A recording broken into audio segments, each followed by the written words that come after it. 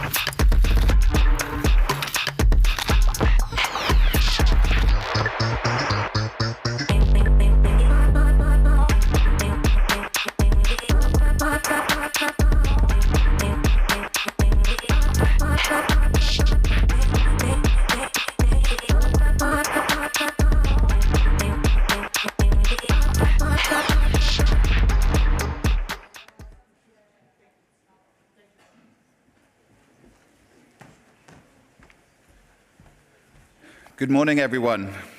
Welcome back to the 18th Global Roundtable. My name is Mustafa Chowdhury. I co-lead the communications at UNEP FI.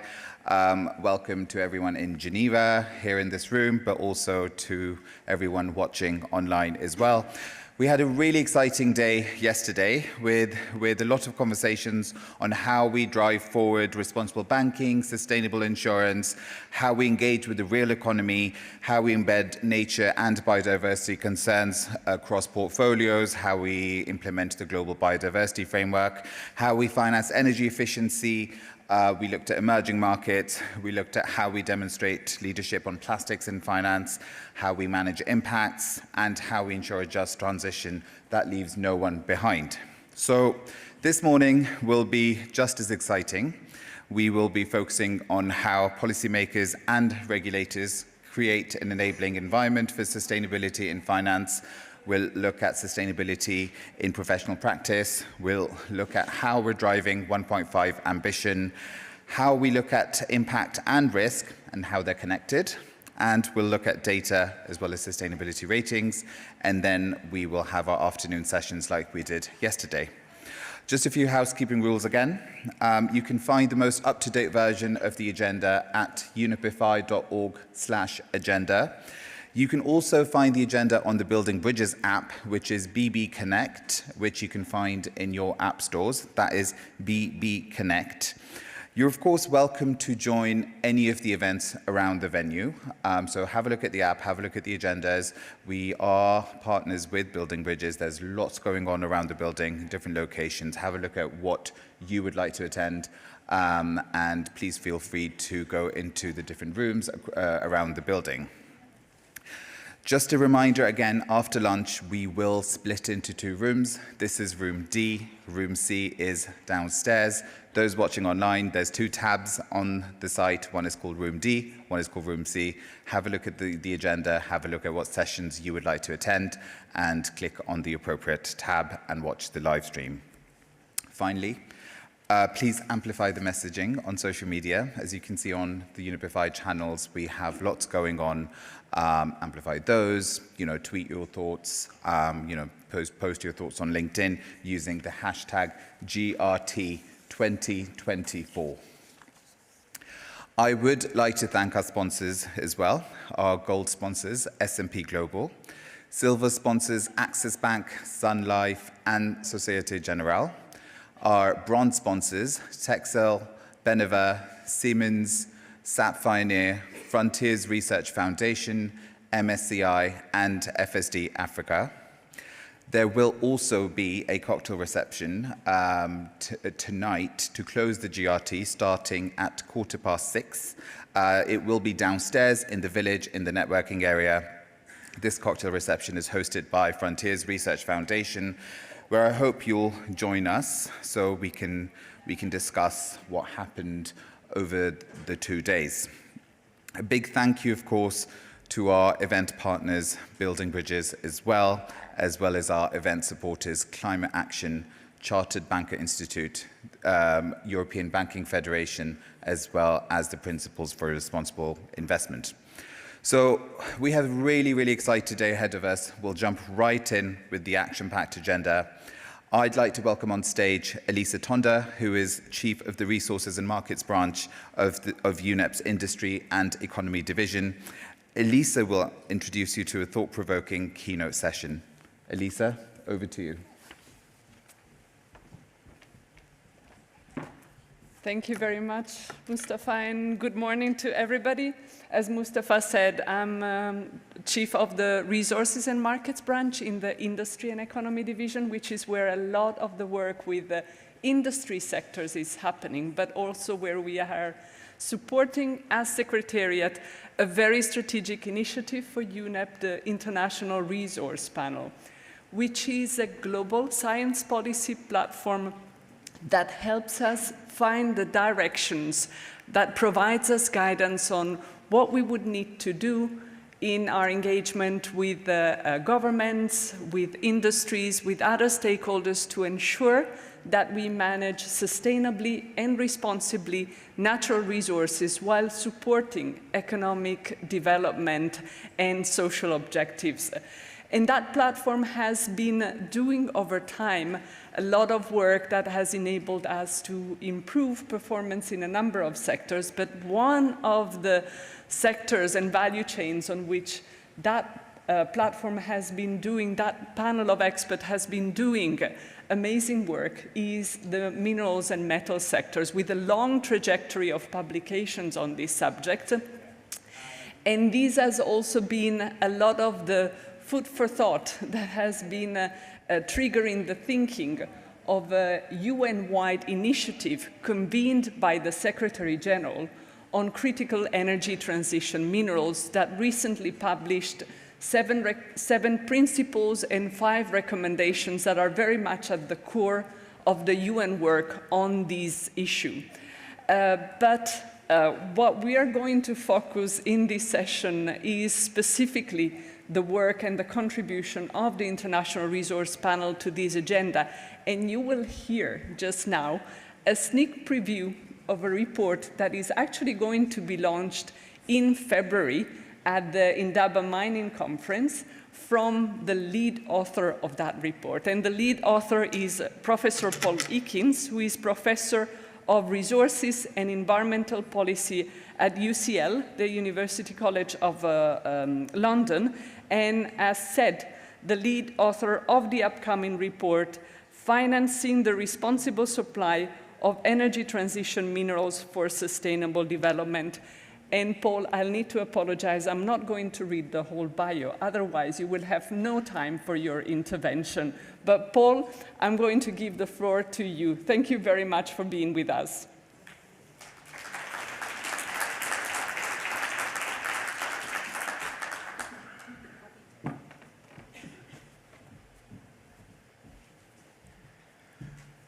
Well, thank you very much, Elisa, for that kind introduction. It's a huge privilege to be here and to be able to share these thoughts with you on the energy transition minerals and the need for a step change in thinking about the whole of mining. So there are 3 subjects. One is the financing.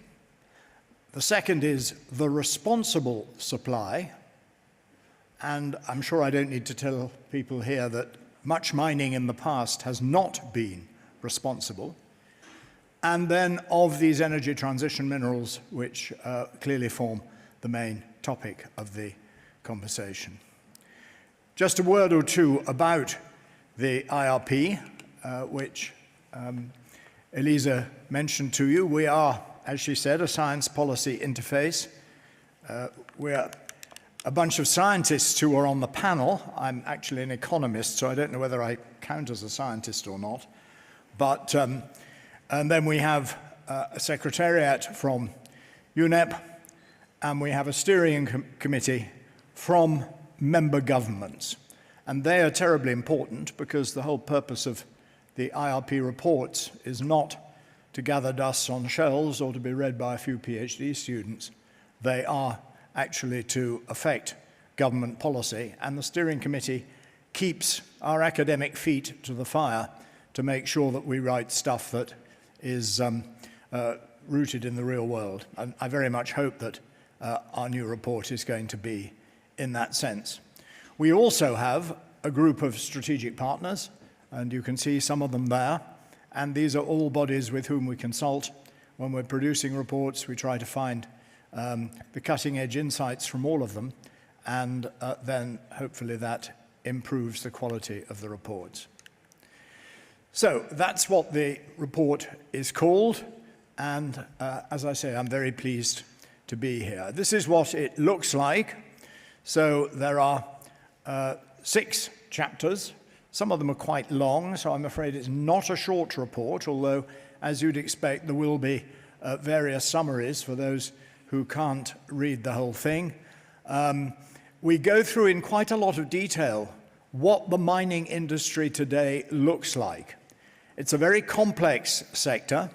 It's a very difficult sector. It's a very risky sector. And for all those reasons, it doesn't always find it easy to get the investment that it needs, especially in a new class of minerals where there's still quite a lot of uncertainty, precisely what the demand is going to be and where the supply is going to come from.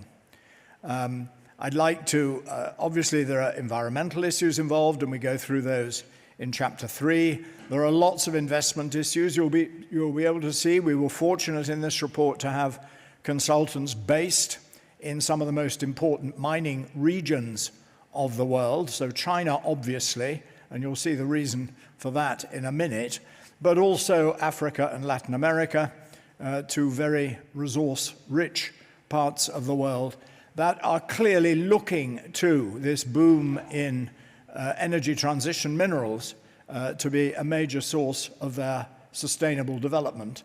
But it will only be so if the mining industry behaves in a rather different way to how much of it has behaved in the recent past.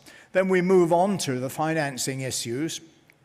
The part 2, chapter 5, really like to give credit to former Deputy Director of the French Geological Survey, Patrice Christman, who was absolutely central to the drafting of that chapter, and he's a past member of the IRP, no longer a member. And then we get on to the financing issues proper, with a chapter on artisanal and small-scale mining, which is obviously a very different sector, almost a different industry to the large-scale mining, and then we draw some conclusions and recommendations. So that's what it looks like. These are the technologies for which this group of minerals are so important, and you will see that they are the technologies absolutely at the heart of the energy transition. If we do not get adequate supplies of those minerals, then the transition to low-carbon energy sources simply will not take place. And so this is a pretty important issue. We draw quite heavily in the report on the excellent reports of the International Energy Agency, and you'll see that some of these slides that come from them. I'd also like to say that we probably couldn't have produced the report without the data from S&P. University College London is lucky to subscribe to the S&P data series, and I noticed that it's your global sponsor for this conference, so I'm glad to give it that recognition. These minerals and metals have got to grow absolutely dramatically. It's rather hard for me here to read all the detail of the text there, but I guess that the one that's growing fastest there is probably copper, but you'll be able to see that better than me. And these are the 3 scenarios that the International Energy Agency has routinely published. So we've got the stated policies scenario, the STEPS scenario, which is the least ambitious of the decarbonization scenarios. Then we've got the announced pledges scenario, and these are the pledges that were announced at COP26 in the UK. And then we've got the net zero emission scenario, which to me is one of the most important efforts of the International Energy Agency, because it really spells out what the energy transition will need to mobilize if it is to take place. And so here we have the necessary supply, again, across these same scenarios, for the different technologies on the left and of the different minerals on the right. And those orange bars on the right there are indeed copper. Well, copper is not a new mineral. We're all used to copper. But given that electrification is absolutely at the heart of decarbonization, and we are expecting electricity to substitute not just for the energy increase that the information and communication revolution is going to bring upon us, but for transport and a lot of home heating as well, well, you can see that we need a lot more copper.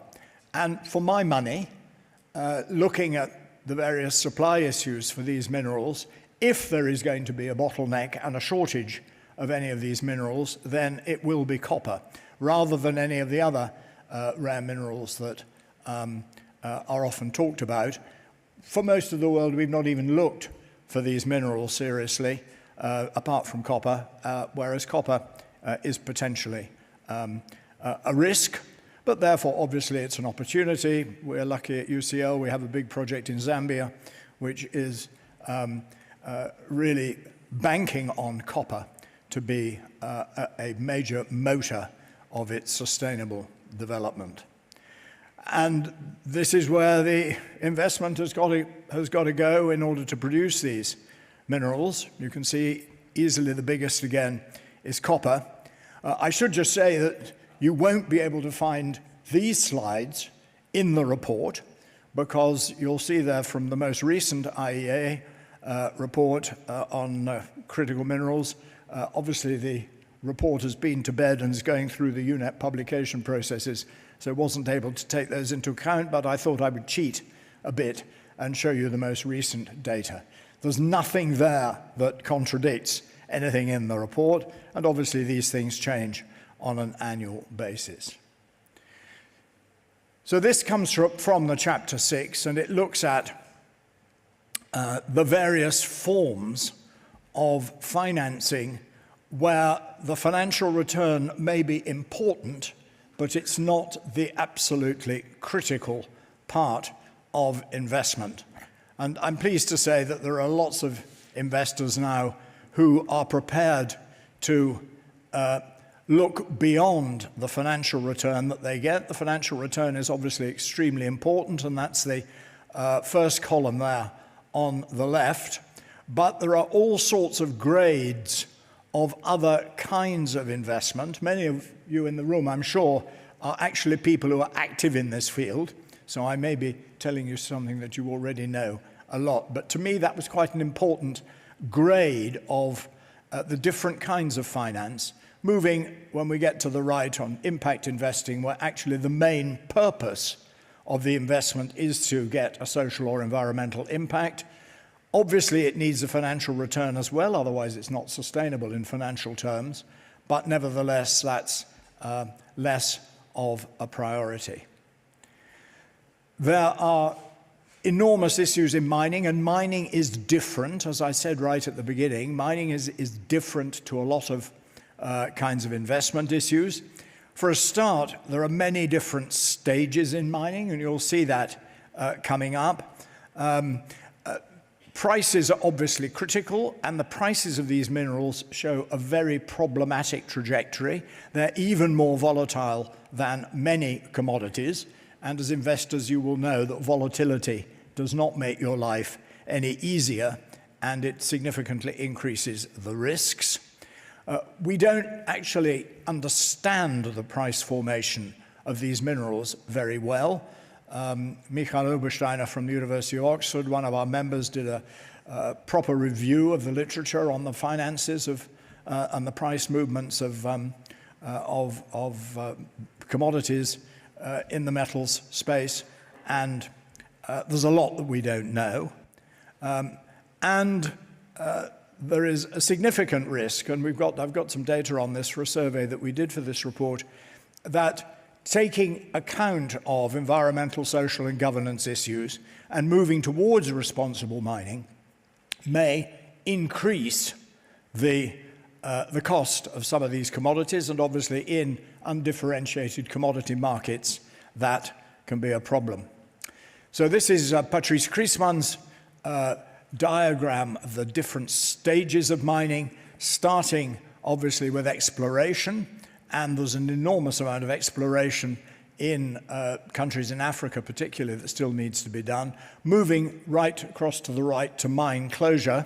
And we treat mine closure and post-mining maintenance as just as important as the initial phases of mining. There are lots of closed mines that are extremely problematic from both environmental and social points of view. There is no reason why, when a mine is closed, that the land cannot be restored to a fully productive use. And that has to be the objective of the next generation of mining.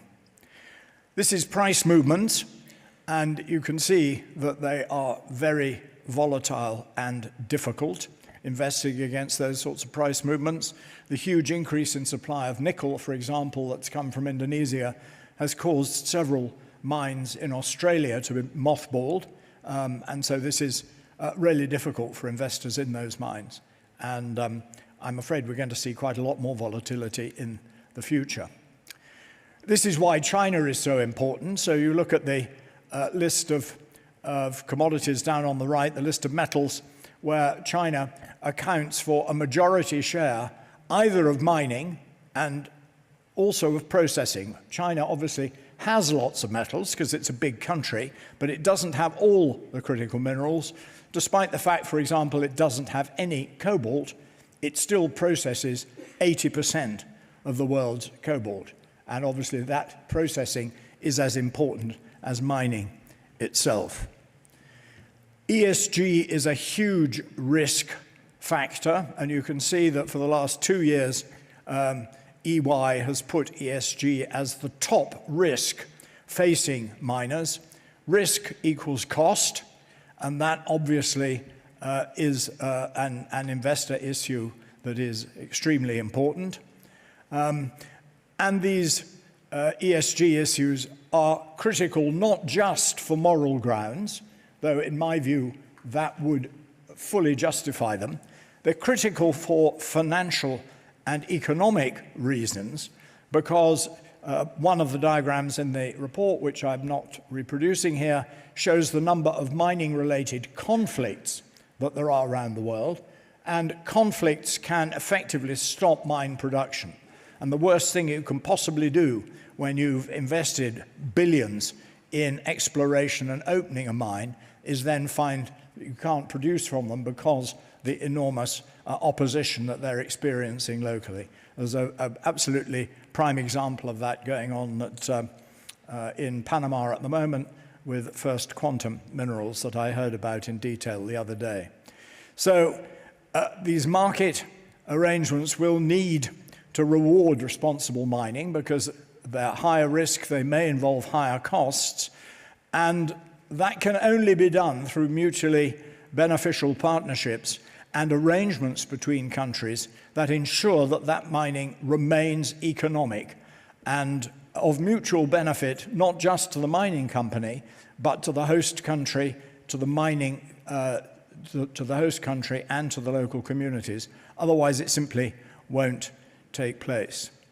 This is our survey results of the costs of higher ESG performance across various ESG type issues. And the good news is that most of the companies think, this was a survey of mining companies, most of the companies think that it's less than 25%, so that's the green bar. But some of them think it's much more expensive than that, and obviously it varies by jurisdiction and probably by company. We have to arrive at market arrangements that allow that sort of mining to take place. So there are lots of issues that I put up there. I'm looking at a little clock there which tells me that I've got to wind up, which is fine because I'm more or less at the end. If we look at the bottom bullet point there, the major risks for sustainable finance, what are they? They are ESG assessments. They are the investment taxonomies that several regions of the world have now introduced. Mining is not even mentioned in the EU taxonomy, which was a big surprise to me, and that needs to change. And we need standardization of reporting. The International Council on Mining and Metals has started to introduce a consolidated standard for its membership, and that's really important. And we need TCFD and TNFD to take on board the need for this mining and arrive at proper metrics that illustrate what it is. So there are the main recommendations that are relevant to finance. We've got 3 sets of recommendations of that sort. I definitely haven't got time to go through them all, so I'm going to wind up now and say thank you very much for listening. And obviously for the recommendations, there's a lot of text in the report that justifies them, and I hope that that will be enough to encourage you, when the report comes out next February, actually to have a look at it in some detail. Thank you very much.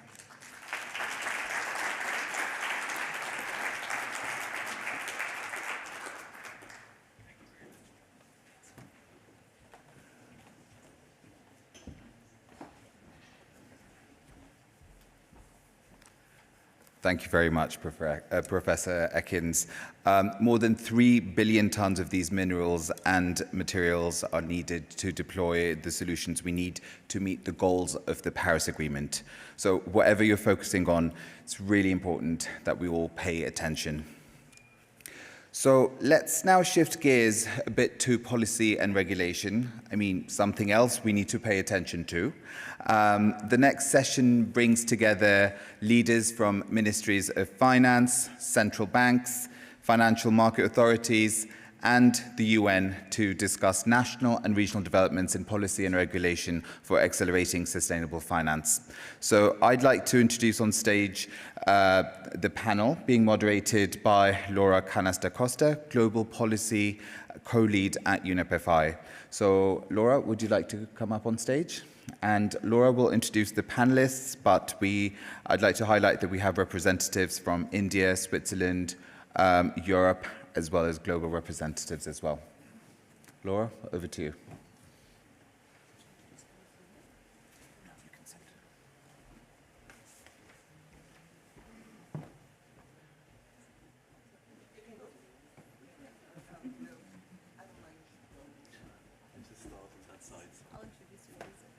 Excellent.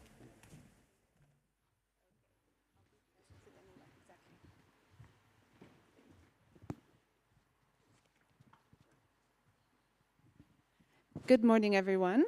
I hope everyone's well rested and well caffeinated, even though, of course, there's no better way to start the day than talking about policy and regulation. I'm extremely pleased to kick off day 2 with such an amazing group of panelists. So I have with me this morning Gitu Yoshi, who's an advisor at the Indian Ministry of Finance. We have Krishnan Charna, who's a principal economic advisor at UNDESA, joined by a central banker, Irene Hemskirk, who's the head of the climate change unit at the European Central Bank, Elena Viñas Fiestas, who wears multiple hats as the co-chair of the Net Zero Policy Task Force and also chair of the EU Platform on Sustainable Finance. And finally, Philippe Lyonnais, who is the Sustainable Finance Envoy at the Swiss State Secretariat of International Finance. So we have not that much time and a big panel, so let's kick off. So we heard a lot yesterday throughout the day, of course, about voluntary initiatives and industry leadership being so important in advancing sustainable finance. And we want to shift gears a little bit and explore the role of sustainable finance policy and regulation, which I think is very much the scaffolding that needs to underlie this ambition to provide clarity, to provide consistency and accountability. And at the same time, we also heard throughout the day yesterday that I think many in this room, many of UNEP-FI's members are a little bit daunted by this rapid acceleration, not just in the breadth of sustainable finance policy, but also in the depth, right? And the numbers are staggering. We heard at the closing panel yesterday that 60+ jurisdictions are developing taxonomies. In the Net Zero Task Force report launched at COP, we hear that all G20 countries now have some form of corporate or financial regulation to support sustainable finance. And we see a rapid acceleration. So of course, this is causing not just implementation challenges, but also regulatory fatigue in many regions.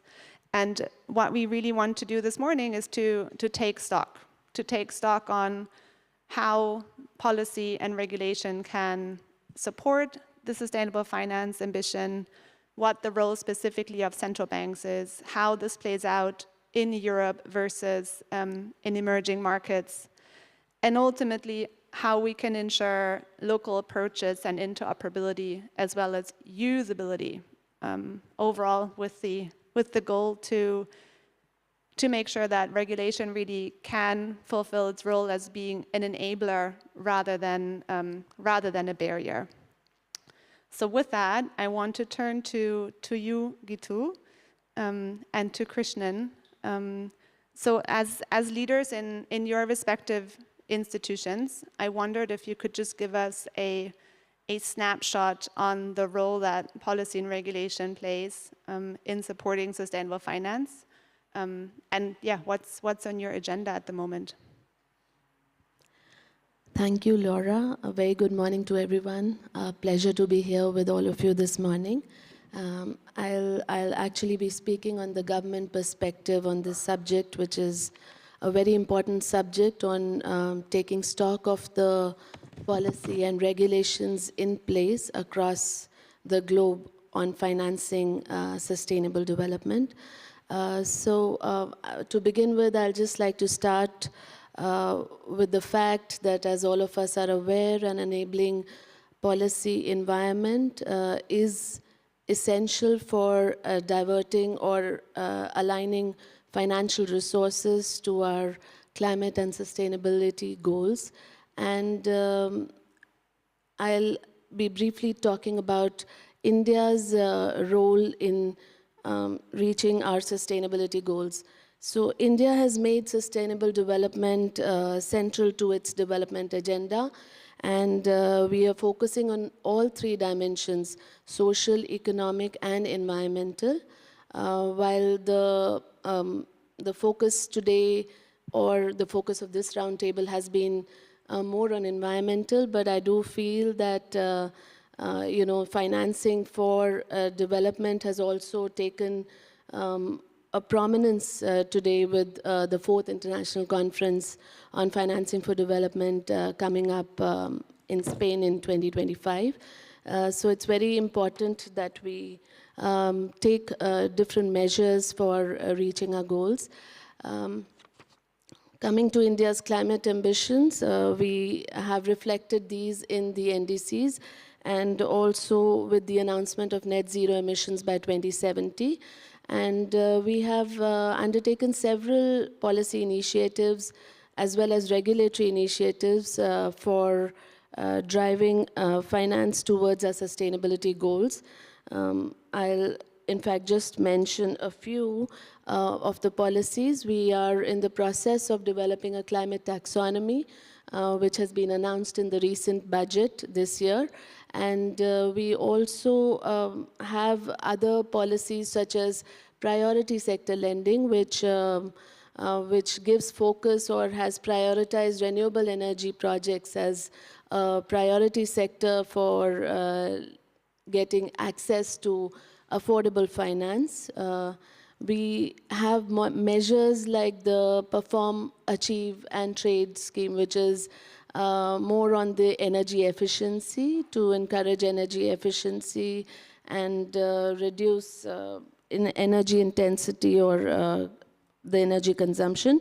We have the PAT scheme, which is implemented by the Bureau of Energy Efficiency. Coming to regulatory aspects, we have several financial instruments which have come up. The SEBI, which is India's capital market regulator, introduced the Green Debt Securities Framework in 2017. And we also have our central bank, the Reserve Bank of India, issuing a sovereign green bonds framework, which sets out principles for categorizing a project as a green project. And therefore, we are able to raise funds for green projects in this way. In 2023, the RBI has also issued a green deposits framework to encourage regulated entities to offer green deposit products that boost funding for green projects.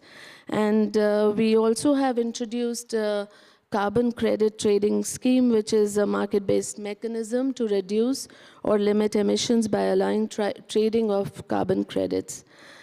Coming to disclosures and reporting, we have the business responsibility and sustainability reporting, and India was one of the first early adopters of the sustainability reporting standards, by which ESG disclosures are mandated by the top 1,000 listed companies.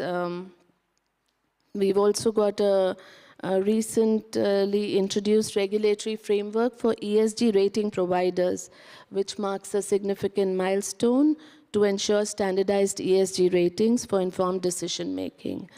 I think I'll stop at that, and we'll continue discussions. There's a lot that is happening in India and across the world, and I'm sure all these initiatives will definitely lead to attracting international investments and will support the green transitions and ensure long-term economic resilience. Thank you. Thank you so much. That's quite an impressive list of developments. Krishna, maybe zooming out a little bit, you have a really good perspective working in a number of developing and emerging economies. How does this reflect what you see in terms of the role of regulation in attracting green finance? Thank you very much, Laura, and good morning to everyone, and thanks for the invitation to be on this panel.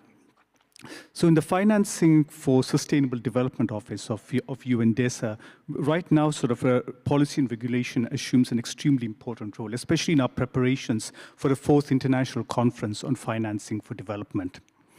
Broadly, we see it in as much as it influences the scaling up of finance and investment for sustainable development, for the SDGs, and also ways in which it influences the impact, especially of private finance on sustainable development.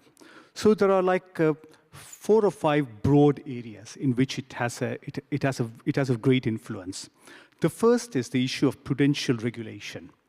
Now, prudential regulation has been set for purposes of financial stability, but there are concerns that there are ways in which it may inadvertently have unintended consequences that limit the supply, the provision of sustainable finance for development. In particular, a lot of the prudential regulatory frameworks have been calibrated for large cross-border financial institutions based in developed countries. And there has been discussion, and we have an open mind to it, as to whether this may perhaps, limit the provision of sustainable finance within and investment within developing countries, whether it may limit the provision of finance to small and medium enterprises, whether it may limit the provision of finance to infrastructure. There's a whole sort of range of discussions going on. We had a major expert group meeting on this, and the conclusion that we're coming to is that, this is an area that is ripe for further discussion. It's important to have an open mind to it, because, again, bearing in mind that the primary goal of prudential regulations is to ensure financial stability, and this should not be compromised in any way. The issue is, can there sometimes be an inadvertent mispricing of risks? So we have recommended setting up a study group involving both, especially involving regulators, academic experts, private actors, to really explore this issue further. So that's one major sort of issue that we're looking at, with a view to the conference.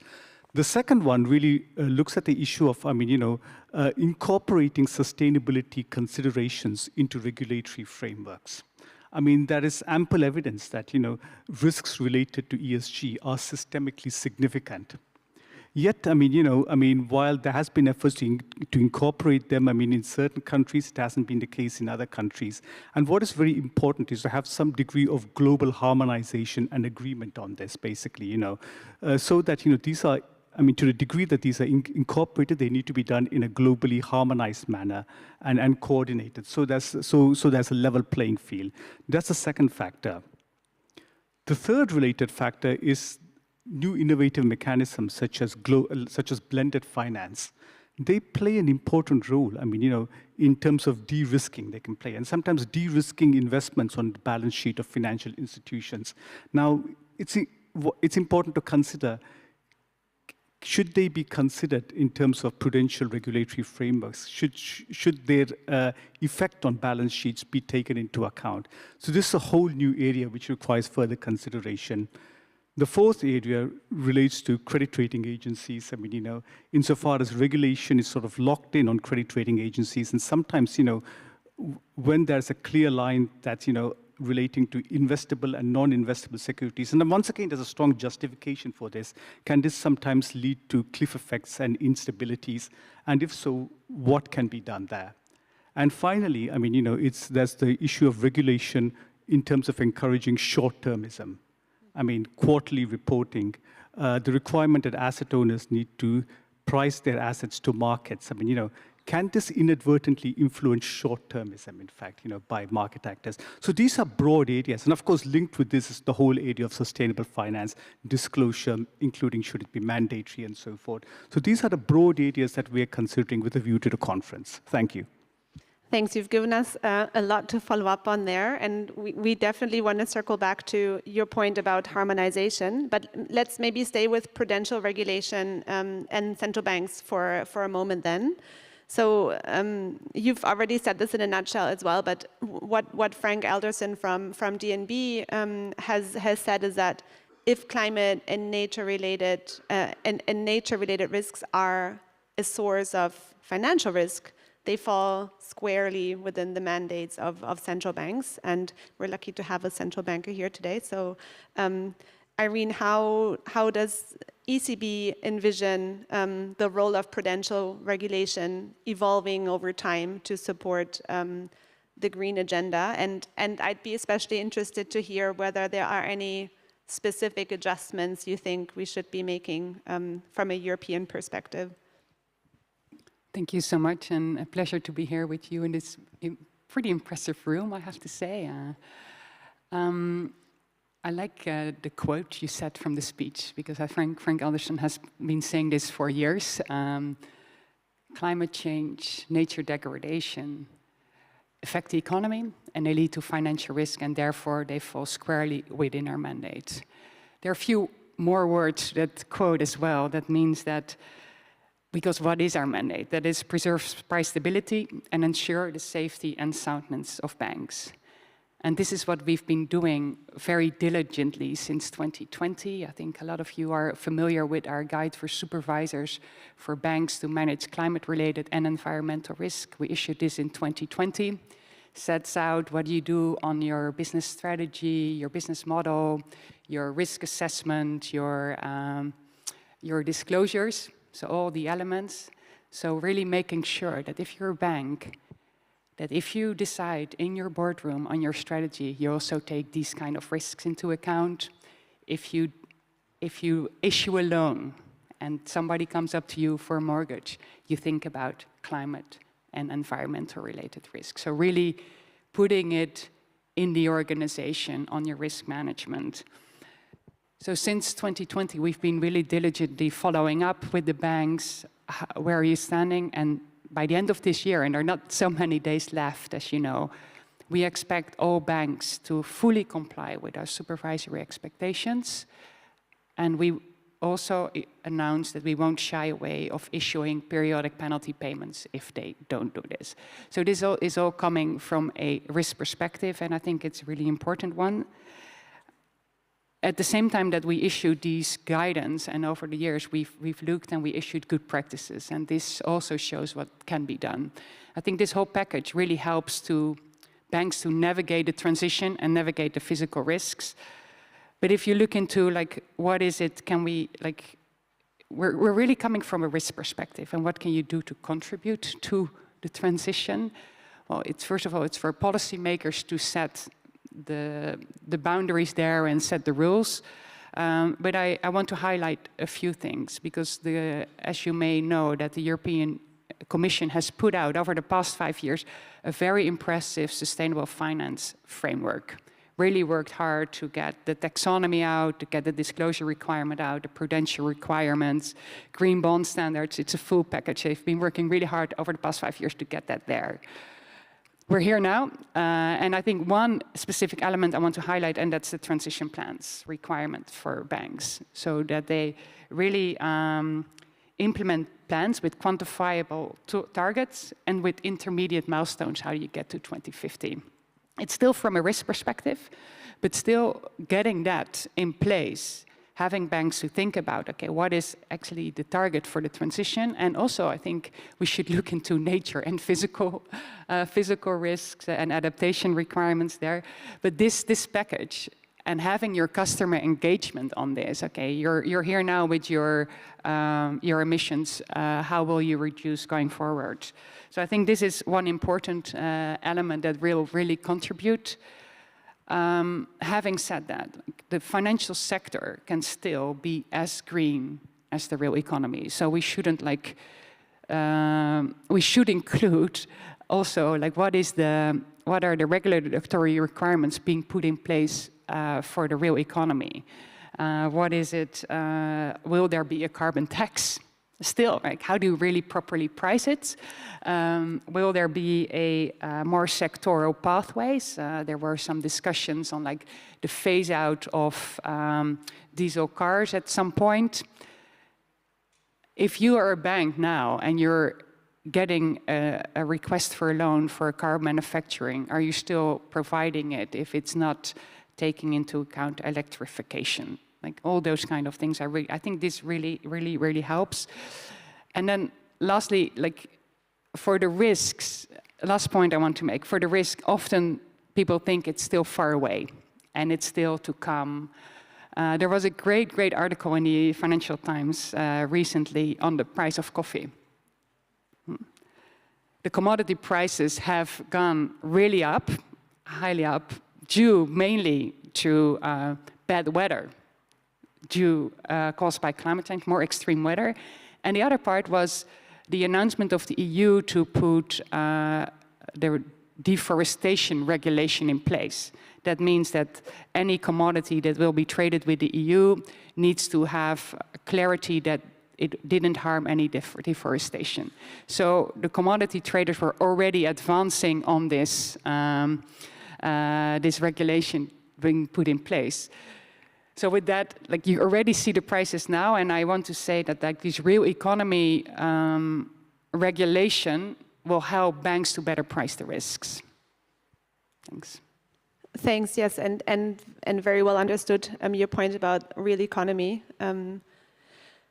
Elena, you had a not very small role to play in the EU framework that Irene mentioned, but I would like to actually ask you, as your role co-chairing the Net Zero Policy Task Force, so you looked at a range of policies and where we stand, and so yeah, are we on track with regards to policy tools? What are areas of progress? But actually more interesting perhaps is where are we falling short, and where do we need to see more developments happen?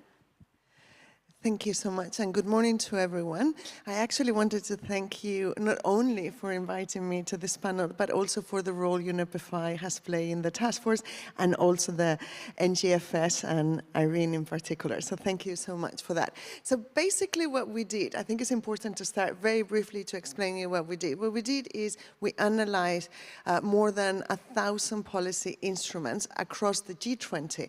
These are policies that they are specifically targeting large corporations and financial institutions.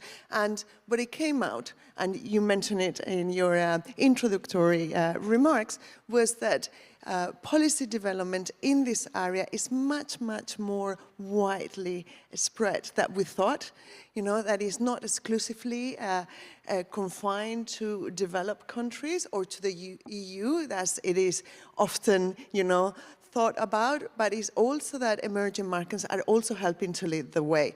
What we saw is that all G20 countries have some form of policy targeting the transition of non-state actors. This is how we call the large corporates and the financial institutions, and that in fact, since 2020, this type of policies have tripled. Yeah?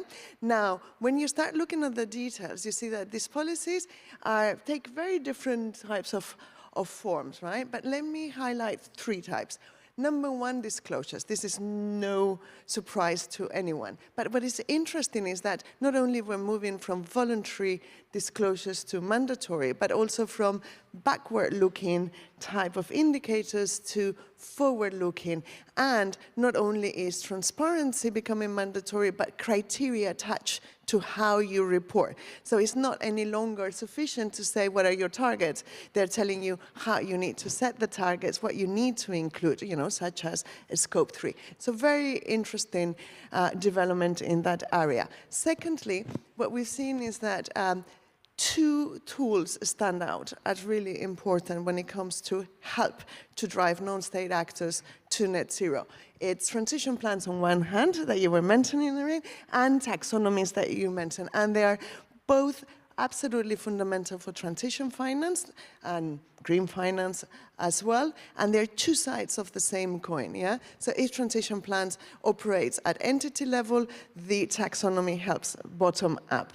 And what we're seeing on transition plans, for example, is that 8 of the jurisdictions of the G20 require or encourage the development of transition plans, but only the EU, you know, not only mandates the disclosure transition plans, but also the implementation and adoption, you know, subject to the double materiality assessment. We're also, in terms of taxonomy, you mentioned it, it's very interesting when we published that report, we counted right before we published that report 50, now we know 60 are in the making, so clearly the taxonomy, you know, is now covering more than 65% of the world's GDP. So very important instrument. Only China and the EU have some sort of mandatory, you know, requirements for the time being attached to them, but it's very interesting to see how some of the big emerging markets like Brazil or Indonesia or, for example, Mexico are adding the special, you know, real touch and particularities, no? So, for example, Brazil includes the management of soils and the management of, you know, the use of soil, sorry, and the management of forest. Indonesia, very interesting, they include the just transition, or Mexico, you know, social goals. So a lot, you know, to be shared there in that space. Now, not all are good news. Not at all. I think that one of the bad news on the table, not surprising, is that these policies, you know, the alignment of these policies when it comes to the global goal of limiting global temperatures to 1.5 is insufficient. Basically, what I mean by that is these policies are not sufficient to drive, you know, the necessary action, you know, on non-state actors to reach net zero by 2050. What we also seen very interesting is that when you start looking at the details, they vary enormously, or in terms of scope, in terms of depth, but also in terms of ambition. Yeah, there's some areas that are underdeveloped. Not surprisingly, for example, the demand of, even in terms of disclosure of what is your strategy to phase out fossil fuels, that might, you know, have a replication on, you know, on the level, on the negotiations, or areas like on lobbying practices, yeah, which are very important. Two last comments, from my side. The fourth one is that when it comes to adaptation, nature and just transition, yes, there has been increasing consideration by policymakers, but it still are not systematically included in mitigation policies. Very interesting, particularly some emerging markets are leading in this area. And last but not least, what we're seeing is that when it comes to the do no significant harm, both in terms of social aspects but also environmental aspects, there's an increasing, incorporation in policies. But yet, a broader concept of justice, which is the right for sustainable development, it remains absent from the policies. So overall, progress made, but still a lot of work to be done, and great, potential for collaboration and learning and sharing. It's a mixed picture indeed. I wanted to actually have a quick follow-up on something that we briefly discussed before this session as well, which is that I think the other piece of bad news, so to speak, is that I think we see increasingly some headwinds as well. So we see regulation picking up, imperfectly and patchy and still not ambitious enough. And at the same time, as I said earlier, many I think are overwhelmed and somewhat daunted. So what's the, maybe starting with you, Philippe, but what's sort of the Swiss approach to dealing with or anticipating it even? Yes, thanks a lot for inviting me. Really glad to be on the panel. I think that's really the relevant discussion at the moment. I mean, talking of tailwinds, we were of course also worried that, especially after the war in Ukraine started and all that the policy mood might be shifting very heavily. We had very encouraging signals, albeit. So perhaps that in June 2023 we had a popular vote actually on the Climate Innovation Act, which was accepted with 60% of the population. So we're not talking about the hipster bubbles in Zurich or Geneva, right? So this is really very broad support for the net zero goal. To my knowledge, we're the only country that actually has a democratic mandate that was really very directly given, of course, in the parliament and so on that exists, but here it was actually a popular vote on the ground.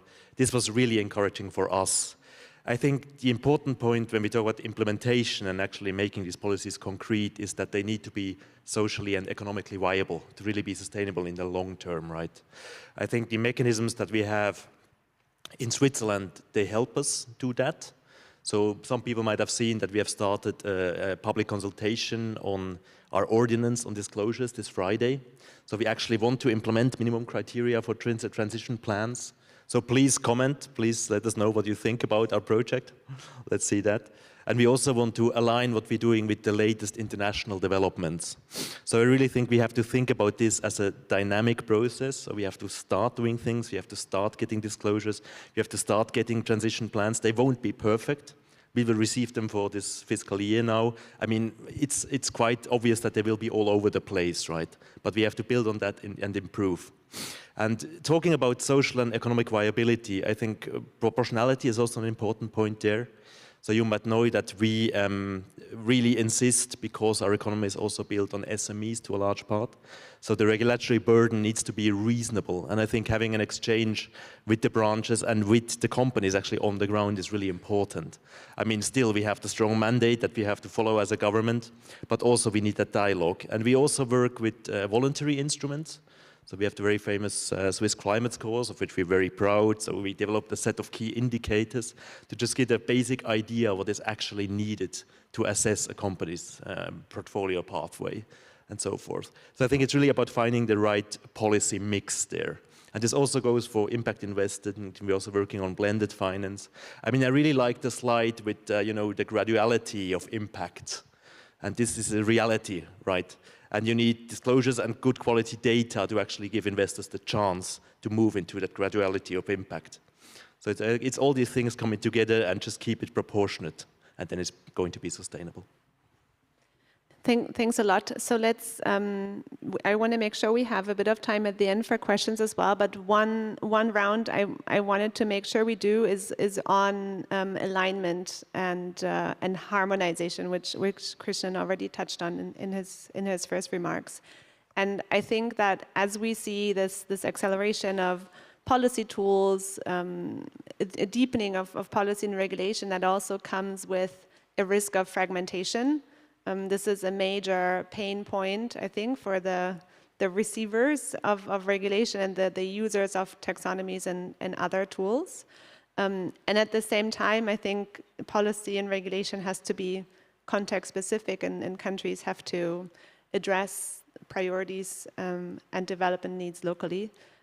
So yeah, maybe back over to you, Gitu. Is how does this play out in India? How do you find a balance between being tuned into global conversations and still making sure that all the tools that you mentioned are fit for purpose in your local context? Yeah, thank you, Laura.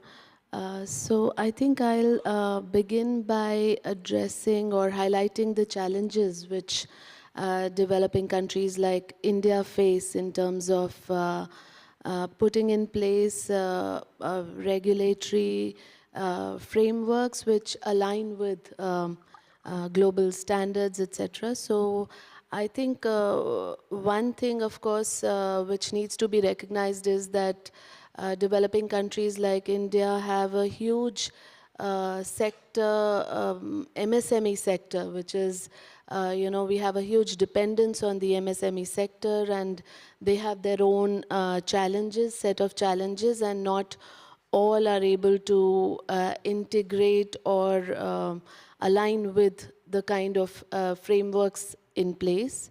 And therefore, we have come out with regulations, or I would say sustainability reporting, which is at present mandated only for the top 1,000 listed companies and not across, because I think it will be a phased manner in which we will make that happen. And secondly, I think developing countries, of course, we need capital, we need resources from all sources. So, of course, concessional capital is required. We also need a lot of private capital coming in. And while we emphasize on private capital mobilization, we see that developing countries, the private capital flowing into developing countries is still a trickle.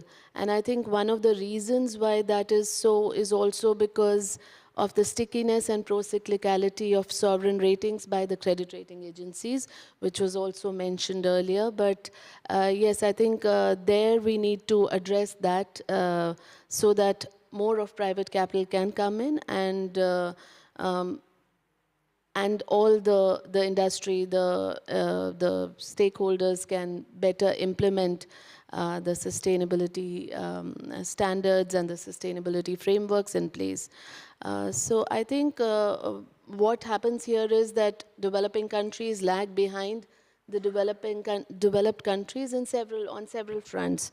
One, of course, is that there is need for investment in technology, capacity building, and research, and that because of the lag, I think that has also widened the North-South divide, and the Global South does confront significant development challenges, and therefore need to be provided with the space, the policy space and flexibility to tailor the frameworks, the regulatory frameworks and policies to the context and the needs, priorities, etc. of the developing countries. So I think that's how we have been designing our regulatory frameworks, and we have strengthened our position as a competitive player in the green economy by taking into account the domestic needs and priorities, while also aligning the sustainability policy and standards with the global norms. We have SEBI, who has recently revised the green debt securities to align with the updated green bond principles of ICMA. SEBI has also introduced a framework for social bonds, sustainability bonds, categorized as ESG debt securities. These efforts are all in line with international practices. and aim to broaden the scope of sustainable finance in India's securities market so that we can ensure transparency aligned with international standards. And to conclude, I'd also like to emphasize the fact that networks and initiatives play a big role in bringing in the degree of alignment that is required in the approach towards risk management, taxonomies and standards. And of course, to cite examples, the central bank and supervisors NGFS plays an important role and has essentially provided for exchange of experiences and sharing of best practices, and in initiatives like the Common Ground Taxonomy of EU and China, and that has also supported an integration of global sustainable finance market. The inclusion of Singapore Asia taxonomy in the Common Ground Taxonomy is also a welcome step to promote regional economic cooperation and advance sustainability goals. I'll stop here, thank you. Thanks so much, Gitu. We don't have much time, but I wanted to just hear everyone's thoughts as well on we have G20 perspectives, European perspectives. You and Dessa doing work on harmonization as well. Just want to give us your short 5 cents on the top 1 or 2 things that need to happen to drive this harmonization. Starting with you, Christian. Sure, certainly. Thank you very much. I mean, for just following the negotiations at the UN, I mean, there are a few sort of important issues. I'll just touch on a couple of them, basically. First is the recognition that we need to have intermediate planning. I mean, you need intermediate steps. You can't go straight to zero carbon solutions. And for that, you need to construct appropriate taxonomies. It's extremely important there. And you also really need to sort of draw in also the private sector into this process across the investment chain, in fact, for which you need appropriate sustainable finance legislation, but also innovative mechanisms like blended finance and so forth. I mean, you correctly mentioned the point about, that on the one hand, it needs to be interoperable. On the other hand, it needs to be country-specific. I mean, that's an important challenge, and that's an important realization that's come out of discussions at the UN. And finally, in fact, just the issue of, it was mentioned that, developing countries need to align with global standards set by ISSB, GRI, and so forth, for which you need data. You need a proper data infrastructure, and that is really one of the very important, I mean, some people would say it's a low-hanging fruit, but it's an extremely important one. Thank you. The case of Switzerland is a bit particular, with Swiss companies being extremely kind of exposed to European markets around it. So what's your take, Philippe? Yes, thanks. So we can sort of provide the other European perspective, so to speak. I mean, I would really underline that fragmentation is not only a risk, it's already a quite heavy burden at the moment, right? It's really an issue. And we have to strive for, of course, the global standards as the best and interoperability as the second best solution with regional standards and so forth. And let me really underline that I think the Swiss position is very clear that consistency and comparability is really the requirement to have any, meaningful impact and actually be able to use data for structuring things. So that is really where we have to strive for. And I think it's also often overlooked that data also has to be accessible and actually, discoverable. So what we're also supporting is work on data platforms. I can mention the NCDPU, where we really see a need to have a place where you can actually access data where it is more or less consistently held. And maybe just a last remark, I mean, it's also relevant for other areas in our responsibility. Financial stability was mentioned. So we also see the work done at the FSB, for example, in the Vulnerabilities and Data Committee. And I think the development of indicators that actually supervisory authorities can use, this is also an extremely important thing. So once again, as global as possible, but interoperability will be necessary because we cannot just return what has been happening. Elena, do you want to come in there? Very quickly. So the task force, one of the main reasons why we, launched the task force was to help, to fix, if you wish, or to help collaboration between policymakers, to diminish, if you wish, that fragmentation that exists. Having said that, I want to add three, points very quickly that I think they're very important to keep in mind. The first one is that it's not, all this area is incredibly new. And that means that it is also new for policymakers, yeah? We are learning as we're doing. So part of that, of the intention of the platform is also to share the experiences, to really combine. I think that there's a lot of sharing that can be done that can help on reducing the fragmentation, yeah? So that's one point. The second point, a little bit more controversial is, and you mentioned it, to strike the right balance between the serving the different realities of the different countries, and these are financial, but also economic and environmental. When you look at the taxonomy, you cannot think about having one taxonomy global, because biodiversity problems in Brazil have nothing to do with the biodiversity problems in Europe. But we're working towards, that compatibility. And I think that's the word that I like, is compatibility. We see it on the ISSB, we see it, through transition plans, task force, we see it on the common ground taxonomy. We need that. But it's also good to have certain jurisdictions to go farther, to really lift, because let's be honest, international standards are always the minimum common denominator. So let's not lose track on that. And the last one is that a lot of the work internationally has been done focused on financial institutions, providing information to financial institutions. And yes, it's very important, but this is only part of the picture, Policymakers need that information. If you're a local authority, you need to know about the transition plans or the main companies operating in your region if you want to, for example, start thinking about what is the impact going to be in your community, how you are going to, transition. So let's move away of only financial institutions are the target. This is not about listed companies, private companies, state-owned companies also have to provide. And that brings me to the very last point, which is financial risk is super important, particularly for prudential regulation. But the impact risk is equally important. So the double materiality is fundamental because financial risk is by far more subjective than, impact risk. And on that note, I'm giving the final word to Irene. At the ECB, but also tune into NGFS, which in a way is a great success story, actually, of harmonization. But yeah, final thoughts from you, and then maybe we can get 5 minutes for Q&A. Thanks. Yes, I see global convergence on 3 layers. That really helps. First of all, it's, I think, what UNEP does, also with the Net Zero Banking Alliance, to work together with the industry. So that's really the private sector. Then I think the NGFS has really been a trailblazer. We are celebrating the 7th anniversary this month.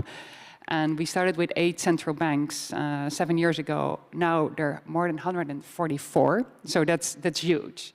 And there, I think we've really, and I led the work on the first guide for supervisors. What can supervisors do to incorporate the risks in their supervision? We're up to like an assessment on the progress made, but I've seen the same structure being applied in South Africa, in Australia, and in other places in the world.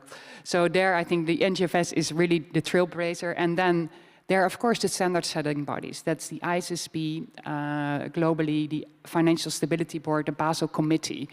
So I really see these 3 layers: private, the banking and central banking, the central banking and the supervisors, and then the standard-setting bodies. On all these 3 levels, we need to advance, and to at least work towards a baseline on what we need on the standards, and then have it applied and further worked out in these other groups and in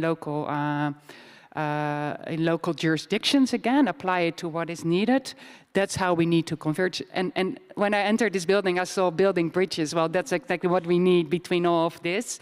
And maybe this is also the time for Christmas wishes. I really hope for next year we can advance on transition plans, having a baseline on that and advance on that. And not only on the mitigation, also on adaptation and on nature. Thanks so much. Thank you. And I'm getting a hard no, I think, on questions. But yeah, okay, I'm really sorry. We had a lot to say, but please find us during the coffee break. I think everyone's around to ask questions. Then thank you so much. And thanks everyone for listening and watching. Thank you. Thank you very much. And I'm really sorry, we are running about 15 minutes late. A really packed morning.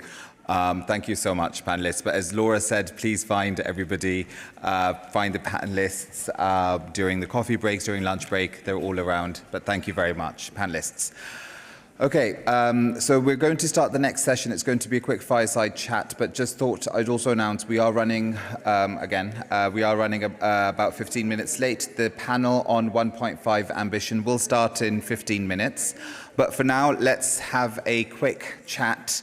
This next session is very close to my heart. As we talk about sustainable finance, it's really important to talk about how we actually do it. From within the organizations that we represent, the organizations that we work for, how we create long-term value, how we shift cultures, and how we ensure principles of sustainability are not only limited to sustainability departments. I'm sorry, can we please settle down for the next session, please? Before we start the next session, I'd like to invite on stage Simon Thompson and Puleng Njwili Patele.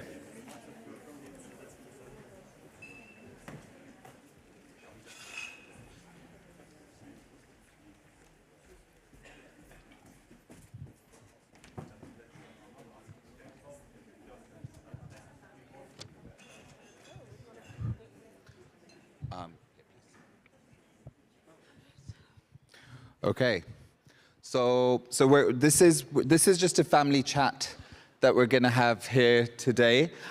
So as I mentioned, I'm joined here today by Puleng and Simon. We're going to dive straight into it. Puleng, you are one of the banking leads at UNEP. You lead the Principles for Responsible Banking, which is the world's foremost sustainable banking framework. Simon, you have a long history working with banks as well. You were at the Chartered Banker Institute. Now you are leading the Global Capacity Building Coalition. Let's dive right into it. So I'd like to open first with a question on why you think it's important to shift cultures across the finance industry towards one that embeds sustainability within professional practice. Puleng, let's maybe start with you. Fantastic. Hi to everybody, and thanks, Mustafa. So the global banking industry is really facing some complex challenges, right? We really need to respond to how do we contribute to transitioning our portfolios and contributing to more sustainable economies. And we're talking across the board here from climate issues, so mitigation, adaptation, nature loss, human rights, inclusion, and all of these are connected, and so we need to be looking at them in a connected way and really thinking through how are we going to respond to these in an integrated way. Now, in order to be able to do that, we need to make sure that our workforce can actually contribute meaningfully to that, to the strategies that we need to put in place, to the goals, objectives that we need to set and achieve, to the policies that we need to have in place. So it's no longer business as usual, and therefore we need to make sure that we are upskilling our employees, that they understand why sustainability is important and what their role is. I'll stop there. Yeah, and Simon, how about you? What do you think about sort of why we need to embed sustainability into professional practice? Well, if this is a family chat, I'm going to be the rebellious teenager, and you can be the father here. So it's not just important. I think this is critical. It's absolutely vital. We have to prioritise this. I mean, of course it's absolutely fine and right that there's a starting point. So banks and financial institutions start with maybe a small central sustainability team and build that out, or they begin to deploy sustainable finance in one part of the organisation. But if you'd excuse the very deliberate pun, that's not a sustainable approach in the long term, because behind all the jargon of net zero and just transition and so on, what we're talking about is the decarbonisation, the transformation of almost every economic activity, almost every economic entity, everywhere in the world in a very short period of time. Almost all of that will require finance. That's not just the capital markets. It's retail banking, it's commercial banking, it's insurance, really pleased to see insurance on the agenda later as well, and so on. So it's absolutely imperative that all bankers in all banks, all finance professionals in all financial institutions, all the supporting professionals can integrate and apply the principles and practice of sustainable finance in their daily professional practice to get to the point where, and I'll quote another central banker here, we had a quote from a central banker on the previous panel, to get to the point where, as Mark Carney says, every professional financial decision takes account of climate change. And I think we'd broaden that out to think about sustainability more broadly these days. That's a fundamental cultural shift for all institutions, for all individuals, requires building capabilities, competence, and confidence of individuals, capacity building overall. Oh, I love that. So let's maybe shift gears a little bit and talk about the different organizations that you work for. Puleng, maybe let's start with you.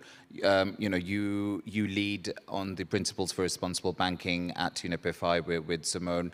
The principles, they cover a wide range of topics. You work with over 350 banks. Could you maybe talk a little bit more about how the PRB supports shift in culture, supports shift in mindsets, and how it sort of really supports those 350 banks and beyond, really, in really shifting that? 100%. So effectively, what we try to do through our banking program, work program, is to support those professionals within the banks. And we do that through a number of mechanisms. So we firstly work together, expertise from within UNEP FI, together with the banking industry, pulling resources, knowledge from other initiatives within the broader ecosystem to develop credible approaches that the banking sector as a whole can follow and set norms in that way. So really looking at how do we make contributions to the SDGs, to the Paris Agreement, to more recently the Global Biodiversity Framework, to the UN GPs as well. So that's one way that we do that. Another way that we do that is through our regional implementation support program, where we engage with banks in their regions, in region appropriate ways, taking knowledge that we have generated and looking at what does this actually mean and how do you implement it in a suitable way for your region and for your country. And we do that through workshops, we do that through one-on-one sessions with banks, particularly on climate change mitigation. We also have a team within UNEP FI that is focused on providing one-on-one feedback to the banks to help them to see how they can progress on their journey. So looking really at a specific bank and how do we move forward, okay? We have communities of practice where we bring colleagues together around nature, around human rights, and from next year around circular economy. To really look at, what are the best practices in the market? Let's learn from our peers. Let's learn from experts in that kind of setting. And then, of course, we have the PRB Academy. And that is a large-scale training platform that really provides training, online training across the global banking sector, so not just the PRB, but also the banking industry at large. And it has courses that are specific to when you're getting started, as well as for board level senior executives as well. And we have courses that cover climate change, nature, a foundational course around nature, and a more advanced course around nature. And then the most popular course that we have is around client engagement as well. And of course, I do want to mention before we come over to you, is that we also are a founding member of the platform that you will talk about in a minute. So those are really the ways that we are supporting our members and trying to make sense of what does it mean for a bank to be responsible and to make those contributions. Now, looking at culture, very briefly, training, upskilling is a very key mechanism in terms of trying to shift and move the culture within a bank. It is really important that bank-wide, employees really understand, firstly, what sustainability is, why it's important, how it's going to change the way that a bank does business. We spoke earlier on about really embedding sustainability across the organization, and you can only really do that if everybody understands what their role is in making that shift, in making those transitions to the portfolio, in implementing strategies and having the right policies, in engaging with clients. So you do need to make sure that your employees and your professionals are very well upskilled and have the right knowledge in order to be able to drive those conversations and those relationships so you can move together with your clients. Thanks. What I particularly like about the PRB Academy, for example, is that you're not just looking at sustainability departments, you're looking across the bank. You also have courses focused on executives, which is also really, really important. And I think, we are looking at really shifting cultures from the top to the bottom and across the organization. So I think that's absolutely fantastic. Let's move on to Simon. So Simon, the Global Capacity Building Coalition you launched at COP28, UNEP is one of the founding partners. You're focusing on climate finance in emerging markets and developing economies. What do you hope to achieve? I mean, who are you working with within those markets, and what are you hoping to achieve, and how are you planning to tackle, embedding sustainability within financial practice? Well, I think we're delighted to have UNEP as one of the founding members, alongside another 17 founding members. And actually, we celebrated our first anniversary on Monday. We didn't actually celebrate it, so maybe we'll have to do that tonight at the cocktail reception here. But we're an alliance of key UN agencies led by the UNFCCC, UNEP and the UNDP, multilateral development banks, public and private finance bodies. And those 18 founding members have now been joined by, as of today, it's just more than 50 additional members, and collectively we encompass more than 5,000 public and private financial institutions, now 160 financial centres and exchanges, and literally millions of finance professionals in almost every country in the world. We'd like to say we're an unprecedented alliance. That's what my media colleagues tell me. To be honest, I think probably UNEP is in a similar place. So we're maybe unprecedented in the capacity building world. And we're trying to bring together the funders of capacity building, the main providers of capacity building, and the beneficiaries. In our case, those beneficiaries, or the prime beneficiaries, are financial institutions and finance professionals in emerging markets and developing economies. And that's absolutely critical, as we know the importance of unlocking, mobilizing climate finance for the EMDEs. So capacity building is not the goal in itself, although it is a good. I'd always argue for the value of education and training. It's a means to an end, and it's the means to the end of unlocking climate finance. Capacity building is one of the things, alongside policy change and other things that can help. Now, what do we mean by capacity building? That's another jargon-filled sort of term. Well, it's a lot of the things that Poulin mentioned in respect to the PRB and the work that PRB does, and it encompasses really technical assistance, education and training of all kinds. Could be academic, professional, online, face-to-face, for executives, for large populations. It encompasses advocacy, research, thought leadership. But an absolutely critical part of capacity building are the peer-to-peer networks, both of organizations.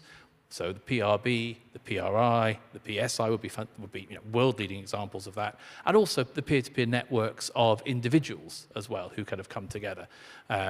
So examples that would be maybe Chapter Zero, for instance, or a lot of the alumni networks that members like the Cambridge Institute for Sustainability Leadership would have around the world.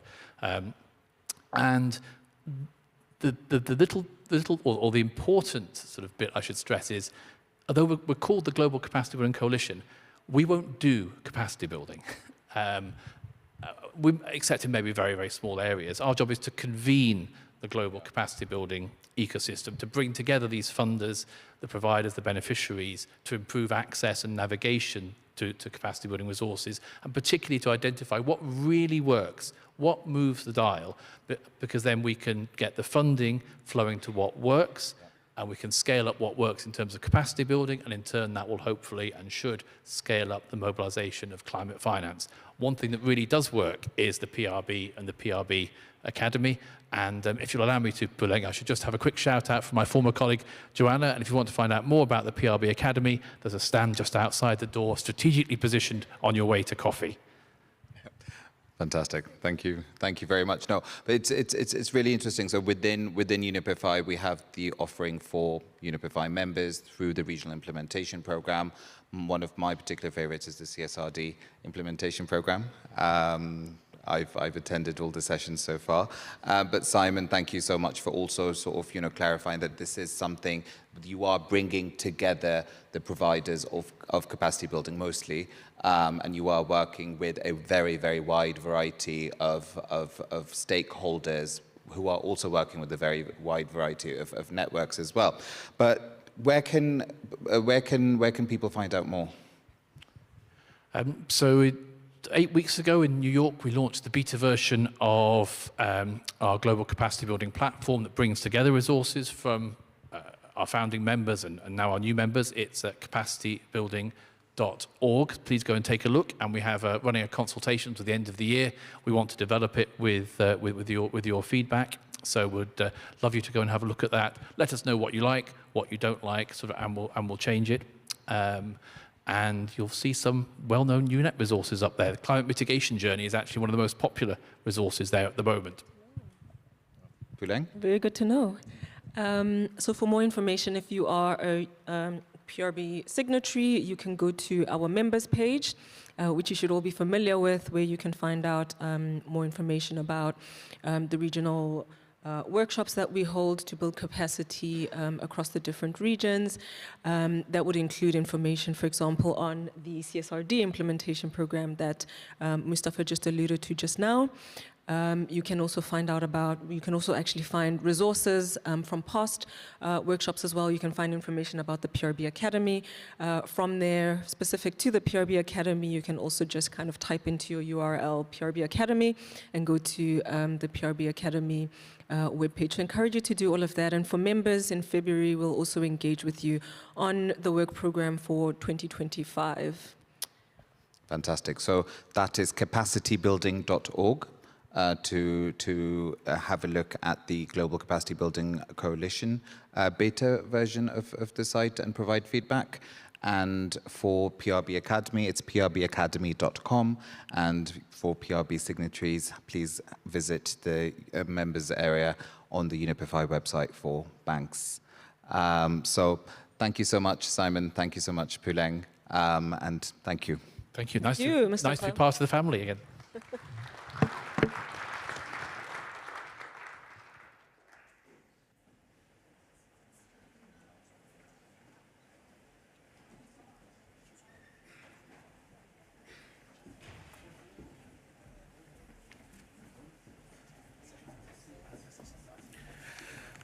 Okay, so we'll move on to the next session. And just a reminder, so yesterday, UNEP Executive Director Inger Andersen reminded us that emissions must come down 7.5% annually for us to achieve 1.5.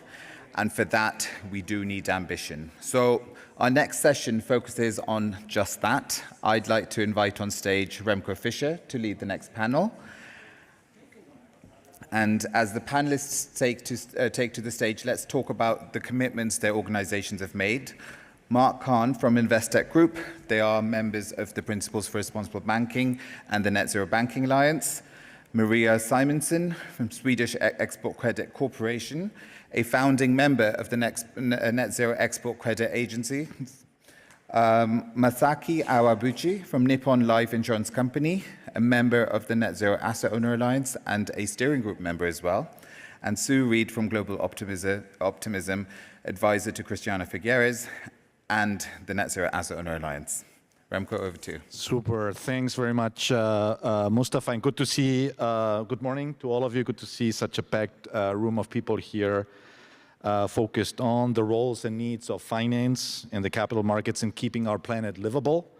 We want to discuss here today this really monumental task that we have all in front of us over the next years and decades, which is to get emissions down to net zero by 2050. And we need that so that we have a fighting chance of keeping the global temperature increase to 1.5 in the long term by 2100.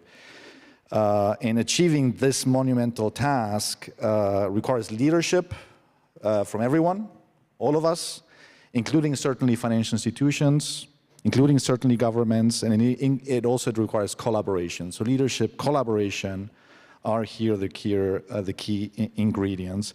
We have a really good panel. Mustafa already introduced all of you and myself, so I don't have to do that anymore. I just want to mention that we have a very diverse panel, geographically speaking, and we have a very diverse panel also in terms of financial industry. So we have representation from Asia, from Europe, from Africa, from North America, and we have representation from different financial institutions, institutional investment, insurance, banking, civil society, export credit. We have all of them here on deck. So great diversity on a number of fronts.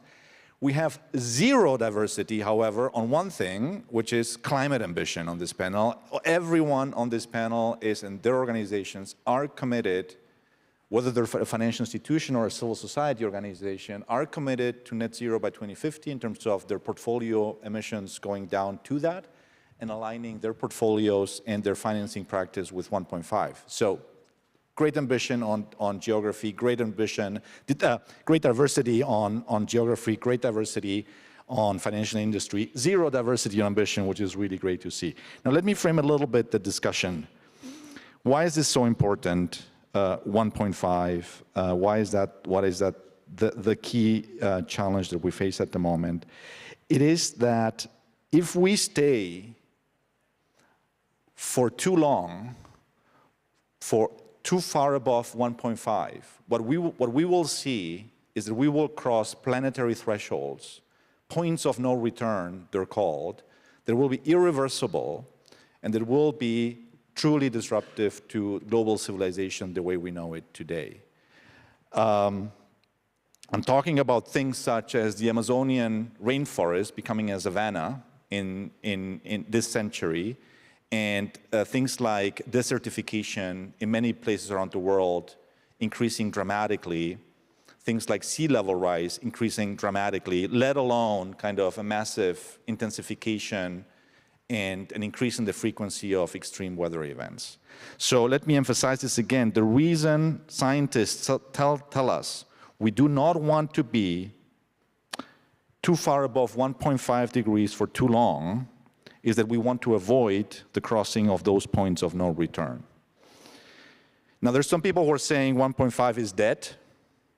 It's unachievable at this point. It should no longer be a consideration. And let me respond to those people that they're wrong and that they're not getting the details in all of this right. They will say 1.5 is dead because we've already reached it in 2023 and 2024. We've had 12 months where we've had 1.5 of global warming already. But we've already had that in 2015 for a number of months, in 2016. And that is not failure on the 1.5 objective the way it's codified in the Paris Agreement, nor the way it is being calculated and put forward by the scientific community.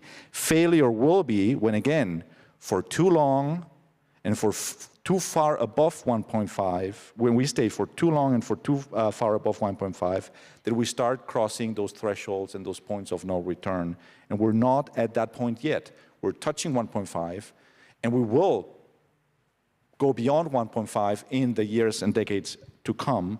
But again, that is not failure yet. We still, as long as we're not touching those thresholds, we can go back to 1.5 to make sure that in the second half of the century, and that's the objective, the way it's meant in the Paris Agreement and the way it's being put forward by the scientific community. Now, this is a monumental task, and the good thing about monumental tasks is they're really good for the economy. They're really good for growth and for the economy and for job creation. And we've seen that as societies time and again in times of war. Wars are terrible, but they tend to be good for the economies. And what we need now is a war on emissions. And that's an economic growth story, if anything else. For us to win that war, we need all hands on deck. I've mentioned consumers, producers, finance, investors, governments, etc. How are those hands on deck at the moment? It's a mixed bag. We have government, we have the Paris Agreement. Governments have committed to net zero by 2050. They've committed to striving for 1.5.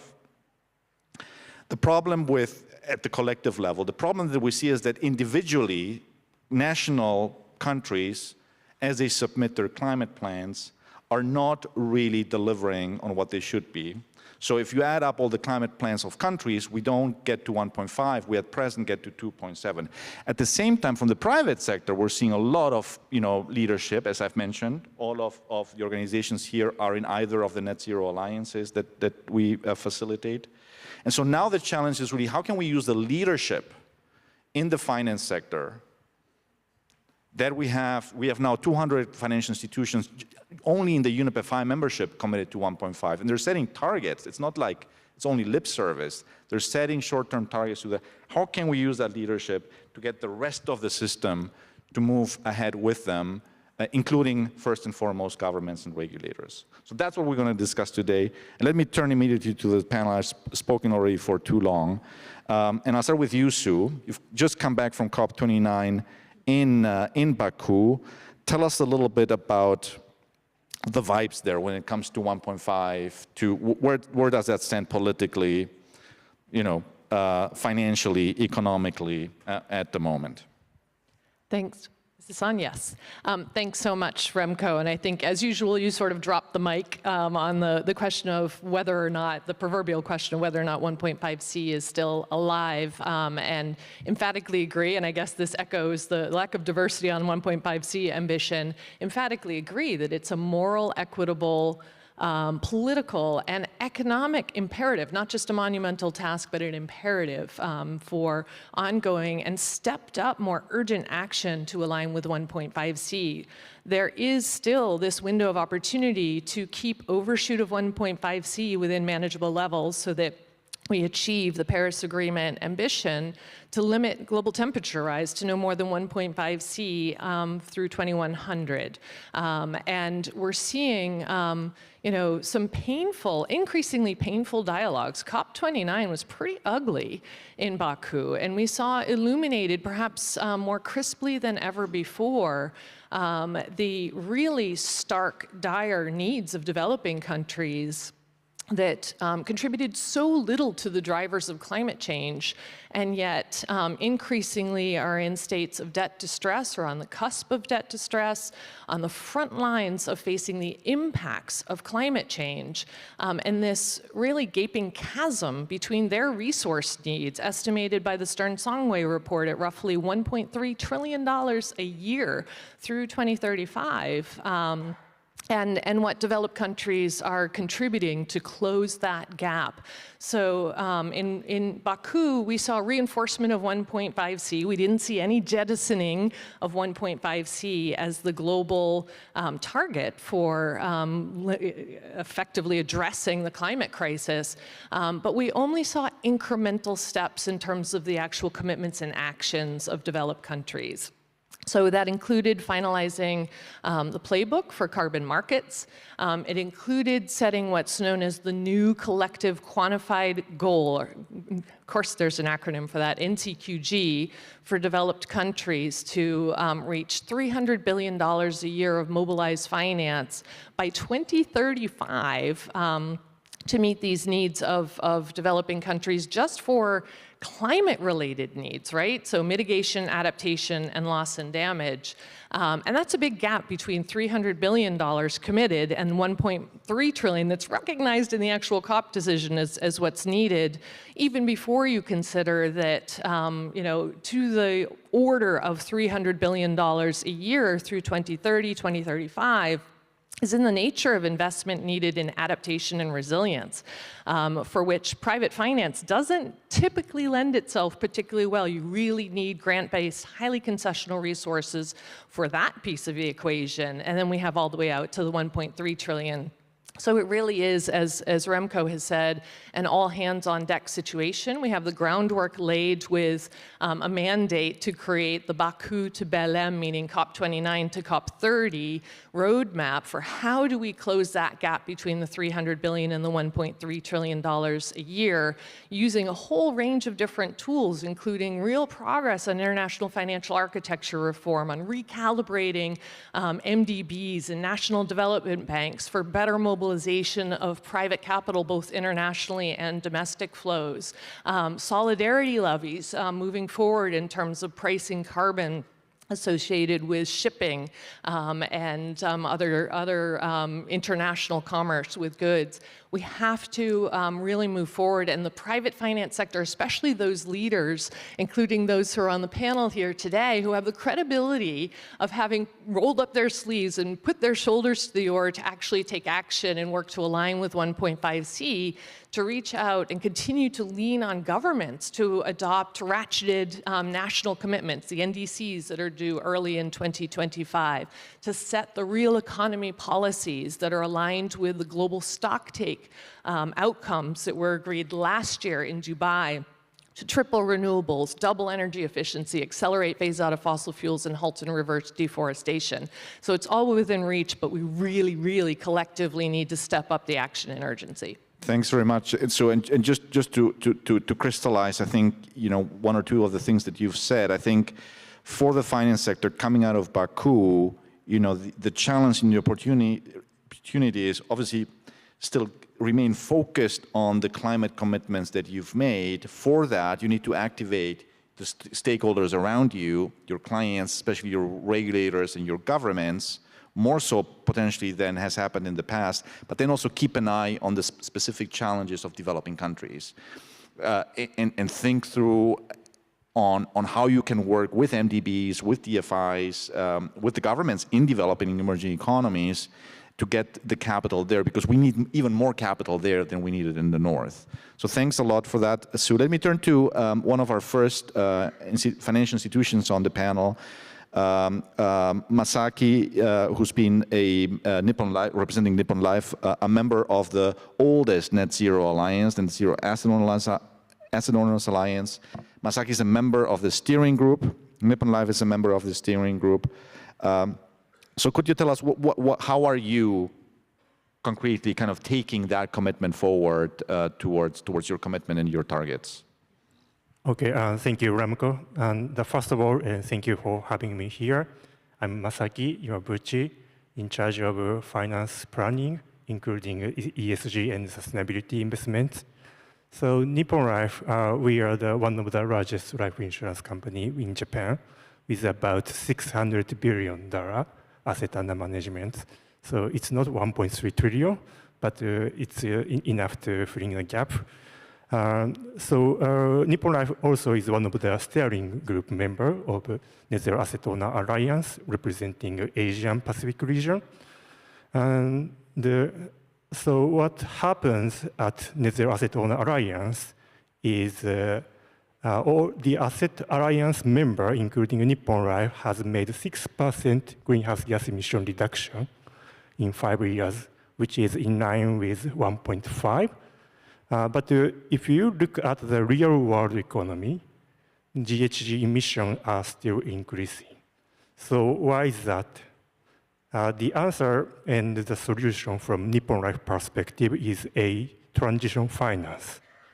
Transition finance was the area where people used to avoid because it is not dark green, it is rather lighter green or greenish area. So some asset owners do not invest in these assets. They prefer greener one. However, with the reaching 1.5, people realize the importance of transition finance, which affects real-world decarbonization. So Nippon Life launched its own transition finance framework in May this year. And it's for how to abate sectors. So the idea is because transition finance always associated with uncertainty. So the idea is we encourage hard-to-abate sector company to provide clear pathway of 2030, 2040, and 2050 respectively by entity level or asset level. So that's the transparency, and we encourage the company and toward net zero pathway. So that's the idea. And they sometimes may overshoot at the beginning of the pathway, but plan to reduce sharply in the end, meeting 1.5. So, and also I want to mention that the insurance policy holders support this idea when we come up with the framework, which is good from the fiduciary duty point of view. We had conducted about 30,000 policyholders for the interview, and they prefer the balance of economic return and sustainability, not just pursuing the finance return. So they also, we disclose the framework for public and try to share the idea with peers so that they can follow the similar idea, encouraging companies toward 1.5. So, and also it's very important in Asian region, we must need transition finance. So transition finance for hard-to-abate sector, transition finance for emerging economy, whatever. So it depends on the definition of the transition. Anyway, in conclusion, we never give up 1.5. So thank you. Thank you. Thanks very much, Masaki. And I think you highlight the notion of transition finance. There's, by the way, another panel later today discussing exactly that everyone interested should attend. And I think from my perspective, transition finance has been a little bit the missing piece in the history to date of like climate action by financial institutions. We've always emphasized a lot engagement, shareholder engagement.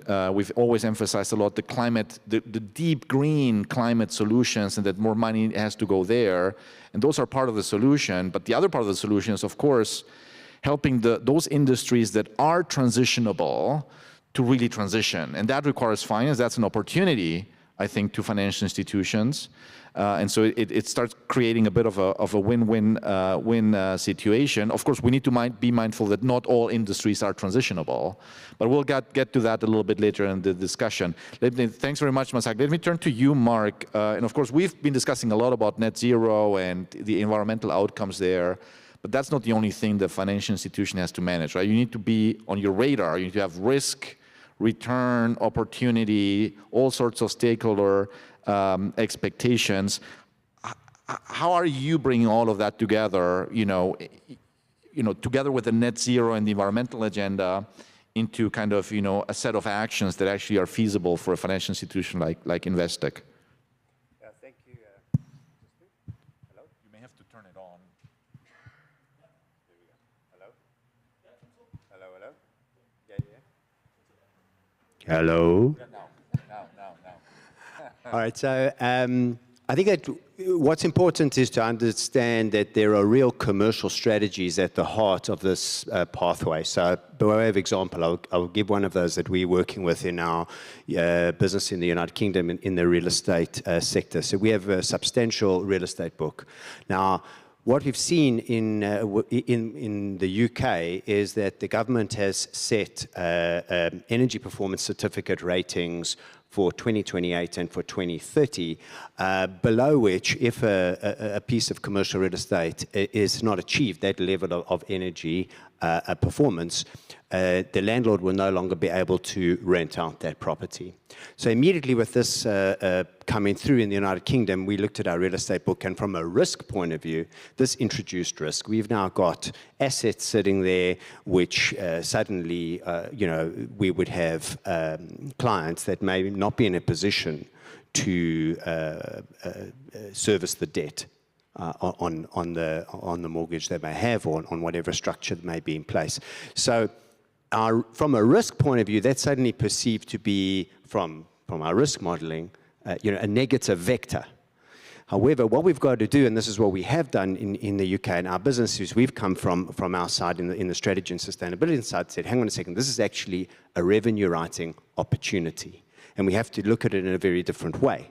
How do we look at it? Well, firstly, what this brings about is immediate demand for infrastructure upgrades for those properties. So there is a funding requirement to support clients in improving the energy ratings of those buildings. And that, firstly, is revenue writing opportunity. But secondly, that revenue writing de-risks the book. Because to the extent that those assets are now at an energy rating above a B by a certain date and so forth, the asset is actually now more valuable, firstly, and that's the first thing. And it's easier to rent out because it has a lower cost in terms of the costs of the energy for the tenant. And for us, you know, suddenly we've mitigated risk, commercial risk. But we've done all that in service to a decarbonisation of the United Kingdom's real estate infrastructure. And so that is an example where you bring together, you know, commercial strategy, which is profitable, with a decarbonisation agenda. And at the same time, and I think you mentioned when we spoke earlier, is that you also don't have a scenario where beyond a certain date you'd have stranded assets on your book. So I mean, I give that example because I think you know, that's where the rubber hits the road, so to speak, in terms of bringing the commercial vector alongside the decarbonisation vector. And we need more and more of those examples. And I'll conclude by saying one observation. Note, what triggered this opportunity? Government regulation. And we'll come back to that maybe later, but I don't think we can achieve 1.5 from the financial services side without the government coming in and producing the constraints for us to write business into that direction. And you know, that is a major, major piece of limitation to what's possible for a bank. Yeah. Right. That's. I mean, when you first told me about this example, I was immediately fascinated. Again, because typically, you know, when the government wants to put some new regulation in place to green anything, you know, a lot of the private sector will say that's bad for business, right? You shouldn't be doing that at first sight. You know, oh, this is going to cost growth. This is going to cost opportunity. This is going to cost jobs. But actually, the example that you provided is the exact opposite. It's a government putting in place a green policy that all of a sudden creates growth, business, reduces the risk of the portfolio over time, increases the value of the portfolio over time. It gives you credit business, mortgage business, I assume. And at the same time, it's delivering on environmental objectives. So, and it's a win. I think it's not win-win-win. I think it's win-win-win-win-win. So 4 wins or 5 wins or something like that. And I think we need to see a lot more of that. And I think if we can get to a situation where actually the finance sector is asking for these things, because there's so many wins in there, including commercial wins for them, then we might make a lot of progress on this notion of all hands on deck and going forward. So we'll come back to that example again to see how that might work in others. We shouldn't be doing only in real estate. We should be doing that across the whole, you know, part of the economy, at least those parts of the economy that are transitionable towards net zero. Maria, let me turn to you now. You are a member of the youngest, the latest Net Zero Alliance, the first Net Zero Alliance of public financial institutions, the export credit agencies. In a similar vein to what I asked Mark, you know, you are a state-owned financial actor, of course, working with export finance. How do you manage the expectations that are on you, you know, from your government, but also from your clients? There must be a lot of tension in there as you kind of, you know, pursue your efforts, you know, to align with 1.5. Yes, thank you. So yes, just to put a bit of context into the sort of ecosystem that around export credit finance. We support the Swedish export industry. We can finance the exporters, the suppliers, but also the buyers of Swedish goods and services, which means that we have a lot of Swedish content going into global value chains. And the decarbonization and shift of those value chains create huge growth opportunities, of course, for Swedish exporters. And so when we look at our stakeholders, we of course have the one we are here to serve, these exporters. And Sweden is a small trade-dependent economy with over 50% of the GDP coming from export. Large companies going into their products abroad. And so they're seeing a huge growth opportunities here, as you say. And we're there to support them. So we have been for some time now supporting with finance for their investments, where they see new value chains coming up, new systems being created, and on the same time navigating the risk. Because of course there are risks in this transition in quite complex systems such as energy, transportation, food supply, etc., etc. And so as a bank, we very much function as a bank. We're government owned, we have a board, we're supervised by FSA. We must balance the opportunities to growth, but also the risk of the transition. So it's important that we also note those incentives that are coming out now into different industries and understand what that will drive. So it's not only going for the green, we also need to make sure that it's economically viable and sustainable and fit in a low-carbon society. And so it's very much driven by the customer demands and needs. I would say also that our investors were funded in the capital markets. We have asset owners, such as Masaki's here, buying our bonds. They're also wanting to know how we address these risks in our lending. We then, of course, have the government. We have a clear steer there to be commercially driven, but also on sustainable terms. And the reason then the Net Zero ICA Alliance was formed with a handful of export credit agencies was that we saw a need to come together and try to work out methodologies for how to make methods robust, scientifically sort of based in order to be predictable, to ensure a level playing field so that we can help the companies we're there to support.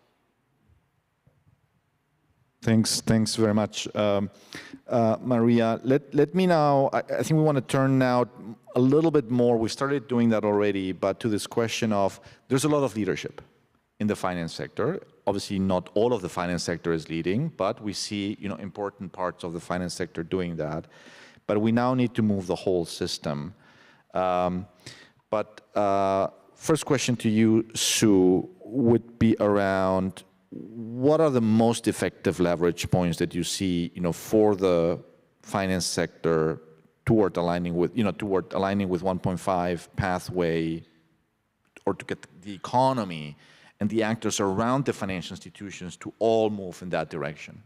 Yeah, very good question, Remco. And I'd love to start with putting a finer point on something Masaki said with regard to the Net Zero Asset Owner Alliance and its leadership. If you look at the most recent progress report, you see not just 6% emissions reductions across portfolios on average, but it's 6% per year, year on year on year.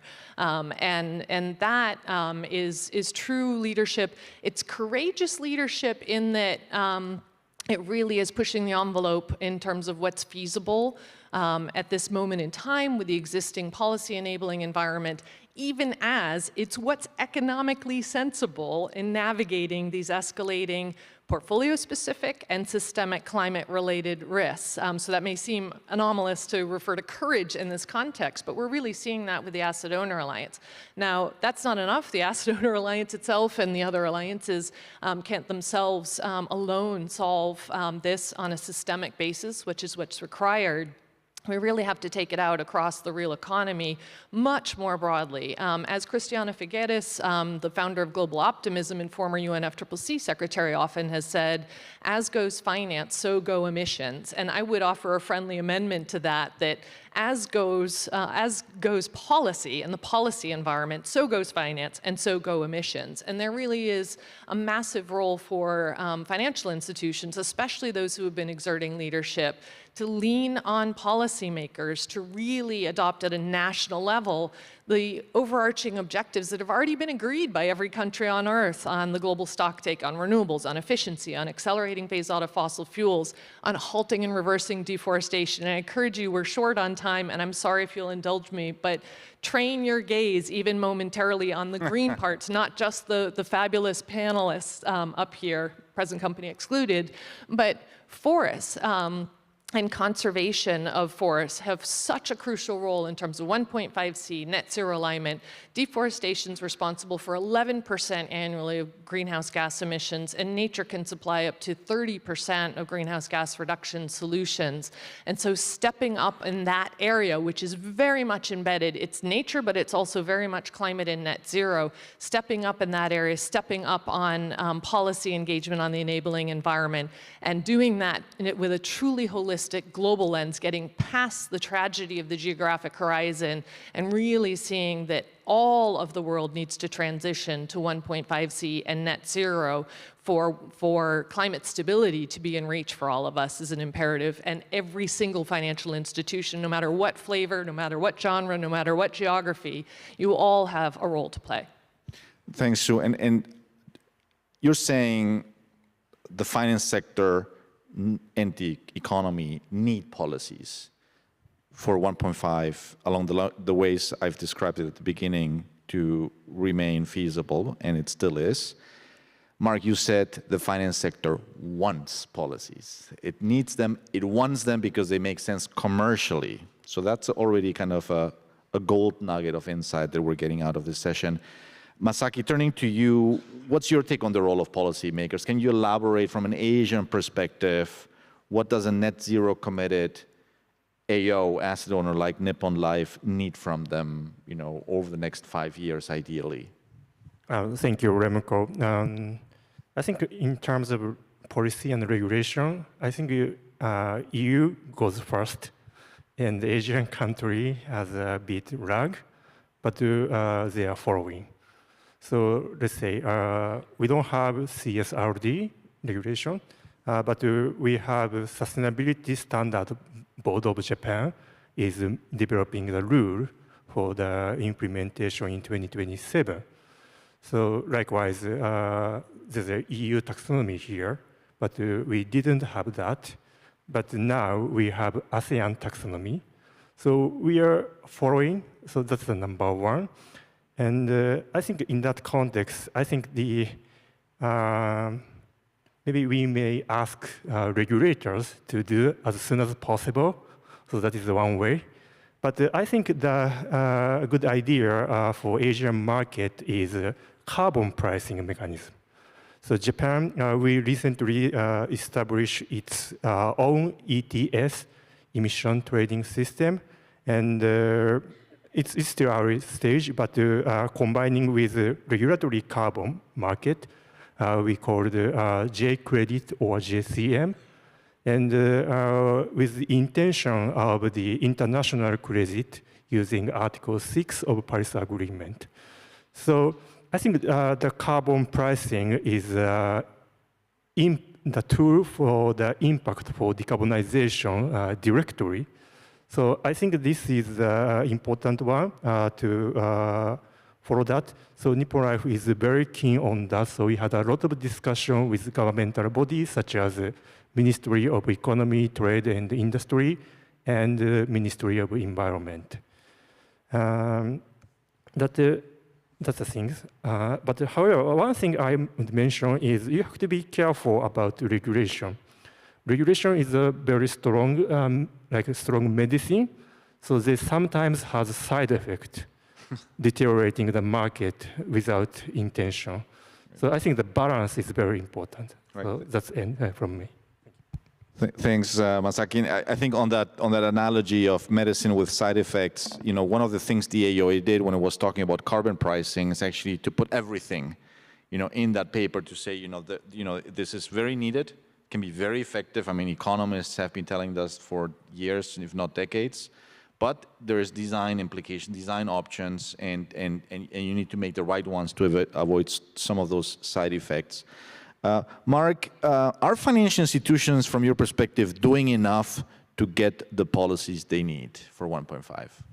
Yeah, I mean, I think I have a slightly controversial answer to that. Are we doing enough? And perhaps turn it on its head. I mean, let's take, for example, example I gave earlier. When we have a policy, for example, in the United Kingdom, that allows us to write very commercially lucrative business into a sustainable vector, such as infrastructure upgrades for energy performance of commercial buildings.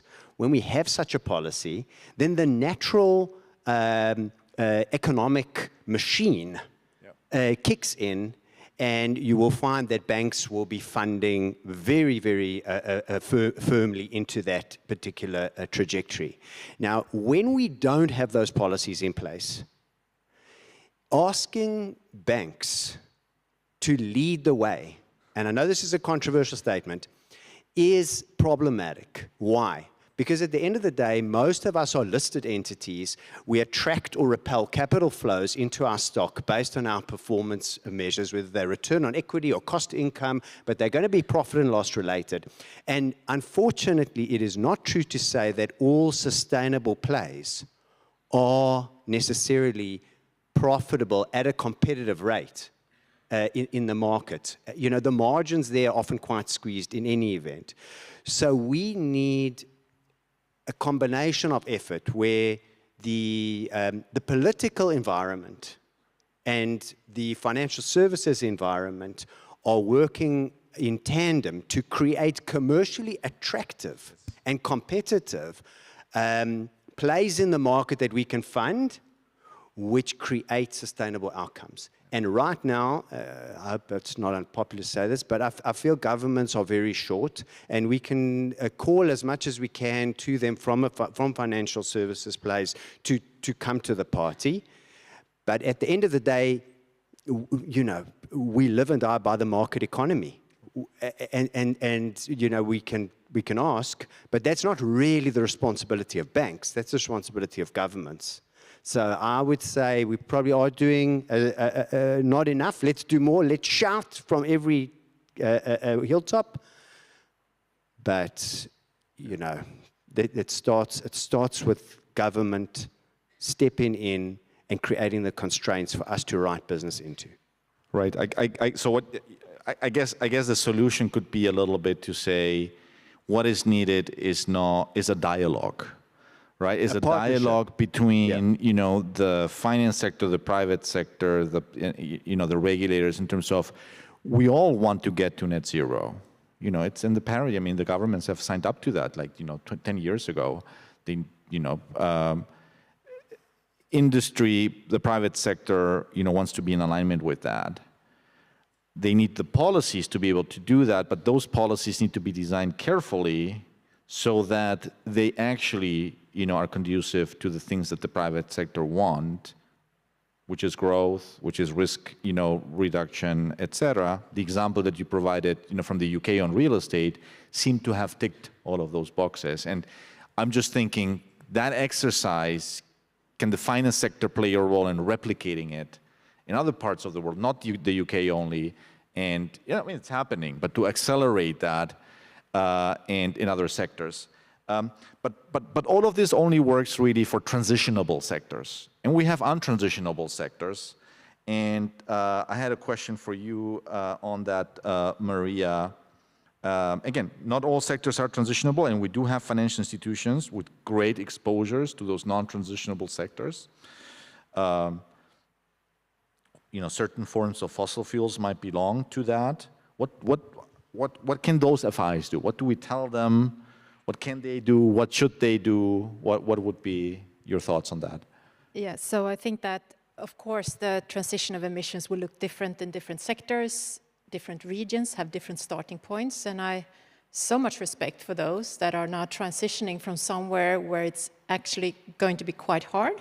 I think that what we're seeing is a very healthy shift for the past 2 years, not only looking into the green, that's already sort of fit for a low carbon economy, but also how we're going to shift the parts that are harder to abate, where it might take some time, where we need more ideas, more innovation, also risk-sharing mechanisms in the financial sector, so that we understand that different parts can take different roles.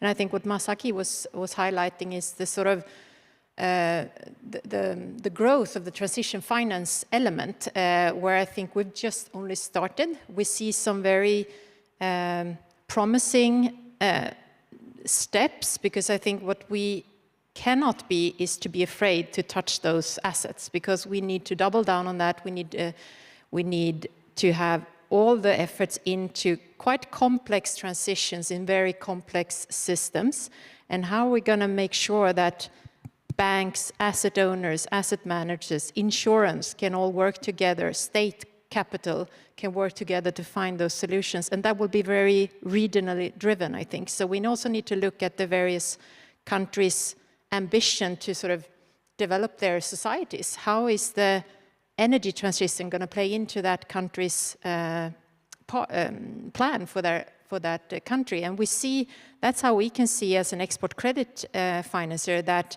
the buyers of maybe an energy plant or a hospital or new roads, they are looking into the development of the society. The energy transition is just a tool for that. So we need to also understand how that plays in. Right. Thanks very much. And we are at time, we need to wrap up. I think what's sunk in for me is we need to have a much more structured dialogue between finance, business, government on these pathways and what is needed and how they can be designed in a way that will actually be palatable and appealing and attractive to the private sector through risk and return type measures, and that it needs to be really nuanced. We almost need like a global matrix of countries and sectors, and then see, well, what's needed here and what's needed there, and how can we get this right? We need to, unfortunately, and we need to get this grand mobilization of FIs to be supportive of that. Hopefully, as UNEP FI, with our partners, with our members, we can play that role. We need to stop here,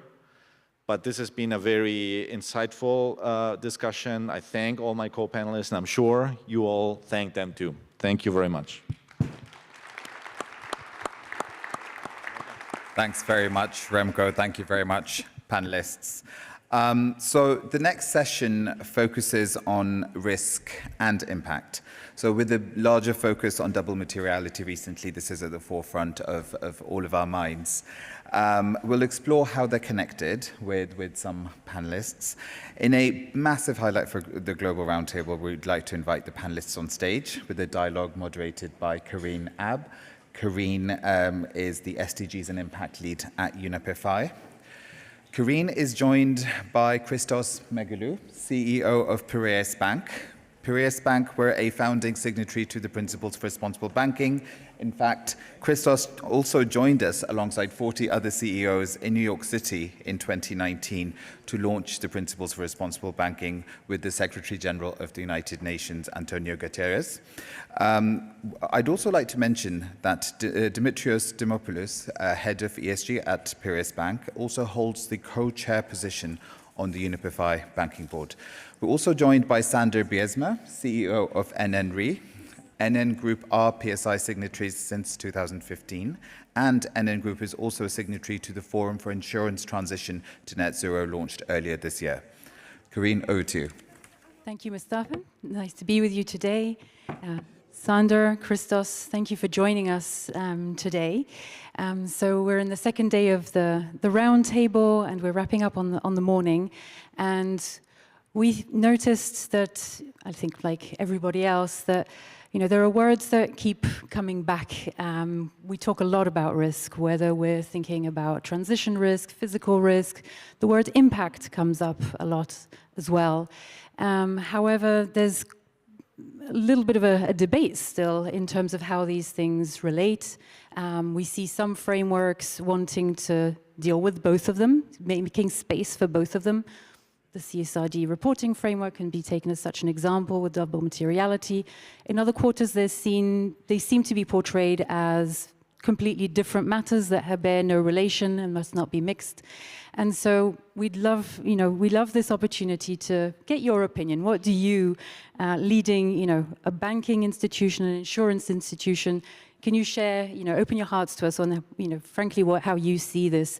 Are these basically, different spheres? Are they related? Are we looking at the two sides of the same coin? How do you see this? And Christos, I can see you're right, ready to jump in. Good morning. Good morning, Karine, and thank you very much for for inviting. It's always a pleasure.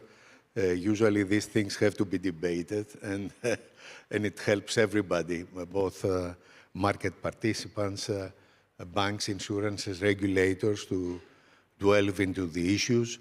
You know, risk and impact, I guess, I wouldn't say they are, you know, the other side of the coin, but I would say most likely that there are two cycles that are interconnected in many ways, sometimes overlapping, sometimes a little bit more distant. And of course, if you are in a position to manage your risks, and in the banking, we know that we are managing risks constantly, and a lot of time, if we get it right or wrong, it plays a very big difference in the way the market looks at us, the investors are looking at us, but also the clients. So you need to manage very well your risks, or to know your risks, in order to be able to have the right impact. And of course, it's environmental impact, climate change, and you know, the climate conditions that we live in these days, and we experience almost every day across the board in geographies. They give us a very big, let's say, idea why it is important to manage well the risks, and therefore be in a position to direct the impact. And having, of course, a positive income, both in terms of climate, environment, is crucial for you know, our future and sustainability. We are Piraeus, you know, we are presenting in the beginning of February our 3-year business plan, and a lot of investors are asking us, you know, how sustainable is this business plan, and what are you going to do if certain things happen or not happen, and so on. So I would consider them as two cycles that kind of overlap in a way, and they feed each other. So I'm definitely not sensing a complete lack of connection. Sander, what is your perspective from an insurance kind of angle? Well, I can relate very much to what Christoph was reflecting on. So for me, this is more like a continuous cycle. I mean, any risk, be it idiosyncratic or system-wide, will call an organization to act. And any action has an impact, and any impact can also trigger a further risk, right? So it's really, for me, a continuous cycle of those two elements. I mean, I think I also heard Vincent saying yesterday in one of the panel's discussions that any impact on an organization could also create a reputational risk. So that already shows that these two elements are really closely interconnected, in my view. Getting a very strong sense that there shouldn't be a debate, is what I'm hearing, that one feeds the other. So maybe we can spend, I think we have all of 15 minutes left to dig deeper a little bit to understand exactly how we think that works. And I think it's interesting because, you know, we always have the short word risk impact, but what lies behind is the notion of managing something, so managing risk and managing impact and the extent to which these are actually related.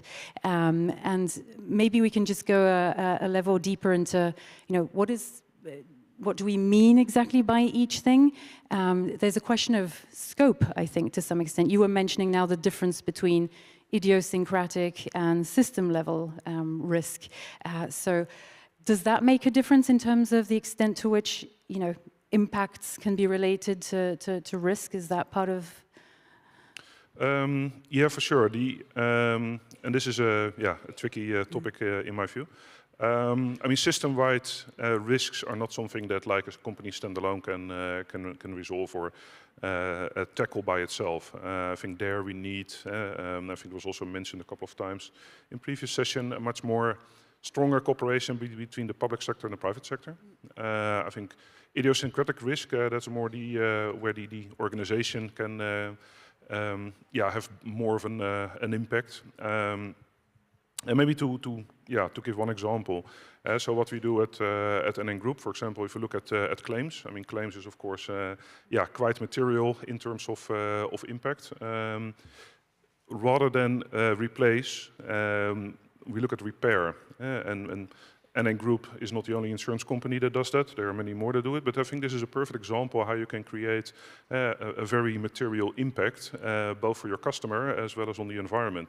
Rather than fully replacing certain items, for example, after a fire or a large catastrophe, we're looking at repairing, which creates a much smaller ecological footprint if you look at the use of materials. So from that perspective, you can see the close interconnection between the risk aspect as well as the impact aspect. Some of which might be considered system-wide in this case, because you might not get the direct, like... Yeah, you're right. Yeah, absolutely. Yeah. So that's a great example, and yet, it fits into a risk logic of managing the financial equation. Does that resonate? Well, how would you delimit the two concepts? I would say risk.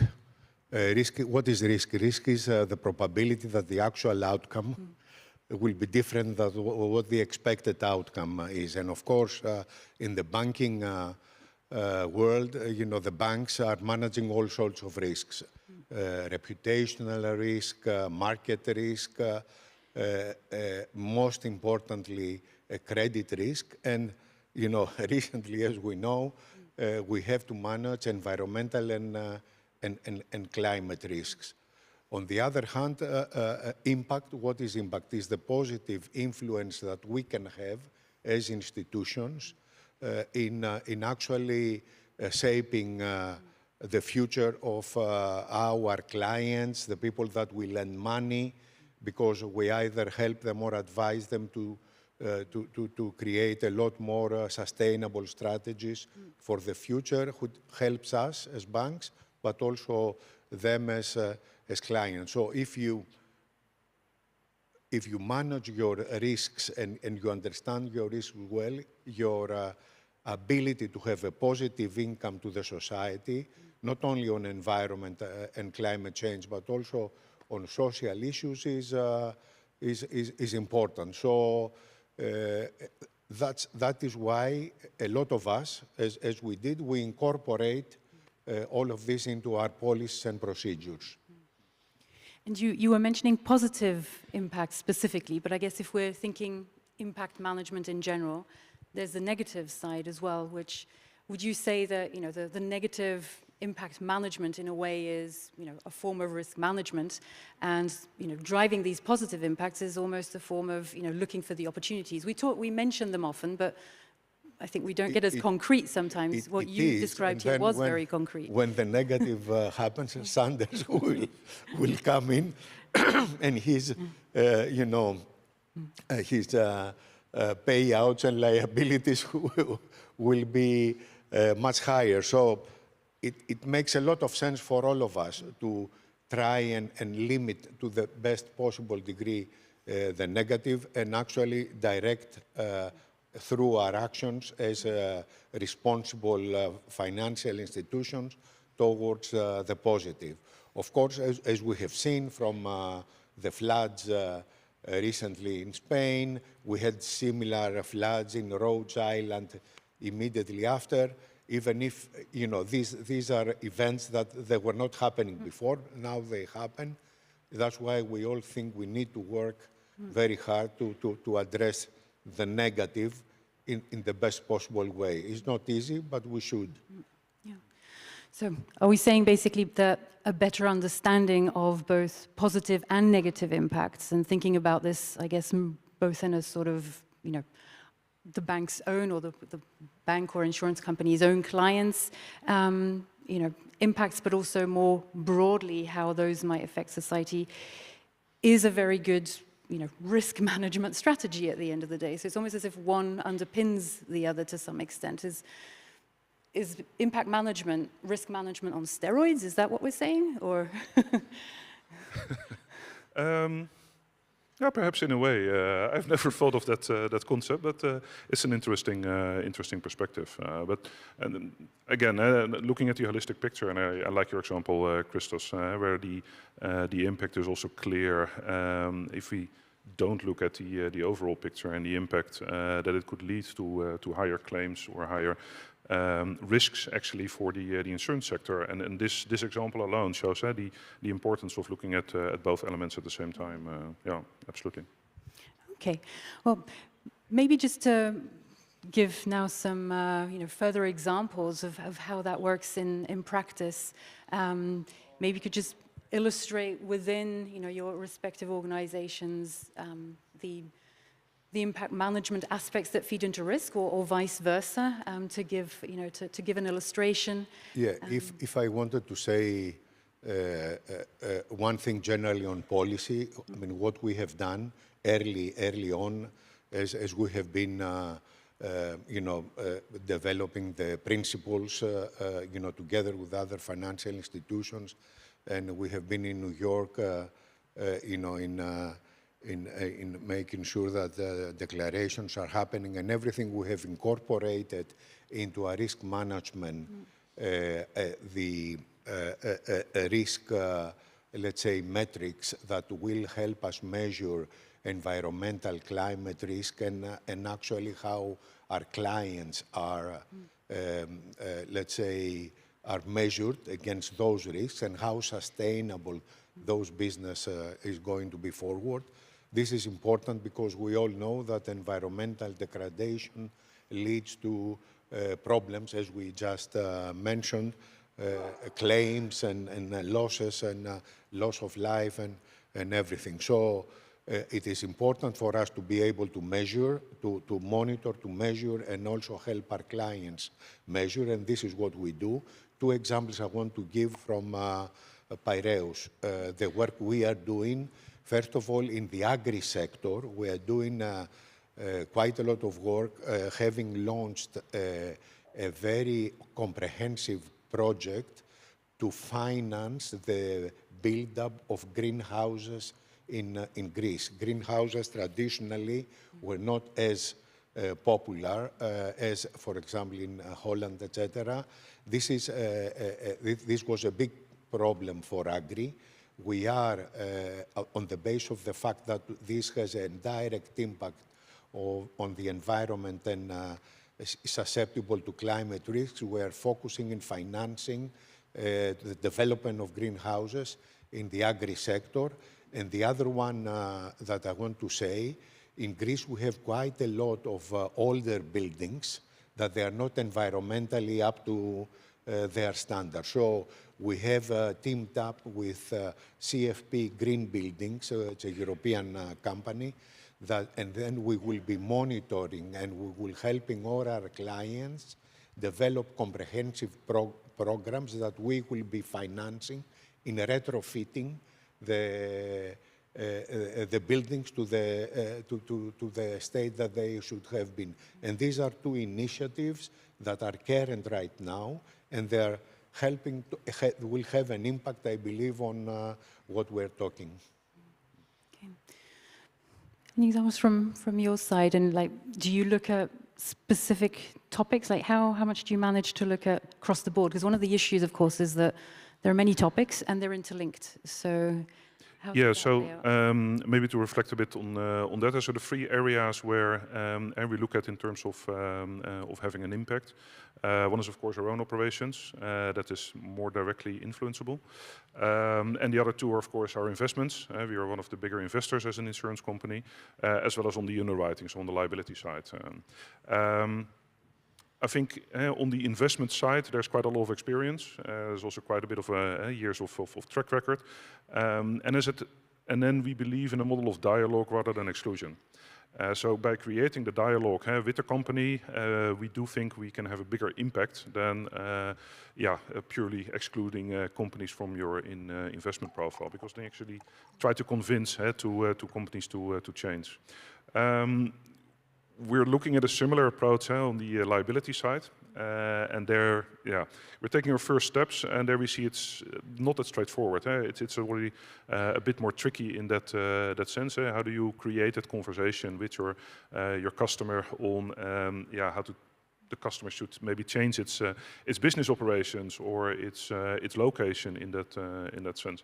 So that is not that straightforward. Also because those are the first steps that we're taking on creating a framework for that liability side.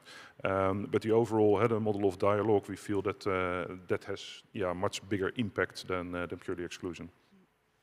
Client engagement dialogue, yeah. One of the action categories under the Principles for Responsible Banking framework, actually. So I think maybe to round this up, because I know we're close to lunch, but I would like to just land this by a bit of an outlook to the future. That debate does continue to, rage. It feels like, from the top of your organizations, you see the link between the two and don't necessarily need, see an opposition or contradictory agendas there. But obviously, we're living in a context where the world is quite fragmented, quite polarized. Is that something that will complicate your ability to take forward an agenda where you see the two together, or at the end of the day? Well, it certainly doesn't make it easier. At the same token, and maybe I also heard a comment yesterday about let's say the lack of experimenting within the financial services industry to potentially also innovate. Although I do not necessarily disagree with that perspective. At the same token, I do think that where we're very good at in financial services is at scaling. So once we know that something is working, we can see that on the investment side, the possibility to scale your actual activities and therefore the impact, that makes, at least in my view, a big difference. Look, on our side, I think, of course, it doesn't make it easier, but I guess there's only one way. So, we've seen it because we've seen the effects of climate change, and we have to act and react. I do believe that usually the tone starts from the top. So if you have people at the top of the organization that they really feel passionate about this task cascades down much easier, let's say, to the whole organization. You have to be disciplined. You have to be measuring risks and impact, and that's how you make the next step forward. So hopefully, we will be able to address what it looks like is going to be, at least in the next few years, a little bit of a different dialogue. But I do believe that we have to do it. Thank you so much, Christos. Thank you, Sander. And thank you for being advocates for two sides of the same coin, so it seems. It's very heartening to hear. Pass the word on, as you say, to your peers. And everybody, thank you for sticking with us. Please enjoy your lunches. Thank you so much. Thank you. Thank you. Thank you very much, Corinne. Thank you, Sander, and thank you, Christos. Just before we head to lunch, we have quite an exciting presentation. We talk about banks that lead in sustainable finance and how they can enhance their reputation, build trust with customers, investors, and the public. And this can, of course, lead to increased customer loyalty and new business opportunities. But what else? Now, we'll hear from Warwick from S&P Global Sustainable, who will come up on stage and talk us through this.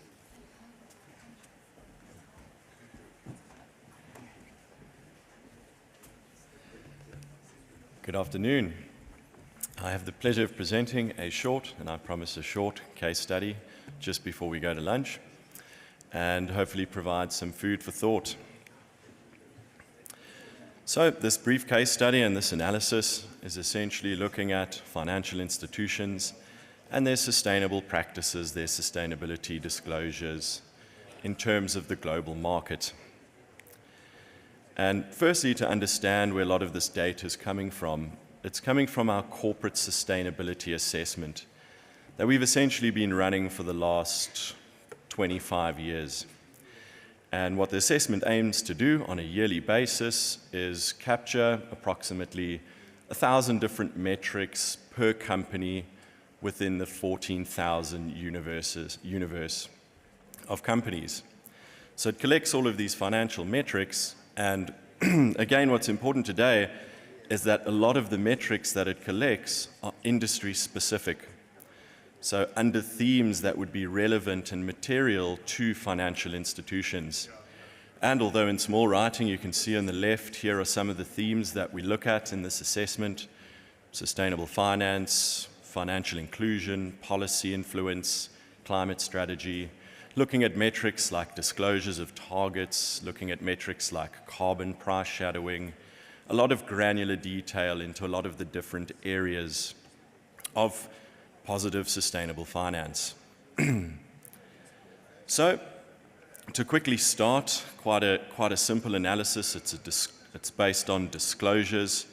We looked at all the financial institutions within the universe of roughly 14,000 companies. 1,700 of these are financial institutions, 800 banks, 700 financial services institutions, and insurers. And what we're simply looking at here is the number of institutions that have publicly disclosed on their net zero or intermediate targets. And I think quite across the board, you can see if you aggregate all this data, approximately 20% of these institutions out of that large number have public disclosures on net zero targets and on intermediate targets. But notably as well, this is specific to financed emissions, so not their overall corporate target, but specifically to that Scope 3 financed emissions. We see that banks are performing roughly in the middle, insurers are performing a lot better in terms of these disclosures, and probably because they're more directly impacted by climate change in the direct assets they insure against physical risks. However, it's not all doom and gloom. This analysis also includes a year-on-year analysis, and we can see that for every sector that the number of targets that have been disclosed for the total universe is increasing. So for banks, roughly 5% increases, for insurers 4%, however somewhat stagnant for the financial services institutions. So we wanted to expand this analysis a bit. And look at the universe of companies that are signatories for the principles of responsible banking. So we looked at all the signatories that are public online, and we wanted to say how many of these institutions are also covered by our corporate sustainability assessment, and look at their disclosure numbers compared to the total universe. And this is broken down in region, as you can see, with roughly, if we look at Europe performing the best over on the left, we see that Europe's performing the best. For PRB signatories, we see 70% of them have made these disclosures on emission reduction targets or net zero commitments for financed emissions. So across the board, you can begin to notice that the PRB signatories are consistently outperforming the total CSA universe in terms of these public disclosures. Right on the right, you see the US and Canada in terms of the corporate sustainability universe showing the lowest numbers of disclosures. However, for the 5 signatories that are both in the PRB universe and the CSA universe, all of them have made these commitments. So we're going to move a bit on now from targets, and we're going to start looking at some of the metrics in the CSA that help determine strategy and what actions financial institutions are taking. And quite simply, from a policy perspective for fossil fuels, we see a large number, almost two-thirds of the financial institutions in the CSA have policies against financing coal. Quite a bit less than that, at about 40%, are committed to not furthering or investing in new coal activities. Oil and gas shows slightly lower policy commitments at 50% and 30% for financing and investing activities. So again, to go a bit further to look at the actual practices, we also wanted to determine how many of these financial institutions actively report on the sustainable products and services that they offer. So when we're capturing data and looking at all of these reports for these 1,000 different banks and financial institutions, we make sure and validate that they are actually offering sustainable financial services and products. And again, we see, compared to the targets, a lot more institutions are reporting that they have these offerings. Roughly 40% of the total universe has one or the other. Sustainable investing is ubiquitously higher than the financing side. And roughly we see the same regional distribution, with Europe leading the way in terms of publicly reporting that they offer these products. Again, so somewhat complex disclosure analysis here, and this is all within an article that we actually released today. So come find me for the link if you're interested. We decided to hone in on sustainable corporate finance, and we wanted to understand how many companies publicly report on their sustainability-linked offerings, their loans. And we see that out of the universe of 1,000 companies, banks and financial institutions, only roughly 300 and, I can't see the exact number there, 341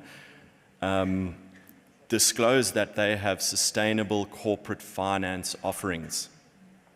And in terms of the actual monetary values, only 17% of that total universe actually puts numbers to this within their reports. So what is the value of all of their corporate financing linked to sustainability-linked bonds or green, social, or sustainable loans? And you can see the distribution there, 72 reporting on the monetary values of sustainability-linked loans, 155 reporting on green, social, or sustainable loans. And the definitions are there at the bottom for your later perusal. 54 in total report both of these categories in terms of loans. So finally, to conclude this case study, we wanted to further understand what are the actual percentages of their total corporate finance book that are linked to these sustainability-linked loans. So out of the total value, the total book of business for corporate finance in banks, 13% of that value is from sustainable-linked loans, whereas for the financial services industry, 15%, so roughly higher. So we can see that it's still a relatively small proportion of the total value that is actually linked to sustainable loans. So I think the sentiment and takeaway here is that across the board, we see that disclosure is very important. We can't measure what is not disclosed. And it's true, many of these institutions could be undertaking all of these practices and making these commitments internally. However, it's not always translating to actual reported figures in order for us to benchmark. So I think it's going to be a very interesting year next year when we started looking at all the sustainability reports for the 2024 financial year to see how these numbers will have changed in light of regulations requiring this reporting, especially in terms of that regional analysis to see which regions are really pushing for this granular detail of reporting. So with that, I hope you have a good lunch, and thank you.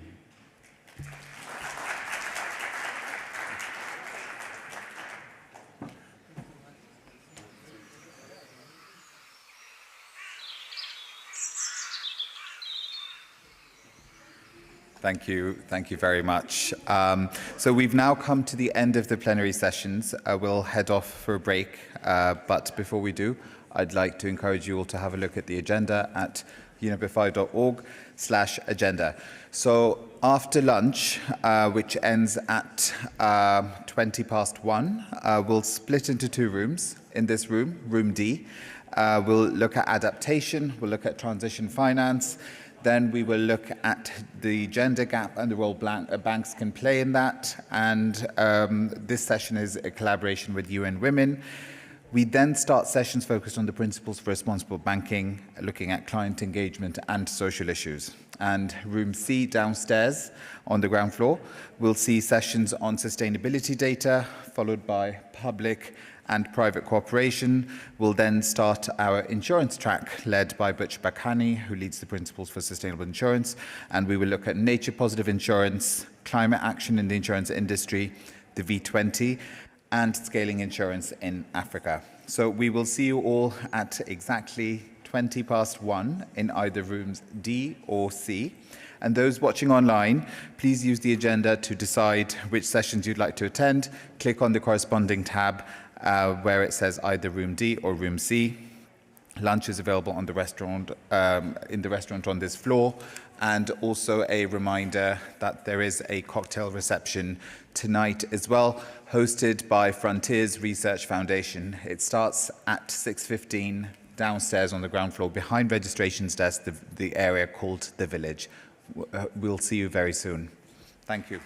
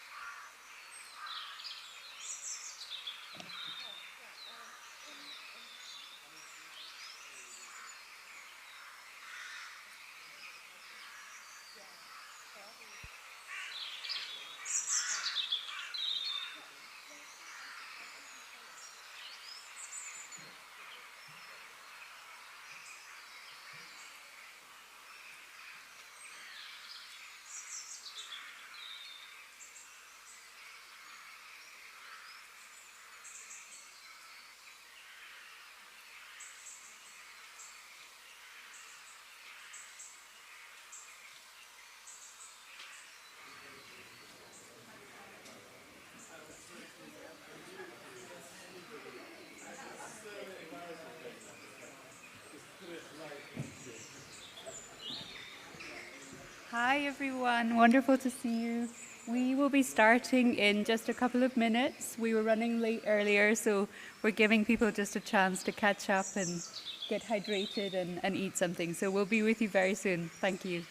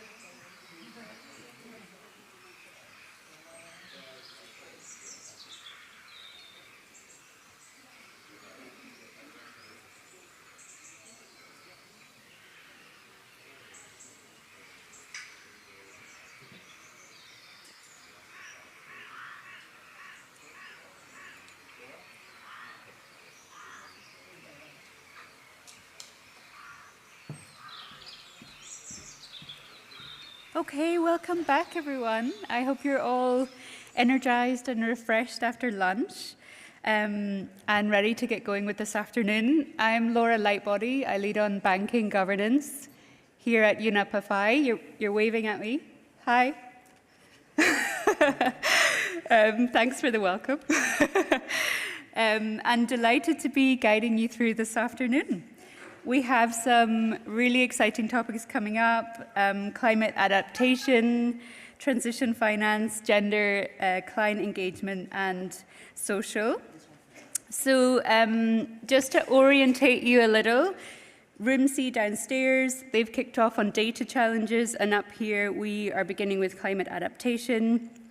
So as climate impacts intensify and hit the world's most vulnerable, UNEP's Adaptation Gap Report found that nations must dramatically increase climate adaptation efforts, starting with a commitment to act on finance. And what better way to respond than with this panel? So very pleased to introduce our moderator, Amal Lee Amin, Managing Director and Head of Climate, Diversity and Advisory at the British International Investment. Amal Lee, please come to the stage and introduce your panel. Hi. Please take a seat.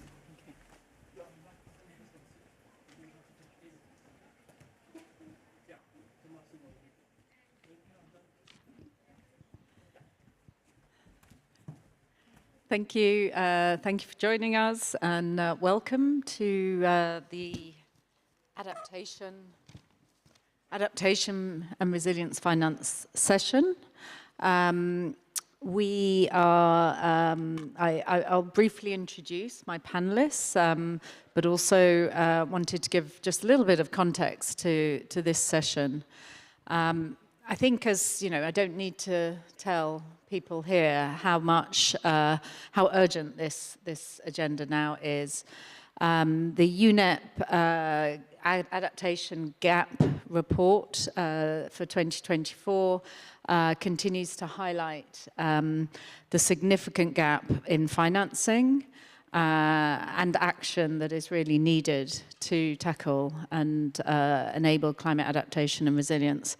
And I think, unfortunately, as we know, the UNEP Emissions Gap Report has also highlighted that with current levels of commitments on mitigation, we are already, well, heading towards, I think, between 2.4 and 3.1 degrees centigrade. However, as we've seen over the last year, we are already very close. Global average is already very close to 1.5. So the urgency of adaptation, and particularly to scale finance, is clearly right at the top of the agenda now.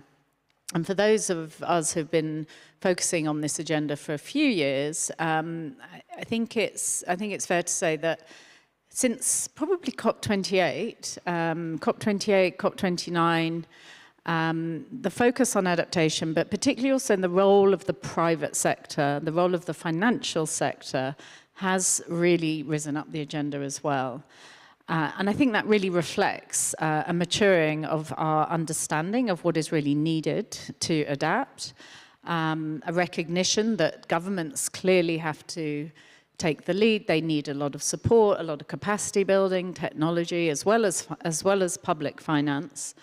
But ultimately, governments also need to really engage closely with the private sector to understand how better to incentivize and increase private finance and investment.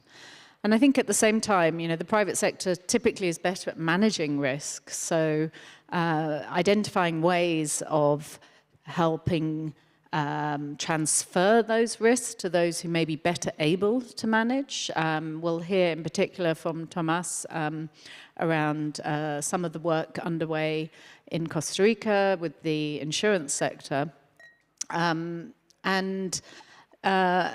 We'll also hear, I think, very, very importantly, around the role of the financial sector and, of course, the role of the principles for responsible banking, which I'm delighted that we have two very active members of the PRB, of the Adaptation Working Group.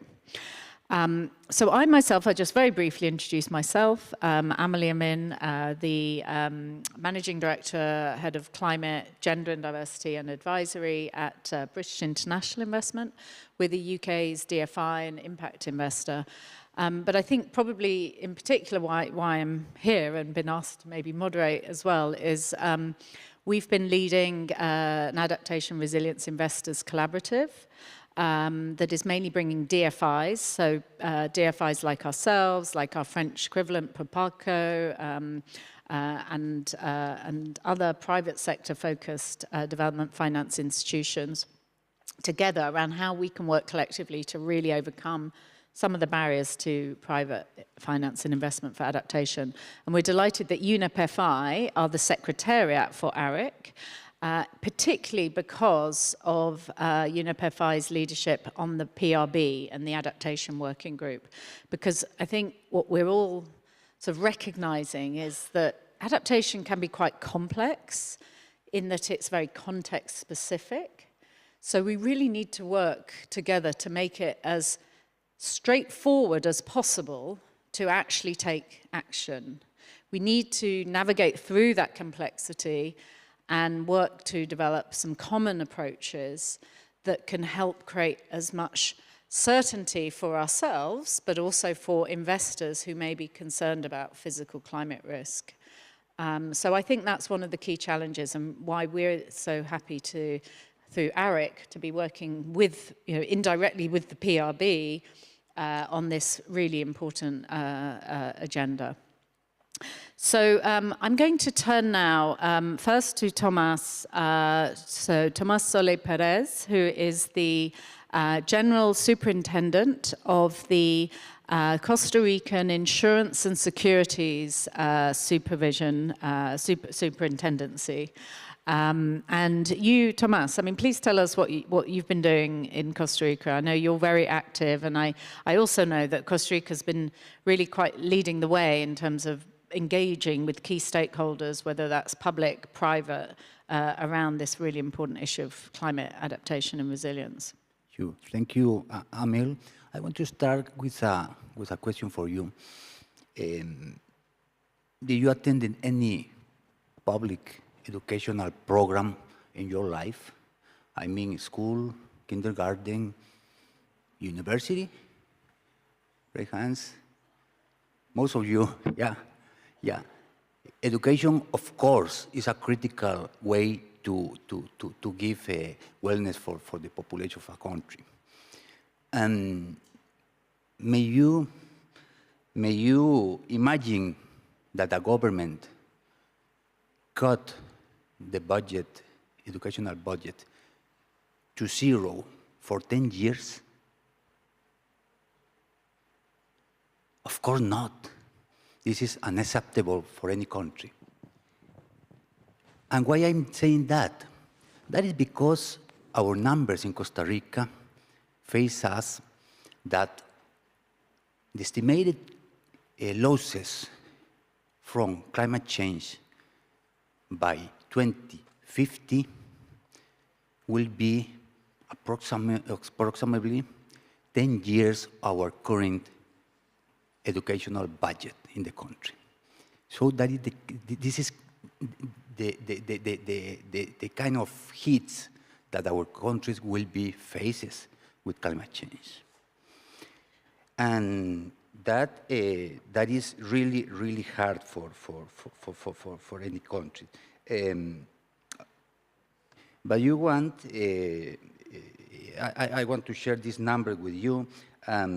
So the fiscal, the economical, and the social impacts will be unprecedented in the future. And for this reason, scaling finance for adaptation is crucial. If we do nothing about that, the consequences will be terrible for our countries. So, as an insurance supervisor and a security supervisor, we have made some works in our country, and I am sure that we need three issues as principal raw material for works. First of all, have a vision. Secondly, share the expectation that the supervisor have over the market. And third, of course, have a plan, have a roadmap. Having a vision for us is very common. Costa Rica is a small, green, and no-arm economy that hosts the 5% of the biodiversity of the world. So this is our main asset for our country. We stopped the deforestation and we have protected more than 50% of the country in different ways. Said that, we have a vision and there are delivery for the government in 2022. There are two main instruments that is important to take account. First of all, our National Adaptation Plan, whose main objective is to maintain the sustainability of the country in the future and to decrease the expected losses of lives and the damages for the country. And the second instrument is the strategy to finance the recovery after a disaster. And this instrument gives the country a very interesting instrument that will devise some tools to finance the recoveries and to give more fiscal resilience and more economical resilience for our country. In that context, the second issue is sharing the expectation of the supervisor. And the supervisor we began as an insurance supervisor, and earlier than 2015, this process is just 9 years. And we began subscribing the PSI of UNEP, the Principle of Sustainable Insurance, and beginning the conversation with the market. And we started with the banking and insurance sector conversations about the topic that we wanted to highlight about climate change risks, related risks, about the best practices, and about building a roadmap. And third, we began with launched 2 years ago our call to action for the financial system. And this call to action was subscribing a roadmap for the country, for our system that took four items. First of all, data. Secondly, measuring the vulnerabilities. Third, the disclosure. And fourth, the supervisory practices. And in this way, we try to navigate with our financial system in order to be essential in order to have a role complementing what are doing our government and how the financial system will help in this important project. I am so worried about the future. I'm so worried about the education, the health, and the future of our next generation. And I think scaling financing for adaptation is the only way to navigate with these risks. Thank you. And yeah, so the importance, as you highlight, of having the vision and a good plan and national adaptation plans, which I think many countries are developing.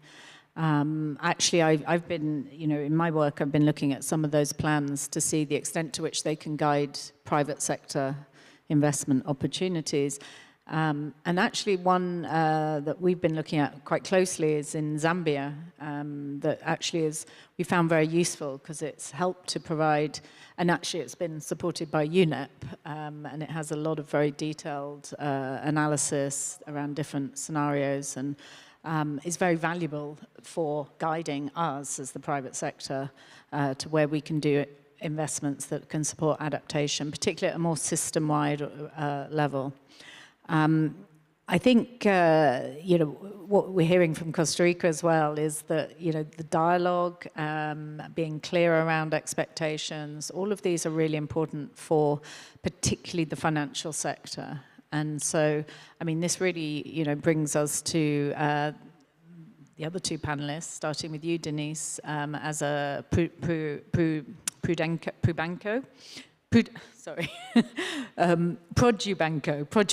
sorry, apologies, Produbanco from Ecuador.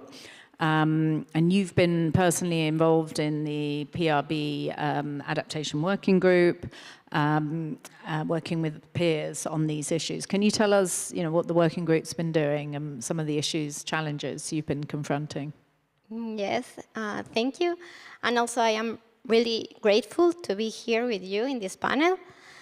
Well, as Produbanco, a bank in Ecuador, working in the PRB's adaptation working group has been a valuable experience to assess climate-related risks across our portfolio.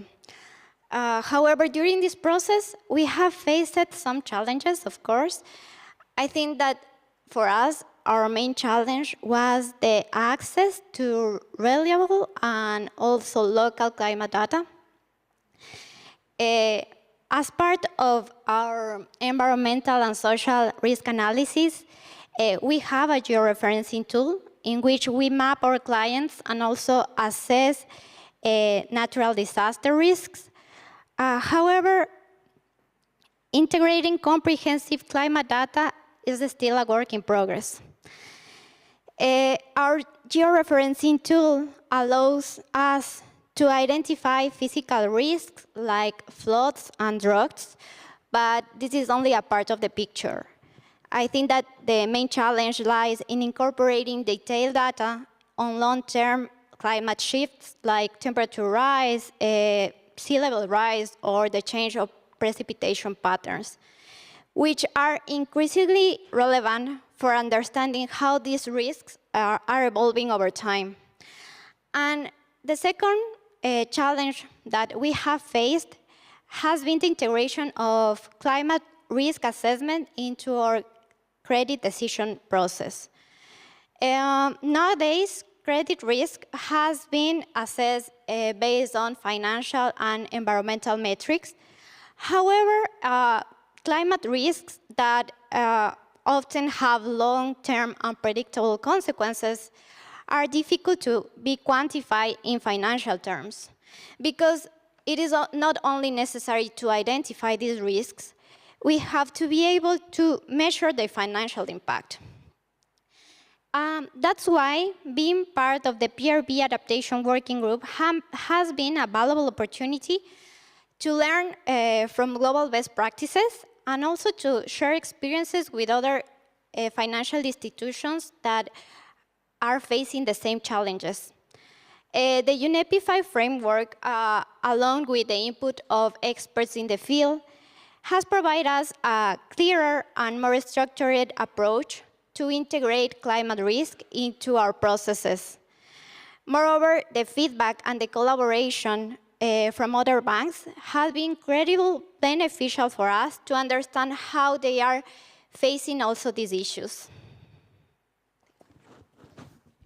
Thank you. And yeah, I'm going to come back to you in a minute and ask a bit more about some of those more specific areas of collaboration.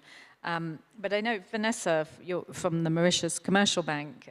You've also been an active member of this working group.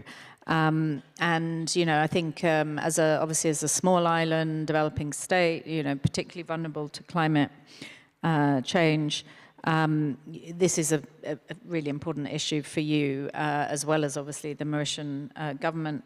So can you tell us a bit about what you're seeing in terms of particular sectors, how, you know, what clients maybe are you know, coming across your radar in terms of this issue around risk, climate risk? Thank you.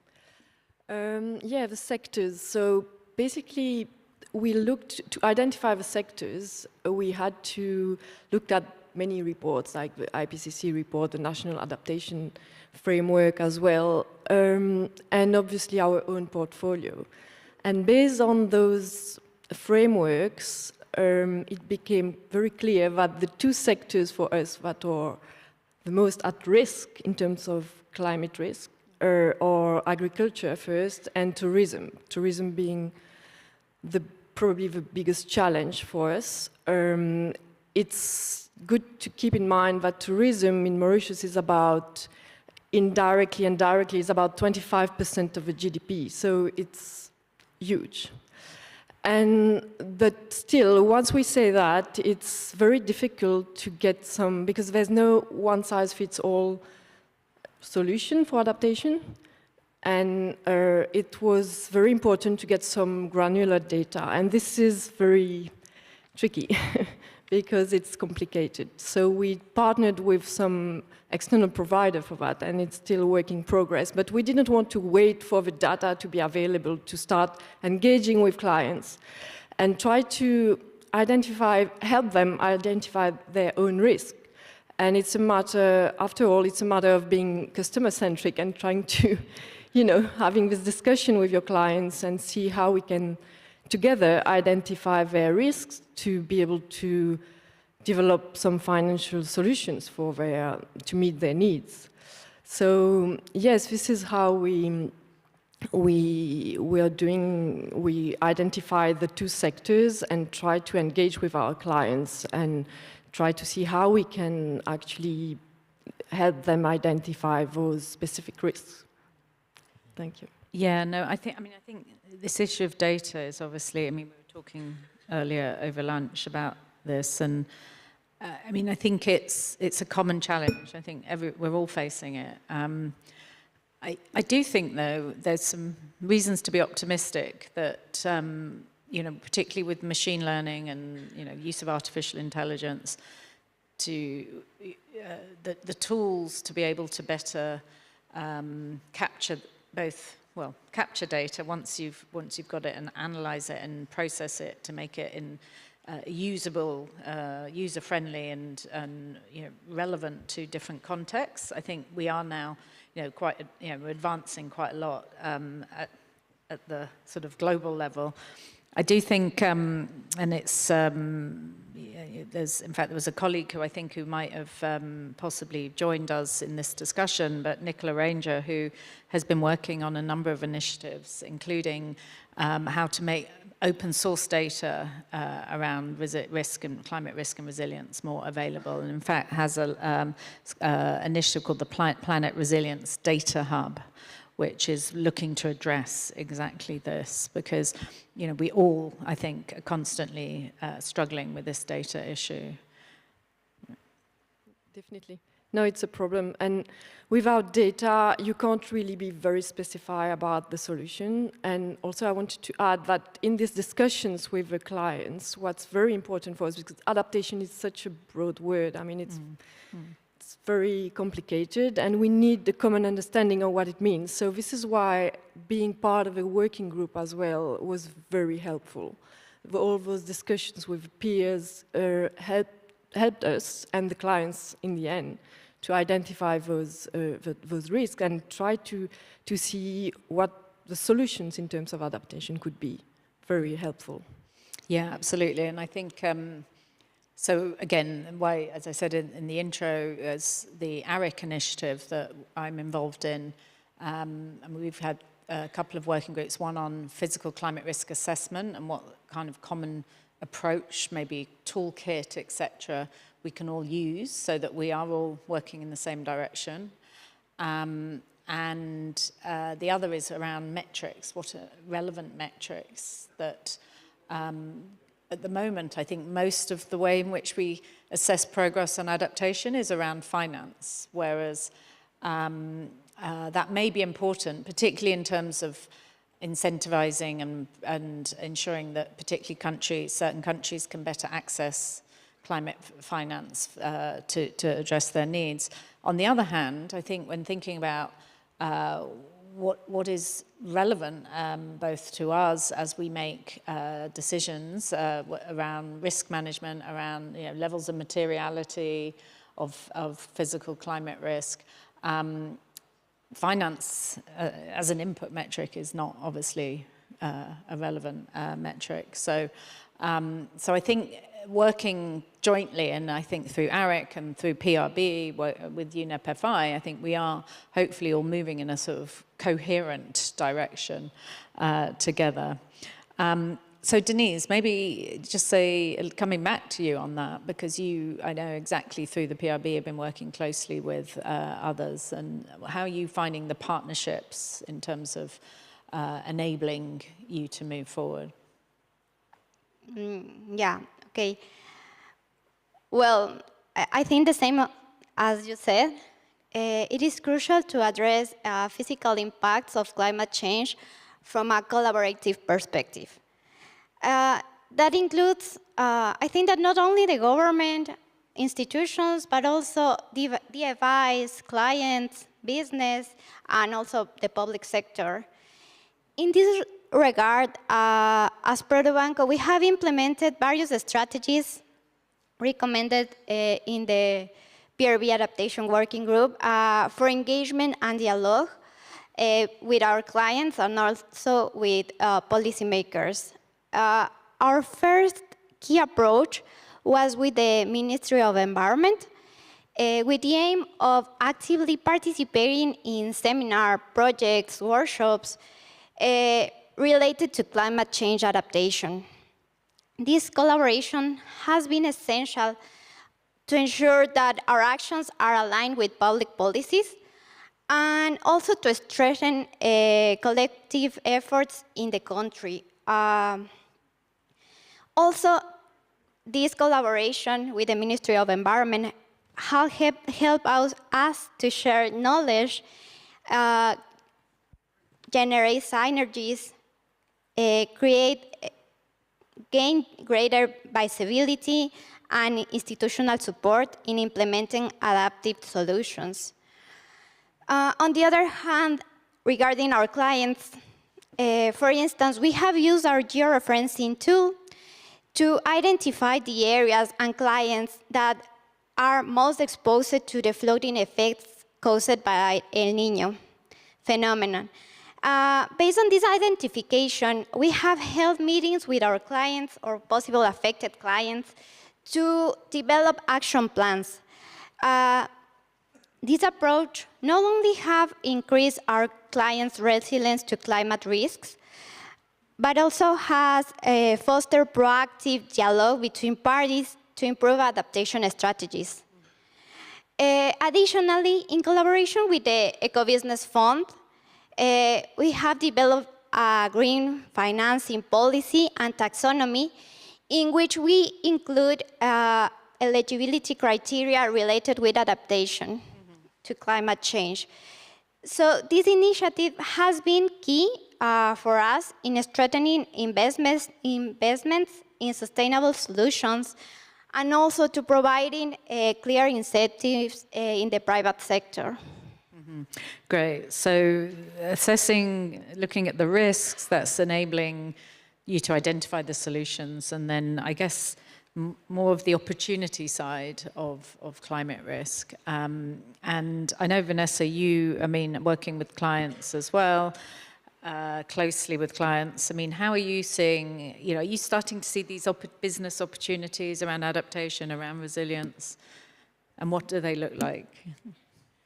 From their perspective, I mean, it's obviously, they look at the risk side of it, because if they need to preserve their business, obviously, if there's no beach anymore, a hotel won't be able to sell their rooms at the same rate.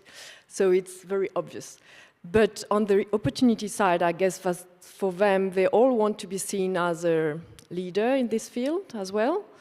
And it's quite clear that they are all very much aware. You know, we talk about reports and stuff, but when you live on an island like Mauritius, climate change is already visible, and it's very vulnerable. I mean, even during COVID, we had no tourists, and it was already a big problem. So, so they are seeing it as opportunities as well as, you know, you need to be seen as the leader in that field. And this is why we're trying to have these conversations, but also we developed a sustainable finance framework to help them with, including the adaptation criteria as well, to help them understand what adaptation means. And this was really helpful. And then we also have a sustainable loan that is quite interesting, with a tenant that goes up to 15 years. It's trying to incentivize and help them in their adaptation journey. And we also collaborate with, as you said, with DFIs, but this is also an opportunity for the clients, because they are, because of that, they are participating in trainings, in awareness sessions, and we help them. For instance, the last session was a month ago, was about identifying a very simplified way of eligibility checks for adaptation projects. So that was very helpful for them. So they see this collaboration with their bank as an interesting tool for them to progress on their adaptation journey. Yeah. That's for sure. Yeah. But you know, just to conclude on that, what's very interesting for us as a bank, like Mauritius Commercial Bank, we've been there for almost 200 years, and we finance the development of the island, all the industries. So we know very well how it works, we know the clients, and if we manage to partner properly with the government, with the adaptation plan, we are able to make a huge impact very quickly, because it's small. Yeah, great. And I mean, based on, I mean, as Thomas was talking about, I mean, it sounds like in Mauritius, you're maybe, the dialogue it's starting, but maybe still, you know, still some way to go in terms of understanding more specific opportunities and sort of risk management solutions. Yeah, it's the main problem, because we have a central bank at the central level. They have published actually a guideline for climate change. So all banks are supposed to be publishing their transition and physical risk, but it's not that easy because we don't have data. And this is why I'm saying it's not easy, but because of data, of a lack of data, but it's also a matter of what kind of data are you looking at? Is it the same for all the banks? Because at the end of the day, they need to be able to compare as well in their own portfolio at national level. And this is quite challenging, I can tell you. It's progressing. There have been a lot of discussions going on, and we'll get there, but we definitely need some help from external help from providers, from data. Okay, great, thank you. So Thomas, I mean, it's a really interesting initiative that you're involved in under the V20, the Global Shield Against Climate Risk. Could you tell us a bit more about that, how Costa Rica's engaging, why you're engaging in this initiative? I mean, explain what the initiative is. And maybe for those that are not aware, just briefly say who the V20 are as well. Okay, no, thanks. B20 was created, I think, 3-4 years ago in a COP by an initiative from Costa Rica who shared the first B20 board. And B20 have some initiatives. And the idea is to strengthen the capacity of the countries to be more resilient and to manage the risk, the climate risk related. And I want to tell you that some weeks ago, last November, Costa Rica faces one of the most rainy stations in a century. And that was really a critical moment for us. We had a flood like 1.5 meters of water for very extended population fighting the most vulnerable, women, children, elderly people, poor people, small farmers. And that's the quantification of those losses are not still estimated. And it's a very high hit for this part of our country.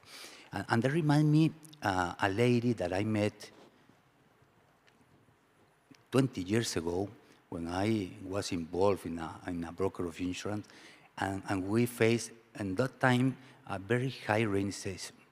And this lady, named Maria, when I following this case, she told me, I received the pay from the insurance company, and I will get back my losses. But I have a problem. The problem is the government or the community government is not rebuilding the bridge, and my little restaurant is not capable to capture new clients or the same clients because there is not a good road to go. So there are three phases in an emergency. First of all is the first response to put alive the people, save the people. Secondly, the recovery of the infrastructure, the roads, the bridges. And third, the rebuilding, I hope, with adaptation. And this case is very sad because it's very common in our countries. And this community, 20 years later, have the same road in not good condition and the same temporal bridge there that will be fall in the next rainy station, maybe. So what I mean, these three phases are in our strategy of financial recovery. And Global Shield offer us this program. Costa Rica is the second country that are involved in this process. We have had a year of working through technical seminars with academia, with the officials of the public sector, with insurance sector, with civil society. And we have identified in this year different gaps that we have in resilience, different gaps that we have in building capacities in our country. And we expect to send the official asking for the technical assistance this February. And the idea is having with them some products that will help to the government to finance the first response, how amount will be the funds that we need to have there. If we have no adaptation, this amount will be bigger and bigger and bigger and won't be sustainable for fiscal purposes. Secondly, what will be the process, the via to catch up very soon resources to recovery the critical services, the critical infrastructure, in order to the communities and the people can begin his own recovery and can be, reopen their businesses and opening the dynamic of the economy. And third, what will be an instrument to transfer the biggest risks. But insurance will not be possible, the coverage of large events, if we are not in a process of adaptation, if we are not delivering some solutions for prevention in our countries. So Global Shield will be a great success. The insurance supervisor is the technical point, central point of coordination, but this is a project between the insurance supervisor, the Minister of Finance, and the National Emergency Commission. Thank you, Thomas. And yeah, I mean, really, really interesting initiative, I think, that, you know, demonstrates the importance of bringing all the key stakeholders together to think about the risks, but also how to best manage those risks. I think,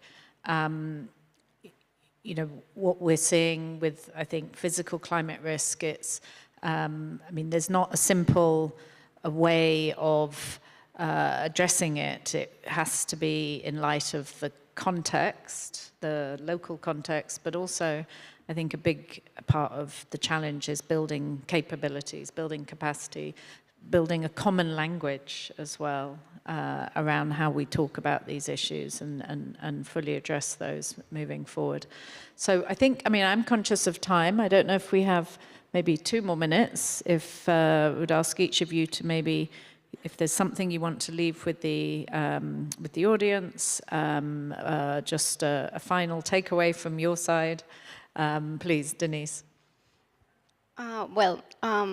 Climate change adaptation, I think that it is necessary because we are feeling all the effects all over the world.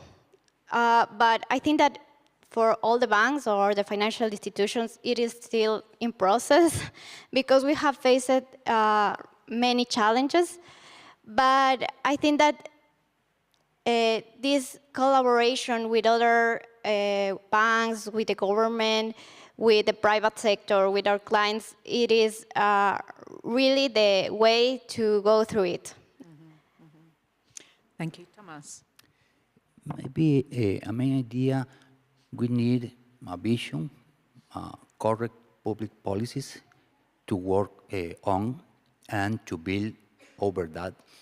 We need a share the expectation, a strong dialogue with the different stakeholders. And third, we need a roadmap. We don't want more Marias or Maria's childs without education, because the fiscal risks are very, very high, and adaptation is everything. Our small countries, morally, we must work on transition, but the huge impacts are not in this process for our countries. Our country will face the most great event on climate change, and we need adaptation to have a sustainable and possible society for the future. Mm-hmm. Yeah, thank you. Please, Vanessa. No, as you said, adaptation is key, especially for a small island like us. It's because it's so important. It's easier to get the clients to understand because mitigation is something very theoretical, as adaptation is very. I mean, it's something that can happen now in the short term. And, but I think what we need is definitely data, to be able to, granular data, to be able to be more specific, because adaptation is key, but we need to be aware that sometimes something that looks like a solution can also be a problem in terms of adaptation. So it depends on the context. This is why we need to engage with clients, definitely know better their own context, and obviously work with the other financial institutions, the central bank, and the Ministry of Environment and Finance, obviously, a collaborative manner. Great, thank you. So I think, I mean, I won't summarize the discussion. I've been trying to do a bit of that as we've been going through. But I do think, for me, and you know, listening to all the discussions here at this event, recently at COP29, COP28, I think it's becoming increasingly clearer that we are starting to understand better what is really needed on climate adaptation and resilience. We're starting to understand what is needed to unlock the private sector, which is great. And we have now more tools. Data's still a challenge. Some of these open source data providers are coming, and I do think the role of artificial intelligence is going to really accelerate that. So there are definitely some positive tailwinds on this agenda. But the one thing we don't have really is time. We really don't have time to address this. So, you know, I hope that in a year's time, when we are having a similar conversation at the UNEP FI Global Roundtable, we'll actually be talking about how much we've done in terms of really started to shift finance and capital into climate adaptation and resilience, because I think the urgency, the needs are so big and urgent, and we now need to get on and through collaboration really look to scale adaptation finance. So I'd like to thank you, panel, and you know, wish you all the best with your work, and look forward to hearing about progress in the future. Thank you.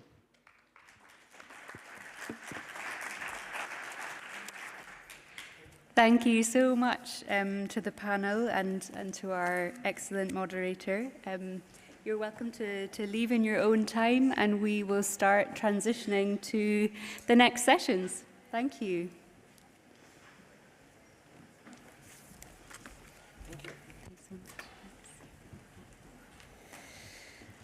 Okay, so another quick orientation. Downstairs in room C, the session will be on public and private cooperation for sustainable development.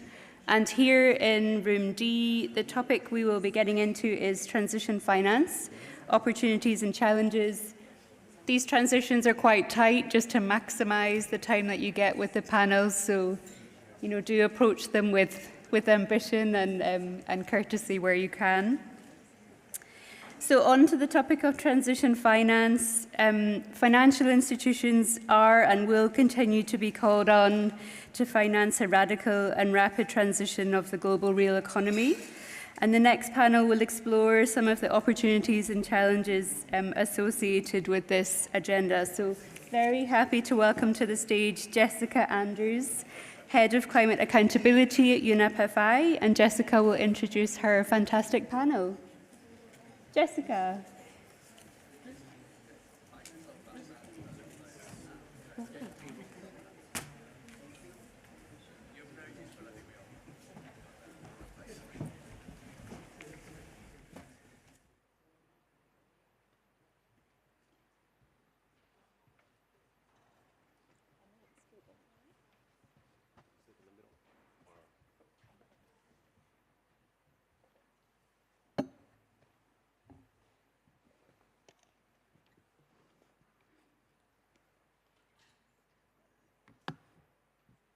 All right, welcome everyone, and welcome panelists. Thank you so much.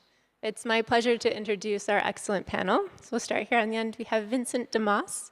He's the Chief Group Sustainability Officer for Covea Group, also a former member of the Net Zero Asset Owner Alliance for many years, and a Global Steering Committee member for UNEP FI.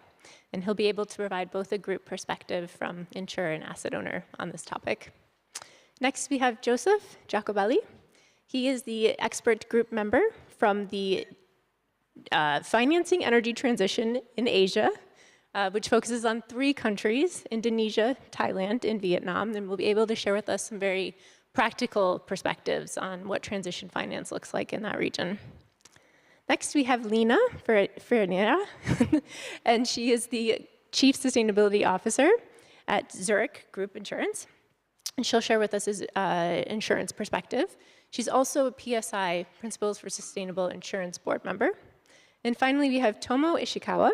He is the Chief Regulatory Affairs Officer at MUFG and will be able to share with us a banking perspective, also a member of the Net Zero Banking Alliance. Thank you so much for having us, or for joining us, excuse me. Okay, so the topic of transition finance is quite elusive. We have opportunities, we have challenges, we have a lot of discussions and debates. In this panel, we want to really talk about how it gets into the details about where we can push on this topic, where we can see practical examples arising, and where we're also hitting roadblocks. So to get us all on the same page, I wanted to share a few numbers. So for the analysts in the crowd, get out your pens. So Bloomberg New Energy Finance estimates that to achieve net zero emissions by 2050, we need to invest 6.7 trillion annually, on average from now until 2050. It starts with 5.5 trillion in this first decade, and then it moves up. But it's 6.7 on average. And they also estimate that last year, 1.77 trillion was invested into energy transition technologies. So not bad, but we still have a ways to go. And so the topic of transition as finance is how do we scale that up and what counts? The electrified transport and renewable energy were the two biggest categories, both coming in at around 600 billion in that number. And China was the biggest contributor. They provided over 600 billion to energy transition, followed closely by Europe and the US around 300 billion.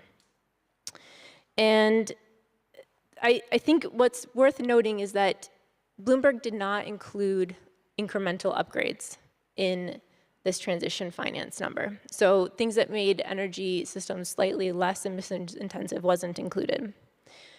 We also found from that analysis that there was over $500 billion more investment in the energy transition than in the fossil fuel supply.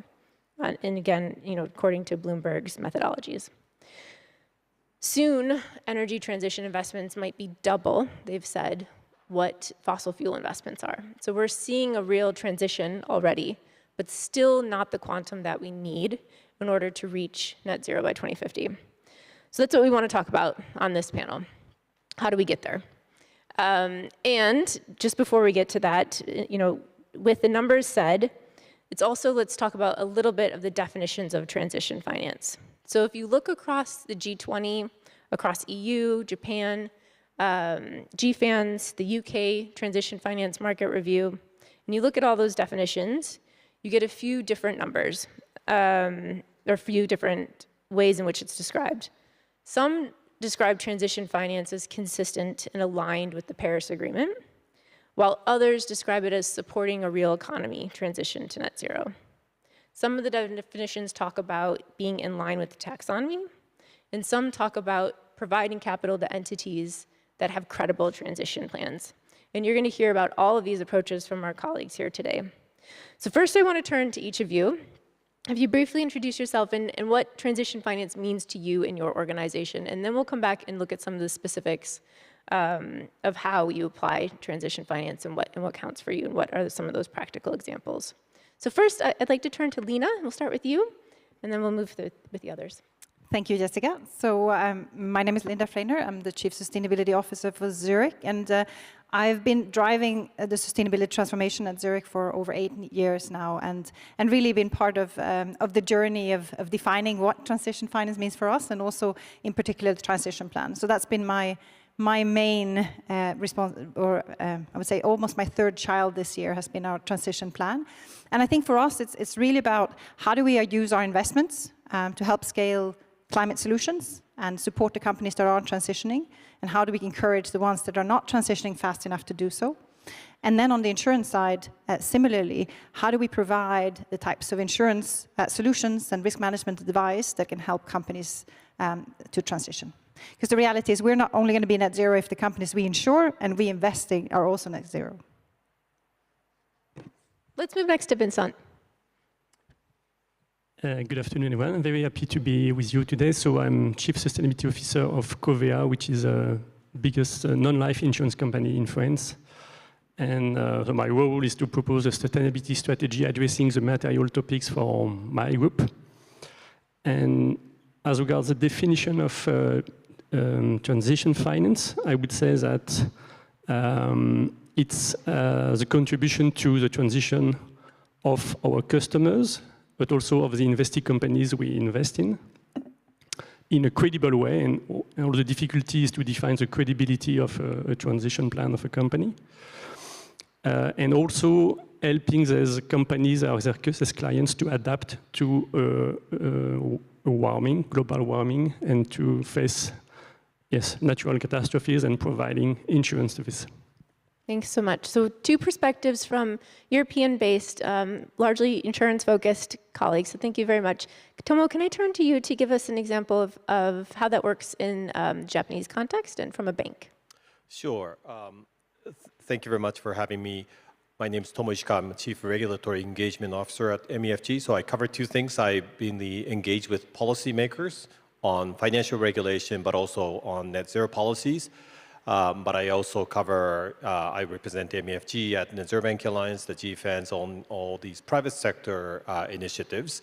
I think it's important for me to be involved in both the Net Zero Banking Alliance, the GFANs, and we're also a member of Net Zero Asset Manager, because we want to represent not only Japan, but Asia's challenges. And depends on who you are, what kind of business you operate. Your transition finance definition will be very different. And I'll come back to this point later on. But MEFG's were headquartered in Tokyo. We're largest Japanese bank. But when I said that, I was told that I'm lying, because Bank of Japan is larger in terms of our balance sheet. So we're second largest bank in Japan. But joking aside, because Bank of Japan, they're trying to shrink their balance sheet, we're the largest Japanese bank. But where the growth is coming from, actually, it's not coming from Japan, but our growth is coming from ASEAN countries. We're 6th largest, I think, in Indonesia, 5th largest in Thailand, because we have the local bank as part of our group. So we're no longer just Japanese institution operating in developed country, but we are growing and we're serving SMEs and retail clients in Indonesia, Thailand, Vietnam, Philippines, et cetera, et cetera. So that's who we are. So if you ask me, if you ask my team, for example, in New York or London about transition finance, I'm sure they'll give you their perspectives. But sitting in Tokyo, looking at global operation of the MEFG, I need to think about Indonesia's transition, but also German transition and UK and US, and of course, Japan. So my view, what is transition finance? It's very easy. Supporting our clients' transition strategy. That's what transition finance is. And of course, how do you think about credibility? That's a long story, but it's about supporting our clients' sustainability journey. That, to me, is sustainable finance. And happy to come back. Wonderful. Thank you so much. So we've learned 2 things. The BOJ has got you beat, and it varies by region. So thank you. And finally, to Joseph, if you could give us some practical examples also from what you're seeing on the ground. Sure. So my name is Joseph Jacobelli. I run a family office. We invest in public equities and real estate. It's impact investment, by the way. And the other thing that I do on a outside my official job is really advocating a multidisciplinary approach on climate business and climate finance. And I do that through, I've got a podcast, I've written some books, I've got some op-eds out there. Try to be as public as I can there. And when it comes to transition finance, I mean, it's something which is very close to my heart. I was involved in the energy markets and capital markets in Asia for 3 decades. So all the companies I used to cover are the utilities, and they're transitioning.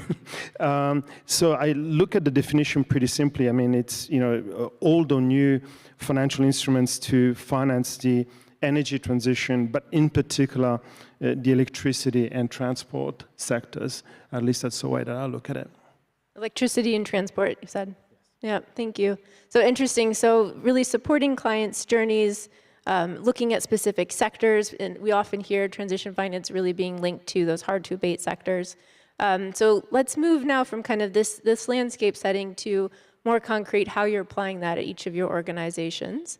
And I'll start with Vincent. Can you speak a little bit both about how you apply that both on the underwriting side and on the investment side? Sure. So on the investment side of the balance sheet, we support transition of the real estate portfolio. So it was discussed this morning, we have a major upgrade program to improve the energy efficiency of our real estate portfolio and to reduce its carbon footprint. Then we support green bond issuers with the green bond principle of ICMA. And so we had a 45% increase of this green bond portfolio last year to help companies, which are not always 100% green, but to transition away from fossil fuels. And then we have shareholder engagement. So we discuss with companies from high emitting sectors to ask them to align their strategy with the Paris Agreement and disclose it, of course, in a transition plan. And on the underwriting side, we provide insurance coverage to electric vehicles in France. So we have a 20% market share. So there are some challenges about insurance of electric vehicles. I can elaborate further if you want. But so we have a role to play in helping the transition of French motor fleets to more electricity. Great, thank you. Linda, can I maybe move to you? Can you complement and build upon, especially the underwriting side? Does that look similar to what you're doing at Zurich, or is there differences there? I think there's some differences. Of course, we are a global insurance company. Biggest business is commercial insurance, and we have a big presence in the US as well. So we always have to make sure that we take a global approach to what we do. I think we see three different roles that we can really play in this and the transition. And this is the same really for the insurance and the underwriting side. And the first one is to, of course, to engage with the companies that we insure and that we invest in. This is the only way for us to really be able to influence the transition. So on the insurance side, really understanding where are companies going with the transition plans, what are the technologies they're developing, and what type of insurance solutions are they going to need from us. And similarly on the investment side, going in and really understanding what are the investment needs of companies today and how can we identify and support that transition. The second piece is then through that engagement, as I mentioned, to really scale up these climate investments and the climate solutions through the insurance side. As an insurance company, we are typically good at big construction, infrastructure projects. So of course, supporting the construction and development of green infrastructure is a really key piece of us. But we also see that there are growth opportunities in other areas as well. And on the investment side, I think it's very similar. I mean, there we look for new opportunities and really try to scale. I think from 2019 to 2023, we scaled the growth of investments in climate solutions by 25%. We invest a lot in real estate, sustainability, green bonds, but we definitely look for more opportunities. The third piece is, of course, to align our portfolios emissions with the net zero. So there we have already set our first insurance-associated emission targets on our commercial book. But a big challenge there is, of course, data availability, because we don't only insure publicly listed companies, we also insure mid-market companies, SMEs as well. And similarly, on the financed emission side, we've just gone and finishing up our first cycle of targets and now setting new ones on that target. That's wonderful. Thank you so much. And really interesting to hear about this three-pronged approach where you're covering both the sort of client journey, as we've said, but also your own operations and your own loan book footprint or your insurance portfolio footprint. Maybe moving then to loan books and how you're operating at MUFG. You mentioned the client journey being very important. Can you talk a bit more about how you're doing that engagement? We've heard from both that engagement is really critical. You're looking at engagement with corporates. Everyone's looking for those transition plans from the corporates that you're engaging with. But how do you dig into the details of those plans? Sure. So let me step back and explain what do we mean by engagement, and try to compare, asset manager, asset owners' engagement versus our engagement. From a banking perspective, we cannot unilaterally allocate capital. right? Let's say mortgage. I don't go to you and say, hey, take money, you have to buy some new house. That's not going to happen, right? We can only respond when there is a demand for finance. So demand is there, we finance. That's how we finance. Whereas if you're asset manager, if you want to buy a company, whether it's 1 share or 1,000 share, you just go to whatever, Bloomberg or something, and you press the button, you can buy that equity, you can invest that equity, and of course you as an owner of equity, you can engage. But in our case, we need to provide solution to our client, and when our client says, okay, we want to borrow money from you, then we actually execute the financing. So the engagement comes first, then you lend if your client is happy with all the conditions, not only the interest rate, but all the conditions are attached, including net zero commitment. So if you, of course, would love to attach a lot of conditions, but if you attach too much condition, our client will say, no, thank you very much, we'll go to other banks, right? There are 1,000 banks out there. So we need to be smart in how we engage, but at the same time, we need to align our interest, right? Unless we align our interest, our client will say no, sorry, we'll go to some other banks. So that's the key in our case. However, there's also good news. We can finance our clients' emission reduction directly. So if there's a client who's thinking about building, let's say, renewable, and if that client wants to borrow money from us, we can finance and that directly reducing the emissions or increasing the renewable capacity. That's our direct contribution, whereas if you're just investing in equity, you cannot really claim that you're part of that emission reduction because the money is not going to company, right? If you invest in equity, the money is actually going to the investor who never sold you that equity. Money is not actually going to the company. So there's that difference between how asset manager, asset owner think about net zero and engagement versus how we think about solution, but also that we have to be able to align our interests. So the way I think about it is our clients' emissions are our emission, but our clients' decarbonization is our decarbonization because at the end of the day, we finance their decarbonization. Their emission 1 or 2, scope 1 and 2 will go down. Our scope 3 will go down. That's how we try to align our interests. So to some extent, it's not easy because you have to convince your client. You need to make sure your client is happy to borrow from you, all the conditions. But at the same time, you can basically be the partner in reducing the emissions. So that's how we think about engagement and also how we plan to be, how we hope to be the partner in their sustainability journey.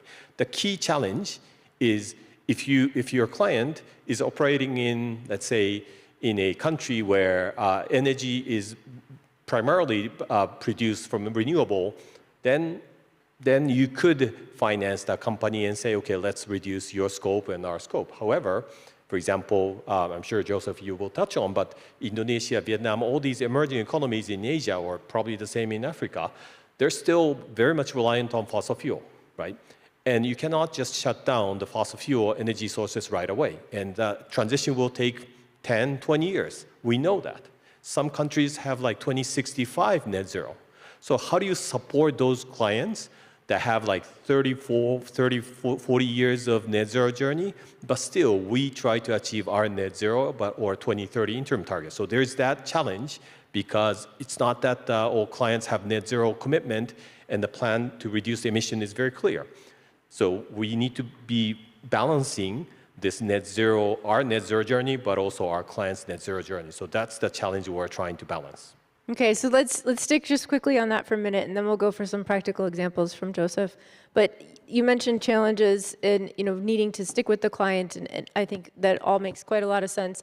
Can you speak about some of the projects where where there have been more opportunities? What do those projects look like, or those opportunities look like, and where there have been challenges? Where do you see this coming together? You mentioned when there are long-term time horizons, that is more challenging. But what are the specific types of loans that you're offering that then translate into this transition finance? So for some emerging economies, as I said, that they're very much still dependent on fossil fuel. So there are a lot of renewable, and also they're in the process of industrialization, right? So there are a lot of opportunities either building renewables or using that renewable to build more industries, true industry like auto manufacturing. There are a lot of ASEAN countries that are focusing on building the supply chain. So there are a lot of opportunities. However, no matter how much renewable these countries add, unless you deal with the existing fossil fuel plants, I mean, the carbon budget will be consumed in the next, whatever, 5-10 years, right? So how do you deal with this legacy asset while increasing the renewable? You have to cover both. So it's not just about renewable, but how do you deal with managed phase out, what we call managed phase out of fossil fuel? I'm sure, Joseph, you want to touch on this, but you have to cover both. It's not just one, only the green activities, and somebody will deal with the legacy asset. There's no somebody. It's just, you know, the private sector who will have to be responsible for both. Yeah, so this is the managed phase-out component of transition finance. But curious, that we'll talk more about some of those specific examples. So Joseph, moving to you, we talked a lot about that there's capital out there. There's capital out there seeking these opportunities, trying to, you know, invest in the transition, looking for these, and there's plenty of it. The trouble is it has difficulty reaching the ground and reaching these types of projects that we want to get into more specific examples on. So can you give us some examples where you've seen this work well, where capital has reached its end goal, and where it's been challenging, and what were those challenges? Okay, so if I may first talk about the UNEP study that I was in Bangkok last week for this particular study. So I guess the starting point is, and we've been talking about it in a lot of these sessions, is, you know, government policy. Now, how detailed and granular does the policy have to be? That's another kind of question mark. From my perspective, also as an investor, what you need is a green light. Now, whether the green light is extremely bright or a little bit weak, as long as you got the green light, that's a signal you can go invest in that country. Now, how do you de-risk the investment? Because as we said, there's an enormous amount of capital. I don't think anybody can deny that. And there's plenty of projects, but where's the bridge? And now in these particularly 3 countries that we're talking about, and you know, they're not small. The developing countries, we're talking about GDPs of 4,000 to 5,000 per capita, but it's 500 million people, just, you know, Vietnam, Philippines, Indonesia, and they got all 3 have got different problems. The first challenge is they got coal-fired power plants, and some of them are quite young. So you can't just go out there and shut down because there is an economic lifeline. They do need electricity. Actually, electricity demand, in places like Vietnam, for example, is growing at 5 to 10% per annum. So you can't take a baseload power plant out. And the second thing is that there is definitely an increase in the number of bankable projects. They're just not enough. They're just not enough. And investors, you know, whether you're talking about private equity, global infrastructure funds, etc., just cannot come to deal with the individual risks in the individual countries. So the returns don't make sense. So the capital goes somewhere else. And in Asia, typically, the most attractive markets for global investors are which ones? The developed Asia. So it's Australia. Australia's got no shortage of investment from domestic sources as well as international sources. Then you've got Japan. And I remember, you know, until like 5 years ago, maybe 10 years ago, say, oh no, Japan, they speak Japanese and different culture, we can't invest there. But now there's plenty of foreign investors as well. And you know, even Singapore, little Singapore, the city-state, has been attracting successfully capital. So these are the developed Asia. When it comes to developing Asia, apart from 1 or 2 exceptions, I'd say I would argue Thailand, the risk element is a little bit lower than some of the peers within ASEAN. It's very, very, very difficult. So simple, short answer, the attractiveness is developed markets. The less attractive ones are the emerging, less developed markets. So what can we do about it? And so UNEP created this kind of study. It's a study, but it's more of a grand plan of getting these governments to talk to each other, share the experience, collaborate.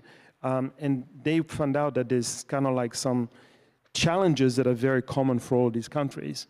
And you're not going to be shocked by any of these conclusions. The first one is, number one, is all of these countries are actually quite keen to accelerate the energy transition. Now that sounds, academic, but it is very, very, very important, because if you don't have that want to do it, then it's a non-starter, right? The two areas that they understand and they want to do something about is to de-risk investments. The second one is that there's a need for a one-stop shop.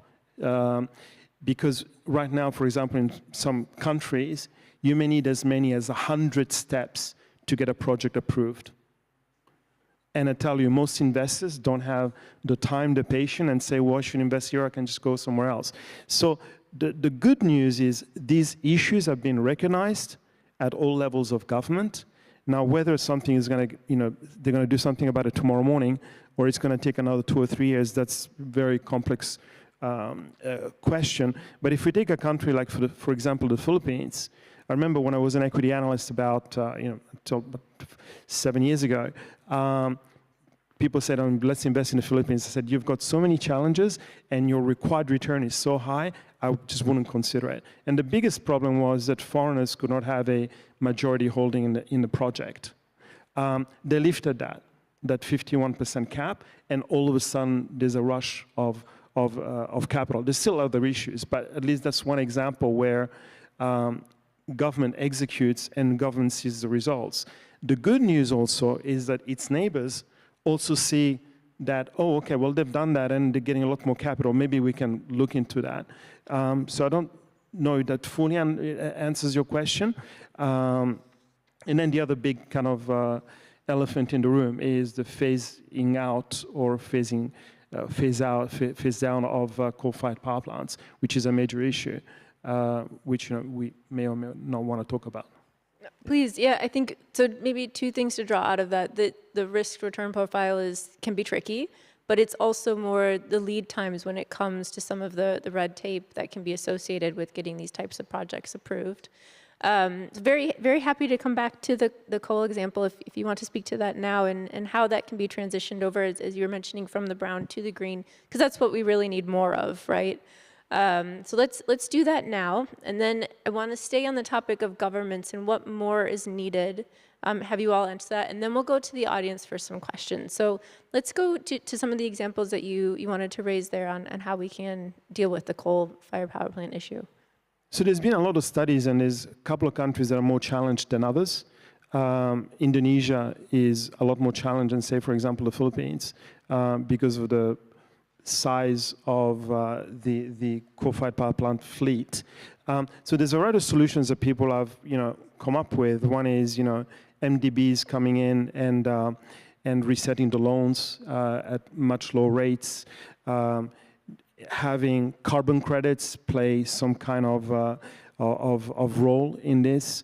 Allowing the owner of the plant to build hybrid solutions like, solar, wind, battery, and others. None of these solutions is the solution. It's probably a mix. And on top of it, what you've got is each of these plants, whether it's in Indonesia, in Vietnam, or in the Philippines, have got different ownership. And in some situations, it may be very difficult for the owner to do anything. In some other situations, actually the owner's major shareholder has a transition plan. So they've got a clear incentive to do it.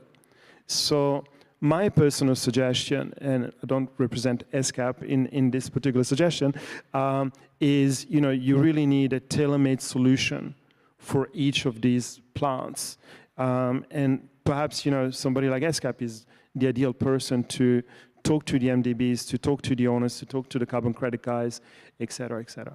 Yeah, so not turnkey solutions. We're looking at individualized solutions for each of these infrastructures. And I think we also see that coming through a little bit with the JET-Ps, but again, it's slow and difficult to bring all these stakeholders to the table that are necessary to make this transition happen. And certainly more work needs to be done there among all the different stakeholders that are there. Would any of you like to pick up on what you're seeing there in terms of Joseph's example? Quick comment.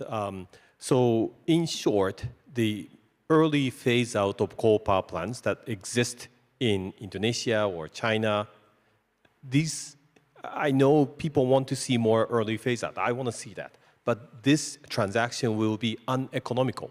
In short, it's uneconomical. Somebody will have to bear losses. And who's that somebody? It could be the existing lender. It could be existing operator. But if, let's say, we have a lending exposure to a coal power plant, and let's say this is for the purpose of saving humanity. If I go to my board and say, we have this existing exposure to a coal power plant, let's say in Indonesia, let's say it's 1 billion. It's not that big, but let's say. And if I tell my board, this is for the purpose of saving planet and saving humanity, we're going to lose, I don't know, 60% because we're going to early retire. What do you think the board will say? Do you think they'll say, yeah, let's go and do it? Yeah, that's not going to happen. So how do we make these transaction economical is the question, and the only solution so far that's been proposed is carbon credit. But then the question is, who's going to buy? We had that conversation during New York Climate Week, and nobody said, we're going to buy that carbon credit. So how do we create this incentive is fundamental question. So I hope all of you will be part of this conversation and say, okay, who is actually going to buy? Is it you? If you don't want to buy it, fine. But if there is no buyer, this transaction will not happen, unfortunately. So that's the reality that we're facing. So to some extent, you could call that greenwashing if you continue to finance these coal power plants because they provide the electricity to Indonesia's economy. True. But if you do not subscribe to the notion of early phase out, this will just consume all the carbon budget, and that's exactly why we're not reducing the emission. Yeah, I think you highlight a really important challenge, and that is that the managed phase-out opportunities are very limited because they're not economical. And that is, I think something that it can often be distorted in some of the narratives. So that's incredibly important. And also, I think is a good transition to our next question before we go to the audience. And that is, some of that can be addressed through government policy, through carbon pricing, perhaps. Through more innovative mechanisms, through development banks coming in and supporting some of that.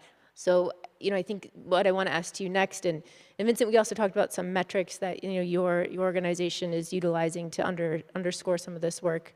But what is it that you really need from policymakers, from governments, to help unlock some of these opportunities where the economic case may not be there? But Joseph, I see that you might want to come back on this point, so quickly to you, and then we'll go to the others. I would beg to differ. I don't think that the driver is going to be governments. I think the driver is going to be economical. So if you can find a solution so that the owner doesn't, say that he or she has to shut down the power plant maybe in 10 years. If you can help the owner in whichever way to alleviate the loss, the potential loss that they can make, whether it's through carbon credits, whether it's through refinancing at a lower rate, whether it's by giving the owner the opportunity, maybe government should do that obviously, to build a new power plant of something, small modular reactors or solar or whatever it is, and it's a combination of that to reduce the potential economic loss. That's going to be the driver. I don't necessarily think that it's going to be a government policy at the top that is going to be resolving the problem. Sure, it's probably a bit of both. And yeah, the numbers that we talked about at the start of the session was showing that, that renewable energy is displacing, that traditional fossil fuel infrastructure. But to your point, Tomo, some of that is still stuck and it's still in the system. And how can we transition that without an economic case? So we can, open to answer the government, what you might need from governments or peers, or to hear a little bit more about how you're really doing the vetting at your organizations, Vincent and Linda. If I may add something to to finance a transition project or a green project, it must be both bankable, so that the banks earn a decent yield compared to the risk they take, but it must be also insurable, and so we often forget this. So if a project is bankable, but due to technological innovation, it's not insurable, because we lack a long-term history of claims, or frequency or cost of claims, no insurer or insurance company will insure, and so no banks will be able to provide credit. So, and we have this kind of problems on waste sorting centers, for example, where the risk, so it promotes a circular economy and recycling, but there are risk of fire, which is, let's say, uncontrollable or unknown so far. So very few insurers want to insure waste sorting centers. And we have the same discussions with underground CO2 storage. So yeah, capture of CO2 and to put it in underground, where no insurance company or very few want to take the risk to insure leakage, a risk of leakage of CO2, and the liability of this. So yes, we continue to work with insurance company and reinsurance companies to accumulate data, and I'm sure we'll find a solution, just like we found a solution to insure satellites or cars when it was the first. There's innovation at that time, but we don't have to forget this insurance part. That's very interesting. Thank you. The necessity for that insurance is another big lever in trying to drive this change, and I think speaks to how your different institutions need to work together. This is a multi-stakeholder problem that you're, to facilitate that transition finance, you need all components of it and how you can reinforce one another. Linda, did you want to add onto this example? So I'm hesitating whether to add challenges to what Vincent just said, because challenges are welcome, I think. Yeah, I think he mentioned the recycling example, which is one of the perfect ones. The other piece is, of course, renewable energy, and in particular offshore wind, is very vulnerable to extreme weather events, which will become more and more aggressive as climate change advances. So we're actually in a vicious circles in terms of trying to break that from an insurance point of view and making sure that we can insure these type of energy sources. Another one is solar panels. With the solar panels being produced in China, it's very hard to go, and if there's a product liability situation, it's very hard to go after somebody in China for an insurance company. So there's a lot of those challenges. But I do think that we're seeing progress, and I can speak for Zurich in terms of starting to have these conversations, because the reality is, Zurich has been around for 150 years. We ensured the Industrial Revolution, so we figured it out back then. Why wouldn't we be able to figure it out this time around? But again, that comes back to the need for engagement and actually being as early on as possible with the customer and understanding the technology that they're developing, the risk that poses, so that we can get over ourselves a bit with needing to know the risk for 30 years before we insure something. I love that. That's perfect. So 150 years of experience, we can figure this out. That's really excellent. Thank you.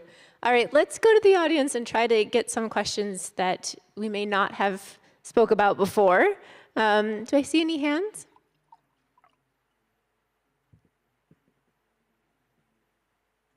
Nope, here.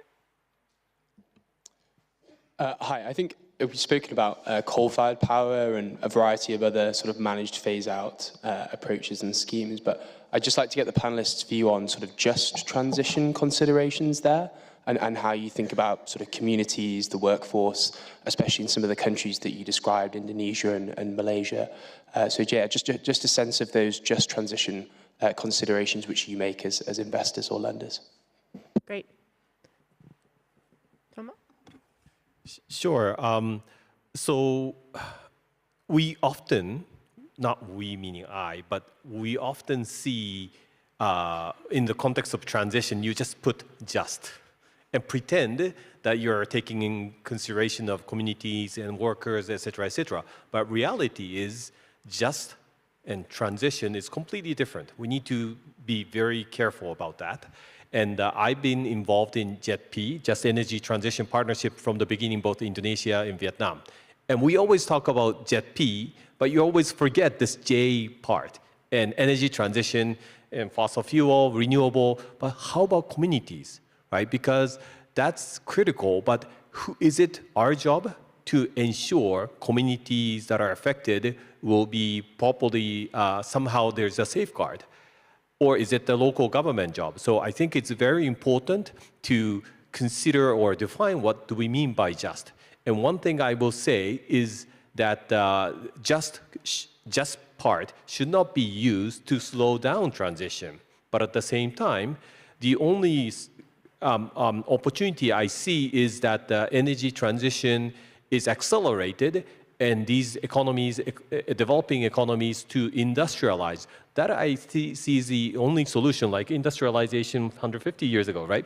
That I think is the answer. But Of course, it's not easy. Those that are engaged in mining now, can they just go on and work at the data center using renewable? It's not that easy. So I think it's at the end of the day, energy and also just part of energy transition. I think it's a local government role. And of course, we need to be part of that conversation in deciding the financing. But I don't think it should be up to each individual institution to decide, are you sure that this just part is secured? Because we're not in the business of helping all the workers that are influenced by the transition. So I know it's not an easy answer or easy question to answer, but that's how we think about just in the context of transition.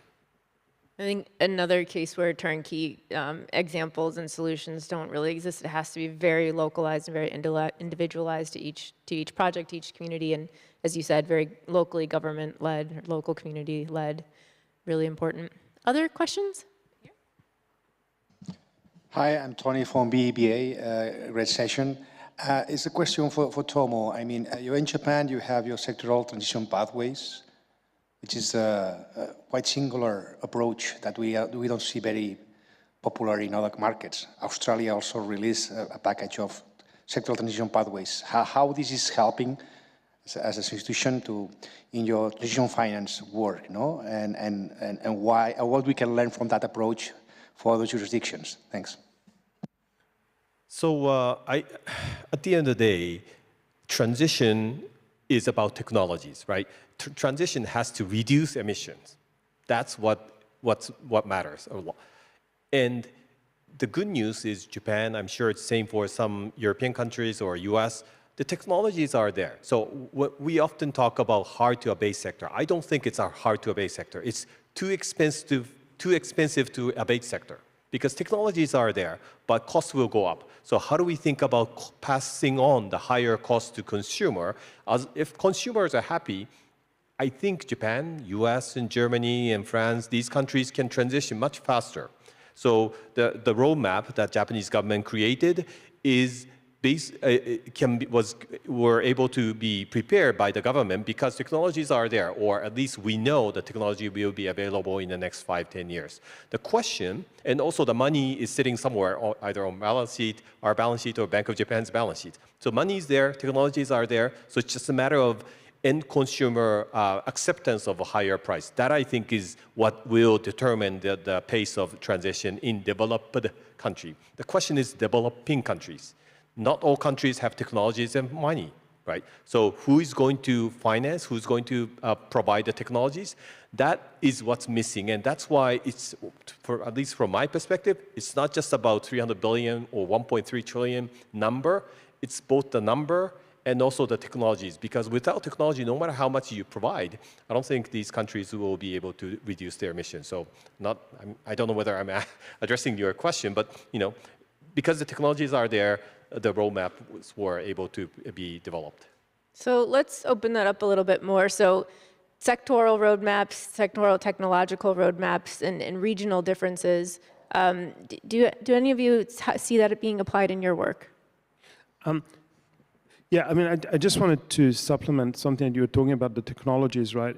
At least in Southeast Asia, which kind of like we talked about before, the interesting thing is that 5 or 6 years ago, other technologies were not really viable. And then all of a sudden, solar, wind is very viable. The prices have come down.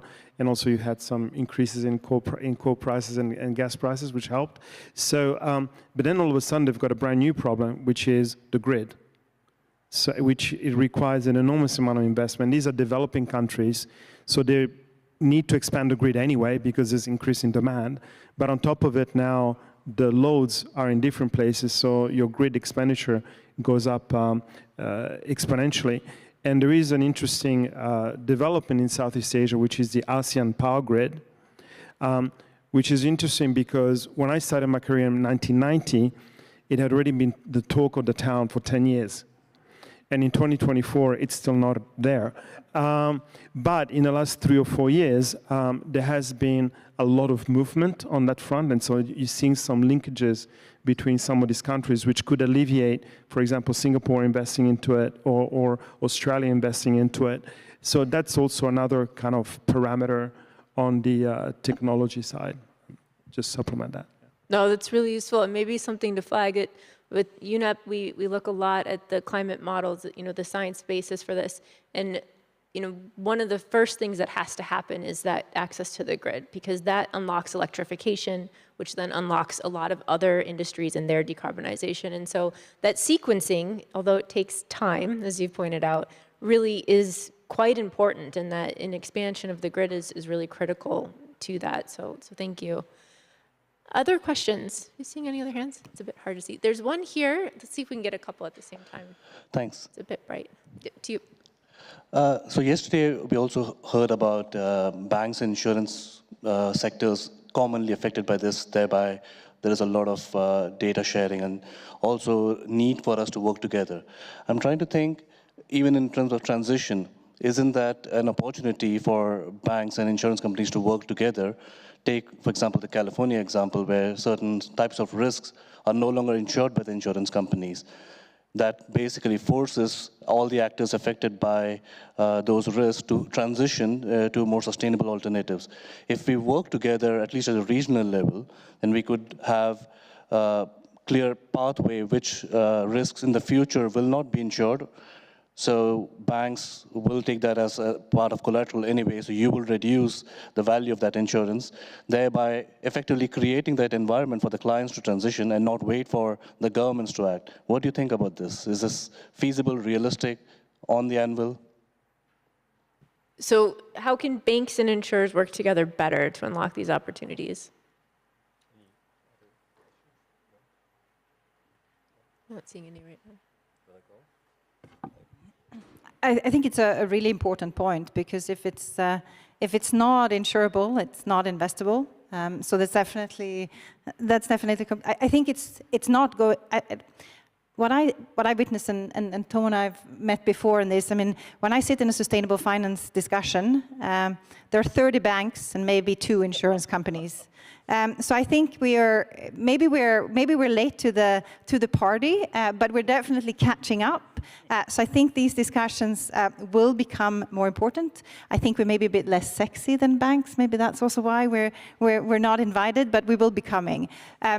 Look, it goes without saying, I mean, especially for us, I mean, when we insure, as I said, it's large infrastructure projects. And oftentimes there are 10 insurance companies on such a project, right? So the earlier that we can get involved into the project, the better, so that we can understand the risk and that we can support it. Maybe just quickly, without insurance, we never provide project finance. So you make projects bankable, not the other way around. So thank you.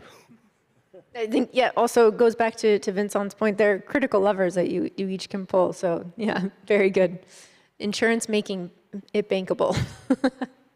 All right, any other questions? Got time for maybe 1 or 2 more. Again, it's a bit hard to see, so please raise your hand high. Yeah, there we go. Perhaps a critical friend question, but I think Mr. Tomo Ishikawa mentioned the difficulty of pitching a loss to a board. And I wonder, I'm just curious, it's not my sector, we're talking about this transition. Is there an acceptance at some point among you panelists that there's going to need to be a reduction in profit and or a loss at some point, like a media company that transitions to a digital model or whatever, a supply chain that changes in order to be a different kind of sustainable investor and perhaps remake that money over the long term? Is that something that features in your discussions, or is it just the short term, how can we get into the transition and sustain that same level of profit in the short term? Thank you. So I think if I can try to summarize the question, you're asking about what are the timelines? So short term versus long term requirements to be a sustainable investor, is that right? Yeah, and whether there's an acceptance of a short-term loss in order for that transition to happen and retain that obviously status as a major player in the field. Okay, so can you tolerate some short-term losses in the pursuit of this? Maybe if I may start. So we as a lender we manage your money, by the way. And same thing for all asset managers. So we shouldn't, as I said in the context of coal phase out, we cannot just say, hey, we're lending money and don't worry, we can bear some losses as long as you save the planet. That's not how we operate, because we manage your money and we're just an intermediary. So it doesn't mean that we can take short-term losses. However, when I say transition finance or opportunity, we don't just look at the project that's in front of us. When I engage with many of our clients, they tell me their growth story. It's not about CO2 reduction, but many of our clients want to be part of the solution to create sustainable future. You know, they're talking about interesting, exciting new technologies and the investment opportunity. That's what I hear from our clients, and those are the ones that we finance. So that's why I said earlier, it's about win-win situation. So it's not about you kind of bet on one technology, but rather you listen to your clients when they have a growth story and contributing to creating a sustainable future. That's when we want to finance their transition. So it's not about trying to pick the winner and forget about the loser. We want to support the entire ecosystem, entire economy to transition. So that's how we think about transition finance. I'm just going to add the words, it's got to be economically sustainable. And if you keep on making losses, so maybe in some situations, 1 year may be okay. But at the end of the day, if it's not long-term economically sustainable, then it's not sustainable. Yeah, and I do think that there are also blended finance mechanisms that can help some of these issues that get over short-term humps. But I think that it's a topic for other panels. There's a lot to say on that, but maybe part of the solution to your question as well. Okay, we are out of time. I really want to thank you very much for your thoughtfulness, your insights, and your participation here today, and also to thank the audience for wonderful questions as well. I think a very tricky topic, but one that is critically needed, and one that I think joining together and helping to unlock more of these opportunities with many stakeholders is what's going to get us to that next stage in the evolution of this journey. So thank you very much.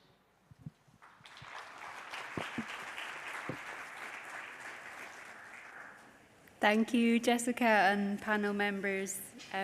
As you say, such a critical topic. Inger Anderson spoke yesterday of leaning in on these difficult topics, and I think leaning on is also really helpful, sharing insights, learning from each other, and we certainly heard that through this panel. So we move through another very slick transition here. Thank you for the ambition. So downstairs, it will be unlocking the potential of insurance for nature positive. And in this room, very pleased to say that we'll be tackling the topic of the gender gap. So women and girls face inequality in many aspects of their lives. However, women are also powerful agents of change, solution makers, decision makers, asset accumulators, employers, business owners. And our next panel will explore the role of banks in supporting those roles and closing the gap. So I'm really pleased to welcome on stage Sophia Colethorpe, Director of UN Women Geneva Office and Chief of the Humanitarian Action. Welcome, Sophia. Over to you. Thank you. Thank you very much for that warm welcome. It's a great honor for me to be here and inaugurate this session. Esteemed colleagues, distinguished guests, this session is co-hosted by UN Women and UNEP Finance Initiative, and as said, we will be focusing on the vital role of banks in closing gender gaps. In recent years, we have seen remarkable progress in promoting gender equality in financial services, both for and by women as employees, leaders, entrepreneurs, and customers. Just to give you a few examples. Across the globe, millions of women now access financial resources that were once out of reach, representing increased capacity to invest in their businesses, secure their family's well-being, and build resilience against life's uncertainties, including climate change. Secondly, financial institutions around the world are now driving gender lens investing at scale, accounting for over a third of all gender bond issuances globally. And lastly, women now make up over half of the banking workforce, representation levels that many other sectors are yet to reach. These achievements remind us of what is possible when vision, action, and commitment align. But yet, as we know, there is more work to do. While women now make up over half of the banking workforce, they still represent under a quarter of the executive teams. And sustainable finance flows targeting gender equality remain scarce compared to capital raised for other impact objectives. Women entrepreneurs also continue to face a staggering 1.5 trillion credit gap, and 742 million women globally remain excluded from formal financial systems. Those figures are staggering and is showcasing the need to really tackle this issue. But we are not here today just to reaffirm the why, but we are also here to focus on the how. How can we drive meaningful change? And what is new in advancing those efforts? Well, what is new is that we are no longer operating in silos. We now recognize that supporting women in one role, whether as employees, leaders, business owners, or consumers, creates ripple effects across others. When a bank promotes women into leadership, it signals to women entrepreneurs that their growth is supported by leaders who understand their needs. And when leaders drive a gender-responsive corporate culture, this transforms the bank's external business too, unlocking new customer segments and unmet demand. When a bank tailors a product for women consumers, it empowers women to invest, save, and grow their wealth, fostering market growth and economic stability. We also know that it's not enough to simply hire more women. We must create environments where they can lead and flourish. We know that it's not good enough to solely market products to women, but products must be designed with their unique financial journeys in mind. What is also new is that we have tools and strategies from a critical mass of organizations and banks that have experimented, documented, and improved the ways in which banking industry can concretely contribute to gender equality. And today, we are delighted to share some new guidance published jointly by UN Women and UNEP Finance Initiative, which provides a holistic view on how banks can drive this change through the combined lenses of the principles for responsible banking and the women's empowerment principles subscribed to by hundreds of banks worldwide. So the question before us is no longer why invest in women, it is how do we harness these pragmatic tools, no matter where a bank is on its gender equality journey, to establish an ecosystem in which women thrive in their workplace, marketplace, and community. And further, how can these resources be leveraged by banks to set measurable targets and establish gender-responsive leadership, which establishes gender equality as a whole of organization priority and creates a work environment in which all employees can thrive? There is also the question on how can those tools be used by banks to shift portfolios, embed gender equality into risk and impact frameworks, improve women's financial health and inclusion, and act as advocates for gender equality across the bank's ecosystem. I look very much forward to an extremely rich conversation around those questions, and now welcome Alexandra Lockleyer from UN Women and Laura Diaz-Zia from UNEP Financial Initiative, who are the co-authors of the guidance and that will moderate this discussion. Thank you very much.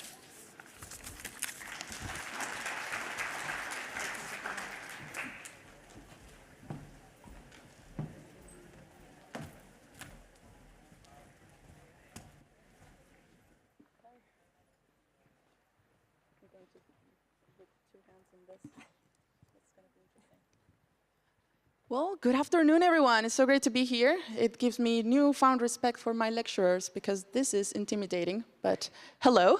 I'm Laura Diaz, and I'm here with Alex. Alex, I'm so excited. A whole year working on this, and we finally met in person this week. This is crazy. Luckily not on stage for the first time, but yes. True, true. And we're here together with amazing women in this panel. We are. We're delighted that we have 3 wonderful women joining us on this panel. Dawn Bailey from Bank of Ireland. Dawn Bailey is a trailblazer in advancing financial inclusion, literacy and resilience in Ireland as Bank of Ireland's head of financial well-being. The initiatives she's led emphasize the importance of deeply understanding customer needs and vulnerabilities in the area of financial health. Her leadership extends to co-leading UNEP-FI's working group on financial health and inclusion and UNEP-FI and UN Women's working group on gender equality.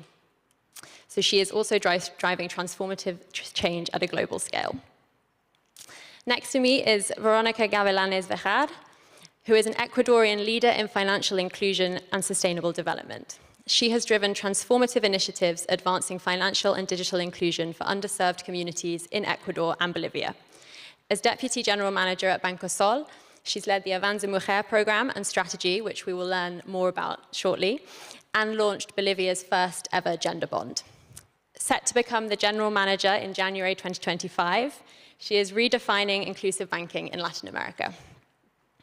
And last but not least, we have Wendy Telecki, who champions women's economic empowerment as the head of the Women Entrepreneurs Finance Initiative Secretariat at the World Bank, an initiative that has allocated over $360 million and helped catalyze $5.3 billion in financing for women entrepreneurs in over 80 countries since its creation in 2017. In that role, Wendy has driven the creation of the Wi-Fi Code, which is now being rolled out in over 30 countries around the world. Named a Forbes 50 over 50 in finance, Wendy is a global leader in gender equality and co-author of Rebalance: How Women Lead, Parent, Partner and Thrive, Inspiring New Generations of Leaders Around the World. So welcome to all of you. And Wendy, I'd love to start with you, if that's okay. So we know that there are lots of good intentions when it comes to gender equality, but often they fail to drive transformative change. So in your role, you engage with banks and players across the financial ecosystem all the time. And I would love to hear one of the main misconceptions, actually, that you've seen in your conversations with them and how we can change that. Thanks, and thanks so much for having me here. It's really delightful to be here today. WeFi, the program that I run that is housed in the World Bank but works across all of the multilateral development banks, works with many financial institutions around the world. We're working with about 400 different institutions. About half of them are financial institutions. And we work with them on a broad range of activities, not just funding, but also their own capacity and training and product design. And I would say the number one thing when we go into a bank that's never really thought about this area, and we say, tell us about what you're doing with women, and they say, oh, we're doing great with women and women entrepreneurs. We never discriminate. Any woman can walk into our offices, and they're very welcome to apply for loans and get loans or equity or whatever. And then we say, well, can you show us the data? Let us know what's actually, what your portfolio looks like. Where are the women in your portfolio? How much financing is going to them? And usually the answer is they don't have the data. So they don't actually know. And if we do get to a point where we help them build the data, or if they do have the data, it's an eye-opener. They're generally really surprised by how little they're actually providing in financing to women, and especially women entrepreneurs, which is where I'm looking. So what we see is that banks that don't have an intentional approach to serving women and women entrepreneurs are really falling short of being able to fully serve the market. And it's not unsurprising. We know that women, especially women entrepreneurs, have many challenges that they face. They face many barriers to scaling and growing their businesses, and therefore women-led businesses tend to be smaller. They often have lower margins. They often don't have the same access to collateral that male-owned businesses do. And sometimes the women either don't have the confidence to apply for a loan, or they don't have the financial skills or literacy or sometimes digital skills to do that. But at the same time, the financial institutions often haven't developed their own capacity and done their own rigorous analysis, starting with not having the data. But once you have the data, to really rigorously analyze that and understand how best to serve the women in the market. And what we find is that women, well, I think it's very well known that women generally are better credit risks than men. I mean, most of the data that you see around the world shows that. But also what we see is women are more loyal customers, and once they're committed to a financial institution, they're more likely to purchase multiple services from them. So the broad mix is very advantageous for banks.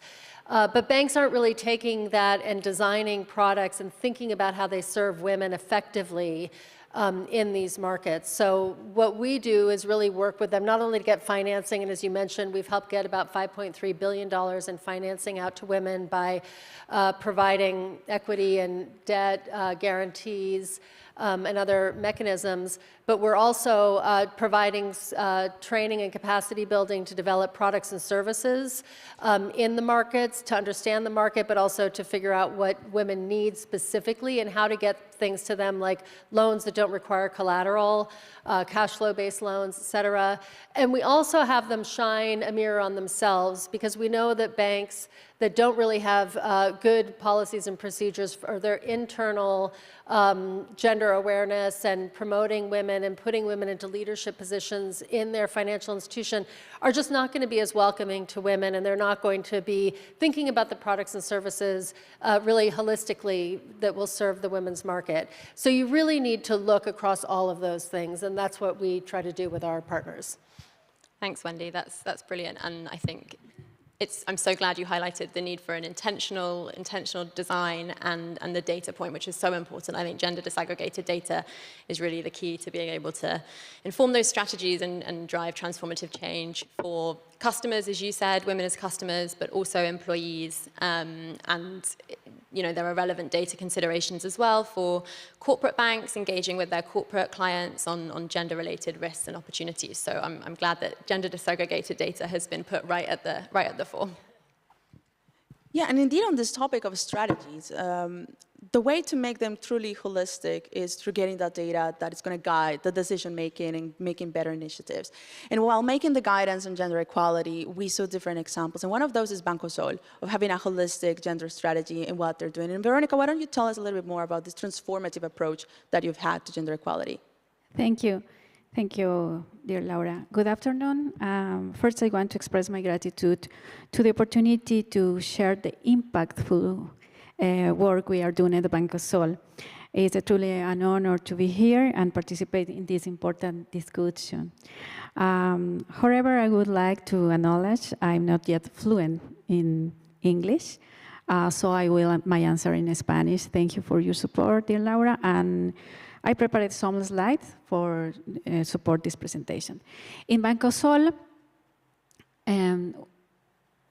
nosotros hemos trabajado hace 32 años en la inclusión financiera, brindando acceso a la población que antes estaba totalmente excluida de los servicios financieros formales.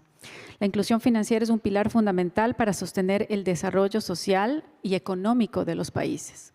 En ese sentido, conscientes de la situación única de los bancos para ser agentes de transformación y de cambio, en el año 22 planteamos una estrategia intencional de ir por la ruta de sostenibilidad y nos adherimos a dos marcos importantes. El primero, los principios de banca responsable de Naciones Unidas y la asignación y la firma de los principios de empoderamiento de la mujer.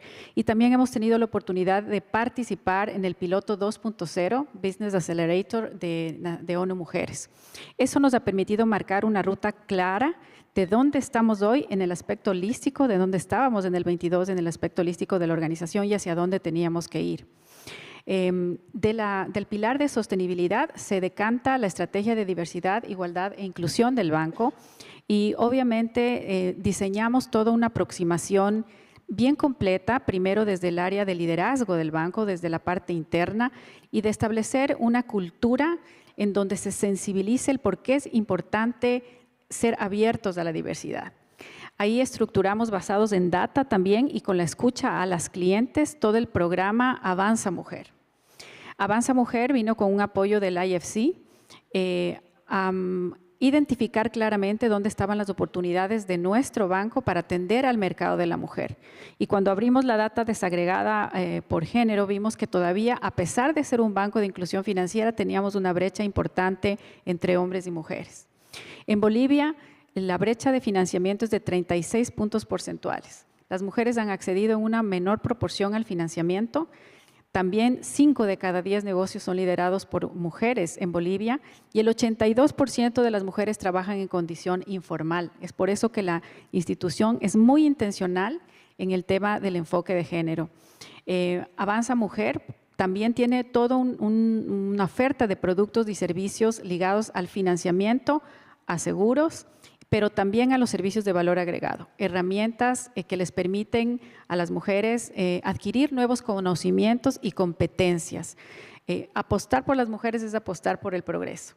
Y esta aproximación holística también en la cadena de valor, también estamos muy intencionales en los temas de la comunidad, de cómo ser un agente intencional de cambio, de sensibilización a nivel del país, también con la sensibilización a los temas del marco regulatorio, y por eso hemos podido también lograr el primer bono social etiquetado en género. You know, I love something you said, and I hope after this session everyone leaves here already understanding Spanish, right? No, but the key ideas of everything that Veronica is saying in Spanish is shown in the slides that you see up here. And Veronica, you said something. Cuando apuestas por la mujer, apuestas por el progreso. When you bet on women, you're betting on progress. Right? And you're saying this because you have amazing results of that bet that you did. Why don't you share a little bit about these results that you've achieved? Bueno, uno de los primeros cambios importantes en la organización es que en el año 22 no había una sola mujer, 0 mujeres en el liderazgo del banco. Todos eran hombres. Y en estos 3 años hemos pasado a tener 33% de mujeres, incluida la gerencia general del banco. Creo que ese es un cambio importante. Gracias. Y muy interesante, porque cuando las mujeres entramos a los sitios donde se toman decisiones, pasan cosas muy interesantes, ¿no? Primero, obviamente, la mirada holística, el aporte diferenciado que aporta creatividad, innovación, una visión sostenible, el desempeño social, el impacto social como algo relevante. Luego también el board tiene 42% de participación de mujeres, entonces este alineamiento desde el más alto nivel es clave para crear un entorno inclusivo. Si queremos hablar al mercado de la mujer, tenemos que ser coherentes internamente. El banco también está en una transformación digital importante y esta transformación digital es muy intencional en las mujeres en posiciones de STEM, porque cuando desarrollas modelos, obviamente de riesgos, tienen que también tener la mirada intencional de comprender las diferencias de comportamiento entre hombres y mujeres. Nuestra fuerza laboral representa el 53% de mujeres y hay algo muy interesante. Estamos siendo un empleador atractivo en el país, no solo para las mujeres, sino también para los jóvenes, que cada vez más buscan entornos obviamente respetuosos y también donde tengan oportunidades de desarrollarse indistintamente del género. En el impacto hacia las clientes, nos va excelente en resultados. El banco en este año en el país ha duplicado la tasa de crecimiento en crédito y ha cuadruplicado la tasa de crecimiento en captaciones. Las mujeres son excelentes clientes, el mercado está desatendido, con lo cual si somos intencionales en atendernos, nos va a ir muy bien en resultados. La tasa de crecimiento de nuestras clientes de crédito es 50% más alta que la de los hombres. Y no porque no atendamos a los hombres, sino porque hemos sido intencionales con las mujeres. En el caso de la tasa de portafolio, también 32% es la tasa de crecimiento en monto otorgado a las mujeres. Han recibido las mujeres en general en todo el país con muy buenos ojos la propuesta de Avanza Mujer y obviamente la adquisición también de clientes se ha triplicado. En la construcción de capacidades hemos formado a más de 20,000 mujeres y lógicamente estamos midiendo el impacto con 60 decibeles, es una de las mediciones que hacemos, esta medición obviamente de impacto social que está alrededor del mundo, y el 82% de nuestras clientes dicen que sus negocios han crecido a partir de recibir el crédito. Eso es importante. También el 50% de las mujeres se sienten que sus condiciones de vida han mejorado. Entonces, para nosotros es importante también medir el impacto. Y otro tema relevante es el mercado. Hemos diseñado el primer premio al periodismo con enfoque de género, recibiendo más de 100 propuestas de distintos medios, y eso es clave para cambiar la narrativa en el país. Y hemos acompañado también el reconocimiento de las mujeres. Un actor fundamental para nosotros en este proceso ha sido ONU Mujeres, que también desde la sede de Nueva York y Bolivia nos ha acompañado en toda esta ruta de crecimiento. Entonces, cuando eres intencional, sí se puede cambiar la narrativa, sí se puede atender a las mujeres, no solo dentro del banco, sino impulsar el desarrollo del país.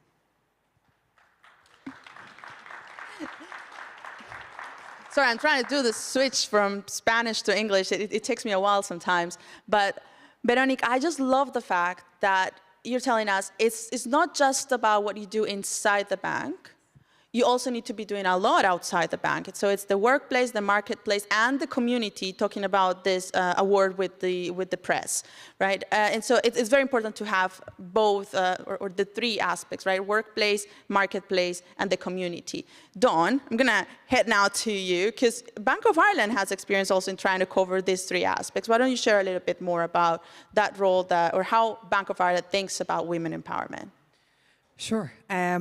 I guess we probably started where most banks start, back in 2017, thinking about gender equality, looking at our workforce in terms of a broader inclusion and diversity strategy and trying to see where the gaps were. At the time, just over half of our colleagues were women, but we had a significant majority of women at junior levels and a significant majority of men at senior levels. So in 2018, we set a target to hit a 50-50 target in terms of appointments to all senior roles. And we were progressing well for the first couple of years, but then COVID hit and we hit a setback. To give you a sense of the scale of the setback, in Q1 2020, only 23% of applicants to senior roles were women. And we knew that wasn't unique to us. I mean, you know, there's lots of studies that show the disproportionate impact of COVID on women, but we did have to take a number of steps to write our course, and it took us a while to regain momentum. We created two specific career development programs for women colleagues, one for those at lower grades and one for those in more senior grades, which I was lucky to take part in. We implemented a number of progressive policies around parents' leave, hybrid working to better support work-life balance, fertility leave, a menopause policy. I could go on. And our progress continues. In the first half of this year, 46% of senior appointments were women, and that's having a really positive impact. So we now have senior female representation increased to 40% for the first time since we've been tracking it.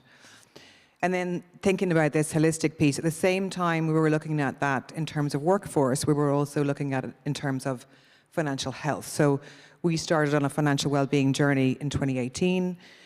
We created a first national financial health index with a score for the nation, and we were looking to see what customer cohorts over or under indexed. And then a few years later, we added a financial literacy index. And then we started to, following our commitment to financial health and inclusion, we started to track financial resilience nationally and for our customers. And when we started to dig into the data, it became clear that there's a gender gap in terms of all three: health, literacy, and resilience. And that's where the alignment across the organization started to happen. I'll give you one really good example of different parts of the business coming together. We came together around victims of domestic violence. So COVID-19, we know, saw a significant uptick globally in cases of domestic violence. And we, on my side of the house in financial well-being, worked really closely with our people services colleagues to develop a policy to support colleagues who might be victims, while at the same time working to ensure survivors who were trying to establish their own financial identity, maybe coming out of a course of control situation, had equal and effective access, even if they had to flee their situation without having the proper ID and V, for example. We also then work together with the other two main banks in Ireland through the Irish Banking Culture Board to train key workers in domestic violence shelters so they can better support their clients. And then at an industry level, to establish how the regulator or the central bank can better support victims who may have had their credit rating negatively impacted by the actions of their abuser. And so that's really talking to the ecosystem shift. I suppose the final piece of the puzzle relates to our portfolio shift in terms of supporting women-led and owned businesses. And I'm going to agree completely with you, Wendy. You know, while we have a number of funds focused in this area, we are still grappling with the challenges around data, around easily identifying those businesses that are female-owned or female-led and being able to disaggregate the data effectively. But by the three areas of the business coming together, we are making huge strides. And as we speak, we are in the process of becoming WEP's signatories. I had hoped I'd have it signed by today, but it's going to happen. Thanks, Dawn. Dawn's doing her role as co-lead of our working group excellently there because she's using the language directly from the guidance that we're launching today. So just to plug that for 1 second, the way that we've structured the guidance is really around 4 key areas where we've identified banks having a role to play in advancing gender equality and women's empowerment. So what you've heard from all of our panelists so far is around the kind of leadership and work environment, which is more internal. And then we have portfolio shift, which is what Dawn mentioned, which is really thinking about financing companies that are advancing gender equality or working with companies to improve their gender-related practices. We have financial health and inclusion, of course, for retail customers, so individuals and women entrepreneurs. And then we have a 4th area, which is ecosystem shift, which is more focused on broader collaboration across the bank's ecosystem. So thank you, Dawn, for using that language. But I just wanted to come back on the data point for a second, because I know Bank of Ireland's been doing a lot of work, actually, to dig into its women customers and really start to understand their needs, priorities a little bit more. So I wondered if you could tell us just a little bit more about the work you've been doing. No problem at all. I think first to say we haven't cracked it yet, right? We're still on a journey.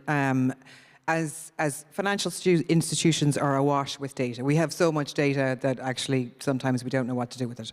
And the challenge can sometimes be to successfully identify what are the key data points that we need to track and monitor, and to ensure we're really considered in how we interpret the data, that we're not confusing causation and correlation, and that we're not introducing an element of unconscious bias. And all of that framed in terms of GDPR and data protection. So it's not simple. So when we started our measurement of financial health nationally, we could see very clearly there was almost a 10% gap in terms of gender and financial health. That same gap exists in financial literacy, and it's even wider in terms of financial resilience. And financial resilience is the ability to be able to withstand an everyday unexpected household expense and or the impact of a major life event, so such as loss of a partner, job loss, serious illness, bereavement. And while that data that we were looking at is a nationally representative survey, we could also see that among our own customers when we developed an observed financial well-being score for our active current account customers. And it's not a huge surprise, okay? So we know there's a gender pay gap. We know there's a national pensions gap. We know that most lone parents are women, and they tend to be a cohort that are less financially resilient. And there's also some well-documented differences in terms of risk appetite when it comes to investment behavior and lower levels of planning ahead. And then we started to dig a bit deeper in terms of international research and trying to see how we could shift the dial. What do we know about what women want from their bank? Do we understand what the barriers are in terms of financial confidence, which you mentioned earlier? And has anyone else cracked that challenge anywhere else? Which is why, having been co-lead of the commitment to financial health and inclusion, I was really happy to step back up and co-lead. Not that well, Lara bullied me a little bit, but we won't. It was never voluntary. No, well, yeah. You know. There wasn't never a choice. I tried to say no. But the current phase we're undertaking is twofold. One, doing a deep dive into the data that we do track and running some regression analysis to remove the impact of exogenous or external factors. We're working with Professor Elaine Kempson on that. And then starting to disaggregate response rates to communications. So do we know, is there a difference in the level of engagement with our communications? Do we know if more men than women click on a link in our app? Do we know how many people by gender open an email message? When do they drop off? Are we speaking their language, or are actually unconsciously turning them away by how we are communicating? And that's our journey for personal customers, but for female-led businesses, as I've said earlier, we're much earlier in the journey, and there are bigger challenges in getting the data. But it's a small country, and we're a pillar bank, and we're very much part of the wider financial and societal ecosystem. So we're confident that we'll get there, even if it is a longer journey. Fab, thanks, Dawn. It's so interesting to hear about that kind of deep work happening that you're doing, and I know you're a driving force of that in the bank. So please continue to do so on behalf of all of us. And Wendy, I know that the We Finance Code has a set of indicators that you're encouraging all signatories to track, which I'm sure you'll talk more about in a second. But they're also included in our guidance along with other indicators that banks can use to track their impact across the 4 different areas I mentioned before, which we've tried to align with existing standards, frameworks, externally including the Women's Empowerment Principles, 2X Global, We Finance Code, Financial Alliance for Women. So we've put them all together, and we hope that that can be a useful tool and resource for those starting out on their gender disaggregated data journey, because as you just said, it very much is that. But Veronica, coming back to you for a second, so something that is just so exciting was Bolivia's first ever gender bond issuance earlier this year by Banco Sol. And I know that you were also involved in the first ever gender bond in Ecuador as well. So I would love for you to just share a little more about that and any kind of key takeaways that you learned through that process that you think other banks in the audience might benefit from. Thank you. Tú has mencionado un tema muy importante y es el ecosistema. Cuando trabajamos por el empoderamiento económico de las mujeres y la independencia de las mujeres, el ecosistema tiene que obviamente crear un entorno propicio para impulsar esta agenda. Y los bancos estamos en una situación única y particular para hacerlo. Creo que el primer bono social etiquetado en género en Bolivia tuvo que ver con que el banco fue un agente clave para alinear todo lo que se requería para el lanzamiento del bono. Primero, obviamente, estructurar internamente el programa, pero luego mover el ecosistema, inclusive trabajando con el regulador, ¿no? Para poder tener este lanzamiento del bono. Entonces, somos agentes de cambio. El bono también ha contado con el apoyo de instituciones como UEFI, thank you, Wendy, y del IDB. El IDB nos garantizó al 50%. El bono fue emitido en moneda local. Bolivia hoy está enfrentando, digamos, una situación también macroeconómica compleja. Y creo que el momento clave fue la respuesta del mercado. Porque era un instrumento que salía en moneda local a 5 años plazo y el apetito de los inversionistas es lo que nos sorprendió. Esta fue claramente un ejemplo al mercado de capitales de Bolivia que se comprometió con el propósito de las finanzas sostenibles y de apoyar a las mujeres. Tuvo una sobredemanda del 16%. Los tenedores, los compradores del bono fue el sector público a través de la gestora pública que compró la mitad del bono y la otra mitad fue inversionistas del sistema financiero privado. Quiero contar una historia. Cuando emitimos el bono, las mujeres iban a las agencias del banco a decir quiero invertir en el bono. Entonces, obviamente, eso es muy revelador respecto del apetito que cada vez más la gente tiene sobre esta conciencia del impacto social. Creo que ha sido un esfuerzo colaborativo y obviamente es un camino sin retorno. Esperamos que no sea el único que emite el banco, pero sobre todo que no sea el primero y el único que emite el sistema financiero boliviano.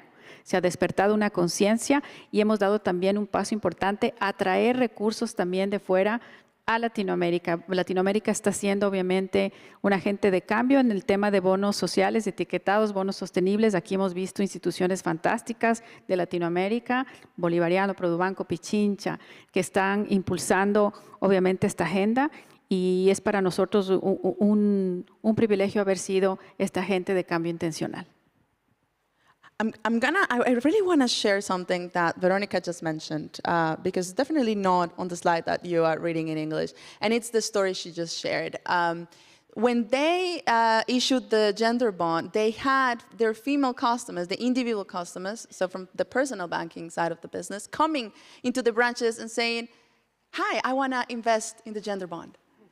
And that just showed them that there's definitely room in Bolivia for this kind of purpose to really advance gender equality. And we thought that was such a beautiful story. And it's just, another way in which banks are innovating is through these gender bonds, through their data approaches. But of course, there's another way in which banks can innovate in their ecosystem approach. And Wendy, you can tell us a little bit more about that with the Wi-Fi code and other ways in which banks can interact with their ecosystems. And I'm also very happy to share that just as UN Women has done it before, UNEPify has joined as a member for the Wi-Fi code this week. So yay, we're very excited to be part of this initiative.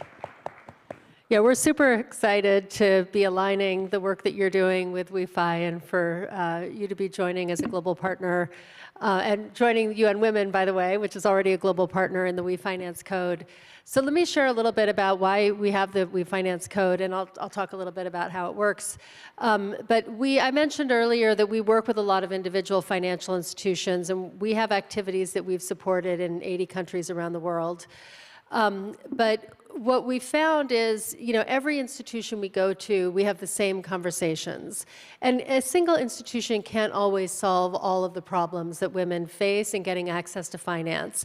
And so we started asking ourselves, we work across all of the MDBs, so the World Bank, IFC, IDB, ADB, EBRD, African Development Bank, and they work with financial institutions around the world, but also with the central banks, with the finance ministries and others. And we started to say, how do we do more than just work with all these individual institutions? And we came up, we actually learned from an example in the UK called the Investing in Women Code. And we thought, this is something maybe we could take to other countries, to take a systems approach to addressing the gaps, the $1.7 trillion financing gap that women entrepreneurs face around the world, by bringing together the financial institutions, the regulators, the central banks, and the ecosystem. And we now have 30 countries that are launching the Women Entrepreneurs Finance Code around the world. In developing countries, it kind of matches the program in the UK, and there's also in the Netherlands something called Code V, which is doing the same thing. And I'll just give you an example. About a month ago, Nigeria launched Code V.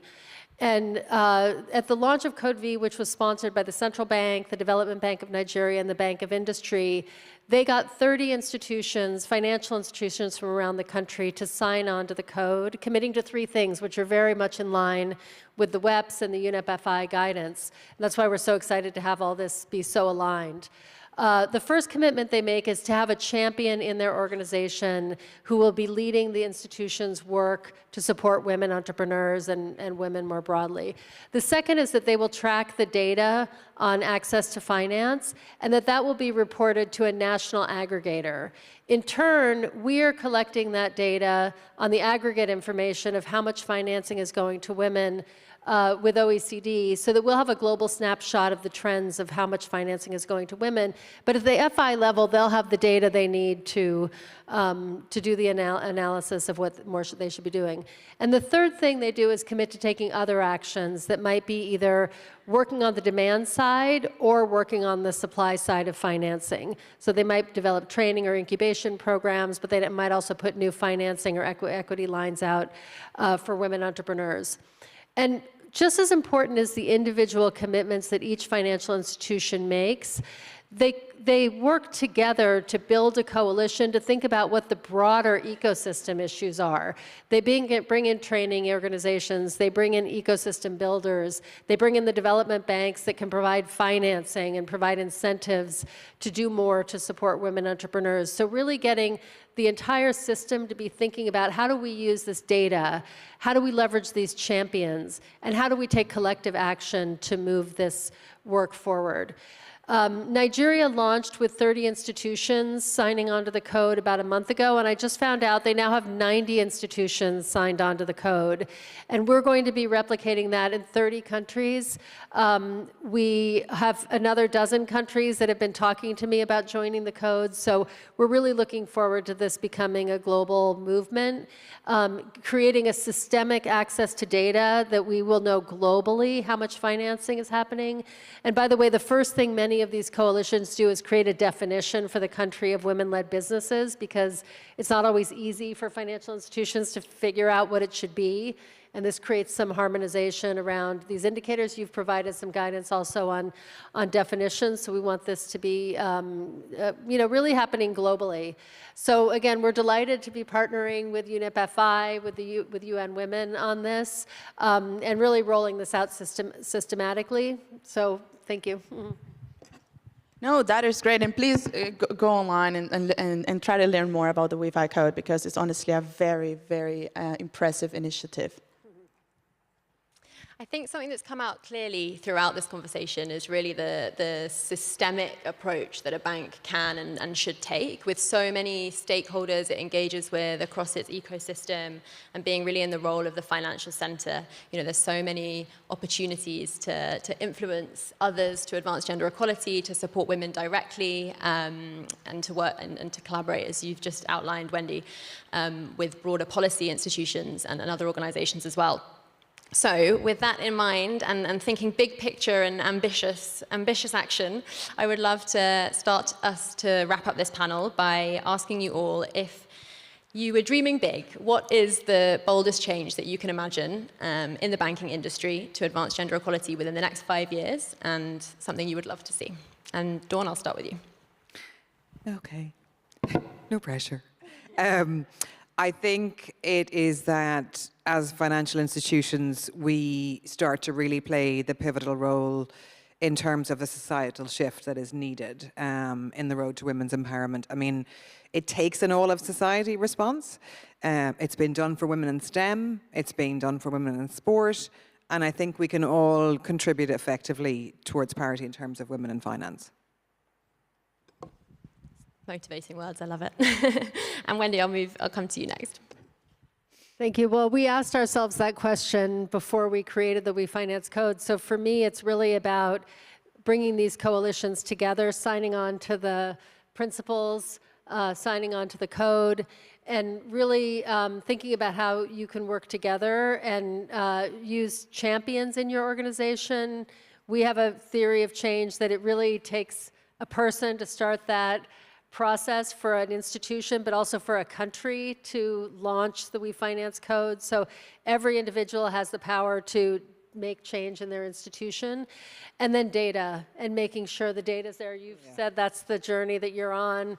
We all need to be on that journey, and we need to be making progress on that journey, and also learning from others. And we do a lot of peer learning on the code, just so that we can accelerate that process, so everybody doesn't have to struggle with that on their own when we're seeing solutions happening in different places. So, Thanks, Wendy. Bueno, creo que lo han dicho muy bien. Yo creo que es clarísimo la intencionalidad que deben tener los bancos para ir el camino y la ruta de finanzas sostenibles. Y creo que en 5 años tal vez no logremos todavía cerrar la brecha de financiamiento, pero queremos ser más intencionales en acelerar ese proceso. En América Latina, la brecha de financiamiento en los negocios liderados por mujeres es de 90.000 millones de dólares, con lo cual, si no sumamos esfuerzos intencionales, creativos y vamos por ese camino, creo que tomará más tiempo, ¿no? Creo que en 5 años podemos estar muy cerca de cerrar la brecha, y eso se demuestra claramente porque las mujeres están ahí y son excelentes clientes bancarios. Y otra cosa que el sistema financiero creo que debe ser intencional es incorporar más mujeres en las tomas de decisiones. Creo que las mujeres están preparadas, la industria financiera lo ha demostrado. Y esa intencionalidad trae buenos resultados, sin duda, a la mesa. Thank you for that. And now I'm going to ask a final question. And it's also for the 3 of you. And that's because we have banks in the audience. And I think all of you here right now, you want to move from the good intentions to action and really drive change, right? And so that's my question. What is a simple step that the banks that are here in the audience can take right now after this session? And I'm going to start the other way around. We're going to have Dawn be the last one. So, Veronica, what do you think? Creo que debemos respondernos una sola pregunta a todos los que estamos en el sector financiero. ¿Cuál es el aporte de valor que trae a la institución y al país en términos integrales? El implementar la estrategia de género transversal pasando de la intención a la acción.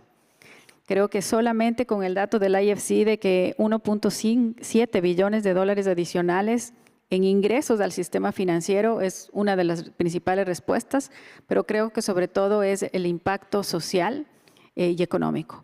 Nosotros en el banco decimos, when a woman advances, we all move forward.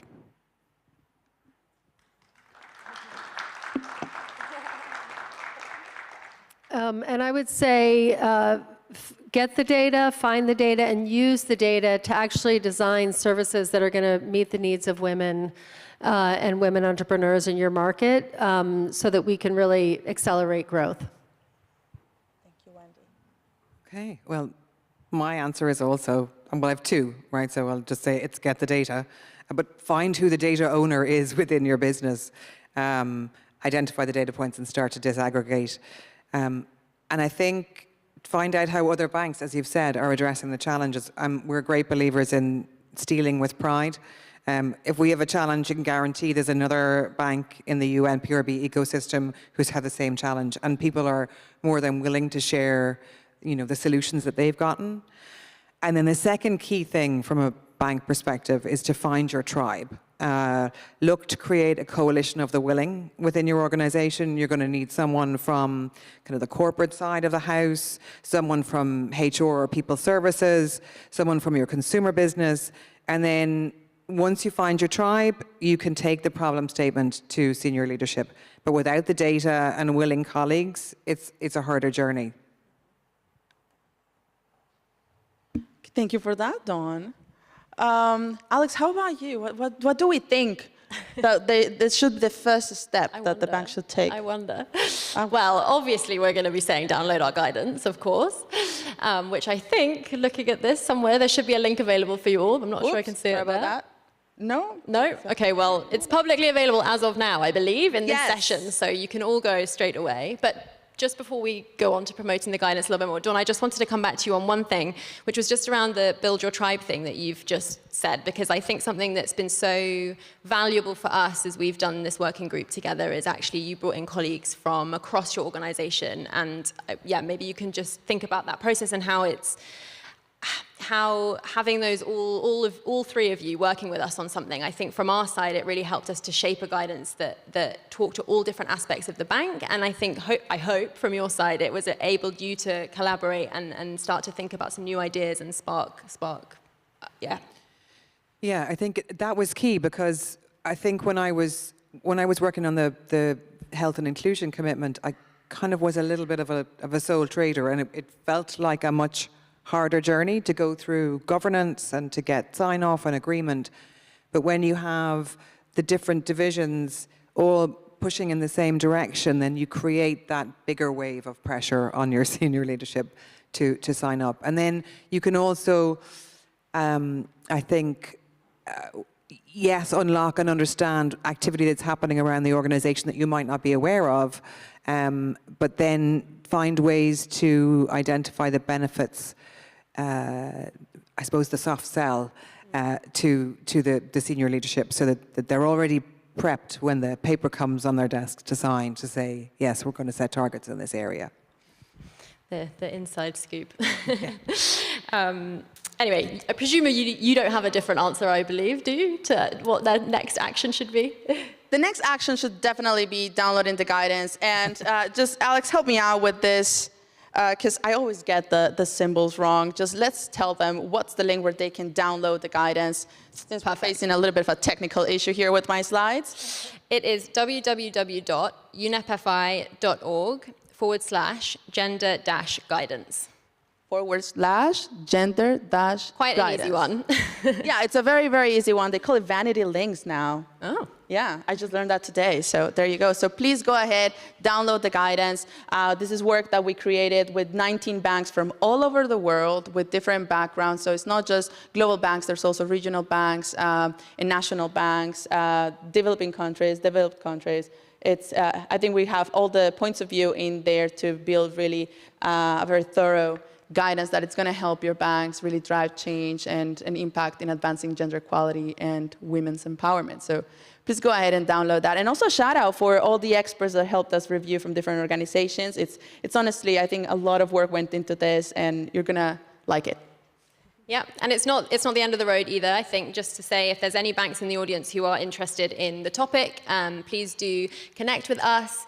We are planning our work for next year together again, so we'll be continuing work on this topic and look forward to hopefully collaborating with many of you here. Yeah, so just again, for those that are watching online right now, and hello to everyone watching online. I know that our members are also watching us. I've been getting messages. I thought I put it in non-disturb, and I had the bank saying, Laura, I'm seeing you right now. We're so excited. So again, it's at www.unep5.org/gender-equality. No, gender guidance. Sorry about that. Gender-guidance. So yes, please go ahead and download the guidance. And thank you so much for sharing your time with us today. Thank you so much to our panelists. And I think that would be it. Thank you so much, everyone.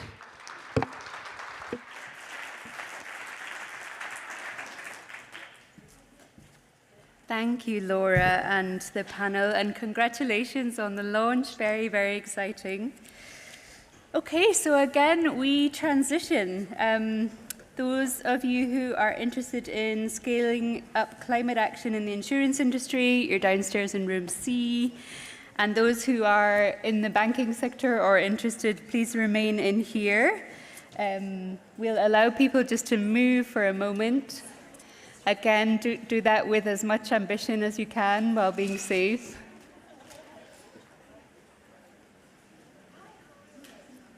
Okay, wonderful.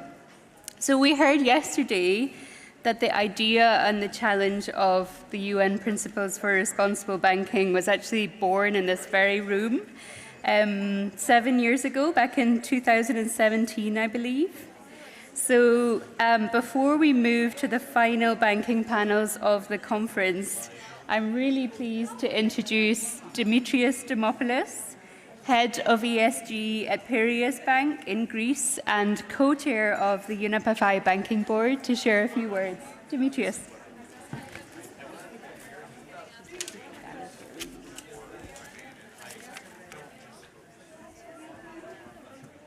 Just wait a minute or so for the people to settle. All right, great.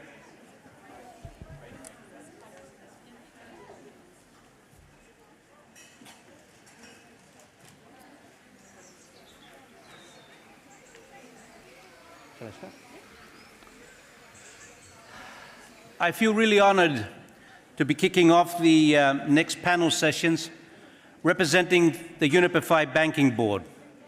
So grabbing this opportunity, I would like to share some highlights on the Principles for Responsible Banking, the world's foremost sustainable banking framework.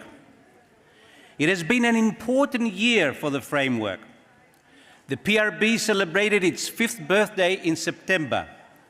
As we celebrated 5 years of the principles, we shared how signatory banks are putting the principles into practice and the resources UNEP provides to help with their implementation journey. Just a few highlights from the anniversary campaign. We now have over 350 banks, representing well over half of the global banking assets. And all these banks have chosen to implement the principles. 83 countries are represented among the membership. 113 of those banks have also committed to the Net Zero Banking Alliance, the climate acceleration program of UNEP. We can see that leading responsible bankings are aligning their business strategy and sustainability ambitions, working across 4 priorities: climate, nature, healthy and inclusive economies, and human rights. They are progressing from impact analysis to actionable implementation. They are embracing climate, client, customer, and stakeholder engagement. They are driving change at scale, using their influence. UNEP has a very clear vision for what a responsible banking sector looks like, and it has now published a responsible banking blueprint to help guide us.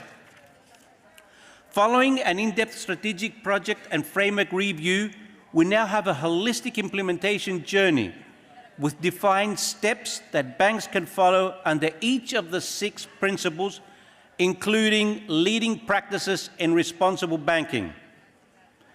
A key message as we launch the evolved journey is this: the PRB is a strategic sustainability framework providing clear, adaptable, and credible solutions tailored to banks at any stage of their sustainability journey, regardless of size or location.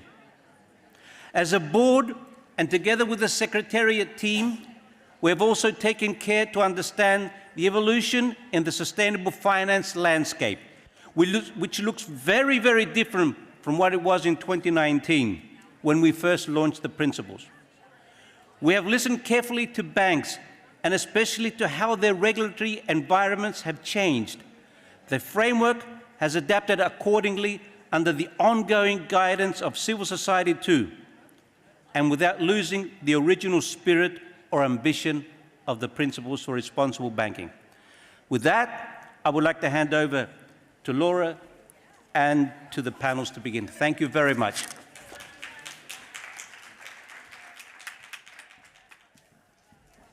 Thank you, Demetrius, and for all of the very valuable support and advice that we receive during our work. So, banks are vital economic intermediaries, and as such can make their most significant contributions to society's goals by creating synergies with their clients, encouraging sustainable practices, accompanying, supporting their clients, incentivizing them. And exploring this critical topic of client engagement are the next 2 panels. So very pleased to welcome on stage Johanna Digital, Implementation Guidance Lead within the banking team here at UNEP Hawaii, and Johanna will introduce her panel.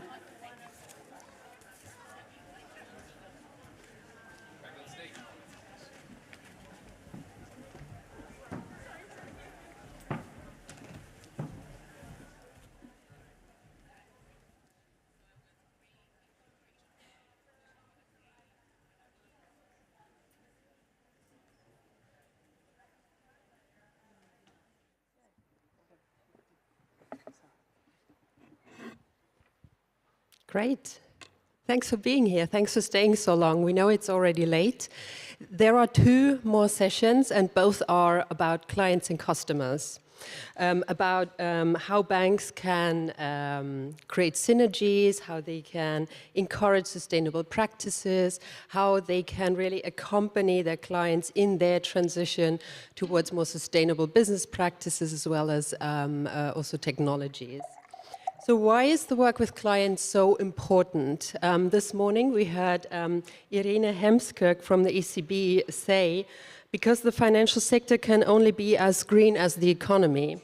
So partnering with clients is essential in assessing and managing the impacts of banks, also in understanding risks and opportunities, and also in a way achieve the bank's sustainability targets themselves. Client engagement as such is a crucial element of responsible banking, as is actually reflected by the fact that there is a principle number 3, focused on clients and customers, and it is also a main driver to foster sustainable finance. Banks who under the PRB framework have analyzed their impact, have set targets, they really focus on implementation now. So the focus is on delivery via transition plans, via action plans, as was also re-emphasized in a strategic process that we've been through in the last year called the PRB 2030 process, which all 4 institutions on stage have been a part of. One outcome of this PRB 2030 process was guidance on client engagement, which is something we'll deep dive on today's panel here, with insights from practitioners, from banks themselves, on innovative strategies, on best practice, on how to enhance client engagement. This is the first session. There will be a second session which will deep dive particularly into client engagement on social issues, so encourage you to stay for both sessions. So with that, let me introduce the panelists. So I'm starting with you, Shajil, because you're sitting next to me. This is Shajil Bashir, the Chief Sustainability Officer and Executive Vice President at First Abu Dhabi Bank. FAB is also a member of the PAB and the Net Zero Banking Alliance, and Shajil himself is a member of the UNEP Banking Board and the co-chair of the NISBA, the Net Zero Banking Alliance steering group. We have next to him Christine Würfel from Raiffeisenbank International from Austria, also a bank and engaged member of the Principles for Responsible Banking, member of the PAB 2030 process. Then we have Lara de Mesa, Global Head of Sustainability at Santander since 2018. Santander is a founding member of the PAB and the Net Zero Banking Alliance. And Lara herself is also the representative from Europe in the Global Steering Committee. And then last but not least, we have Susan Barron representing Barclays. Barclays is as well a founding member of the PAB as well as the Net Zero Banking Alliance. So without further ado, let's get started. Each and every one of you, please share some insights. Why is client engagement so important for your banks? And can you also share, some insights how you have set up client engagement? Should we get started with you, Shajil? Thank you, Hannah, and thank you very much for having me in this discussion. And happy to add some diversity to this panel as well, so that's good. I think when we discuss client engagement, I think it's important to remember that client engagement is the whole core and foundation of banking overall, right? And I think it's important to remember that this is something that banks have been doing for hundreds of years and sits in our foundation. I guess what is new is that now we start engaging on a topic that is relatively new when it comes to climate or the topic of sustainability, and how is that engagement taking place. And we are trying to engage in a topic where we might not be expert as well, and it's something that we are co-creating together with our clients. What's important for us then when we are engaging with our clients is, first of all, to understand their maturity on this journey. Because just like when you're discussing with your clients on any other topic, it's important to understand that, what's the starting point and how is it that you're going to engage with them from that perspective. So for us, the approach we have taken is that we try to assess our clients and their maturity on their journey to the transition. And when I say transition, it's not only a green transition, it's also a transition on, let's say, technology, AI, and the overall transition they're going through in the current times, and what is their maturity on that. And the way we do this is basically to assess and say, based on some qualitative and quantitative data, that how mature are these clients specifically. And based on their maturity, we can then figure out, okay, what's the starting point on this discussion? How can we support them in this transition specifically, and what's the topic we're going to engage with them on this? And I think it's very important to remember as part of this process that you're going to have a conversation with mature clients who has a transition strategy in place, who are maturing on the topic and very well aware of the challenges they face. And then you're also faced with having a conversation with clients who have not even started and does not understand the challenges they are facing or are going to face if they don't start the transition process. So for us, the approach differs a little bit in which category the clients will fall in. And we basically rank their maturity for low, medium, and high, and our conversation depend on that, whether they are low, medium, and high, and how we start that conversation with them, and how we can support them from that perspective. Thanks so much, Shajil. Christine, how do you do it at RBI? Yeah, thank you very much. I very much like what you said on this co-creation, on client engagement between banks and clients, because I think this is really key. And what we saw that, of course, depending on the maturity of the clients, of course, you can then cluster also the clients internally as really supportive, transformative, and restrictive, and then also to steer your own portfolio in this respect. With your own policies, your own portfolio steering. And then there are also new formats, dialogue formats now, really successful stories. Perhaps I can tell you an example from now, end of November, what we organized internally in Austria, in our headquarters, was a biodiversity day. It was the first time that we put nature into the focus of the discussion, with a lot of stakeholders from the public and the private institutions. UNEP was also there with a great speech by Verena Krause. And actually, a lot of customers also joined us. And the interesting thing was that internally, our industry leads, so the forefront, so to say, they were also there with the clients. But the clients were not represented by their treasurers, but by their sustainability officers. So actually our counterparts, but in the industry. And normally the industry lead has a direct contact with the treasurer to sell then the products. But in this case, in nature, so to get this awareness, to really discuss what is the currency of nature, what KPIs can we find, what projects, what profitable projects we can perhaps also create together, it was quite obvious that these sustainability officers in the industries are really the key persons to internally then pursue or really connect with their treasurers to get it fly at the end.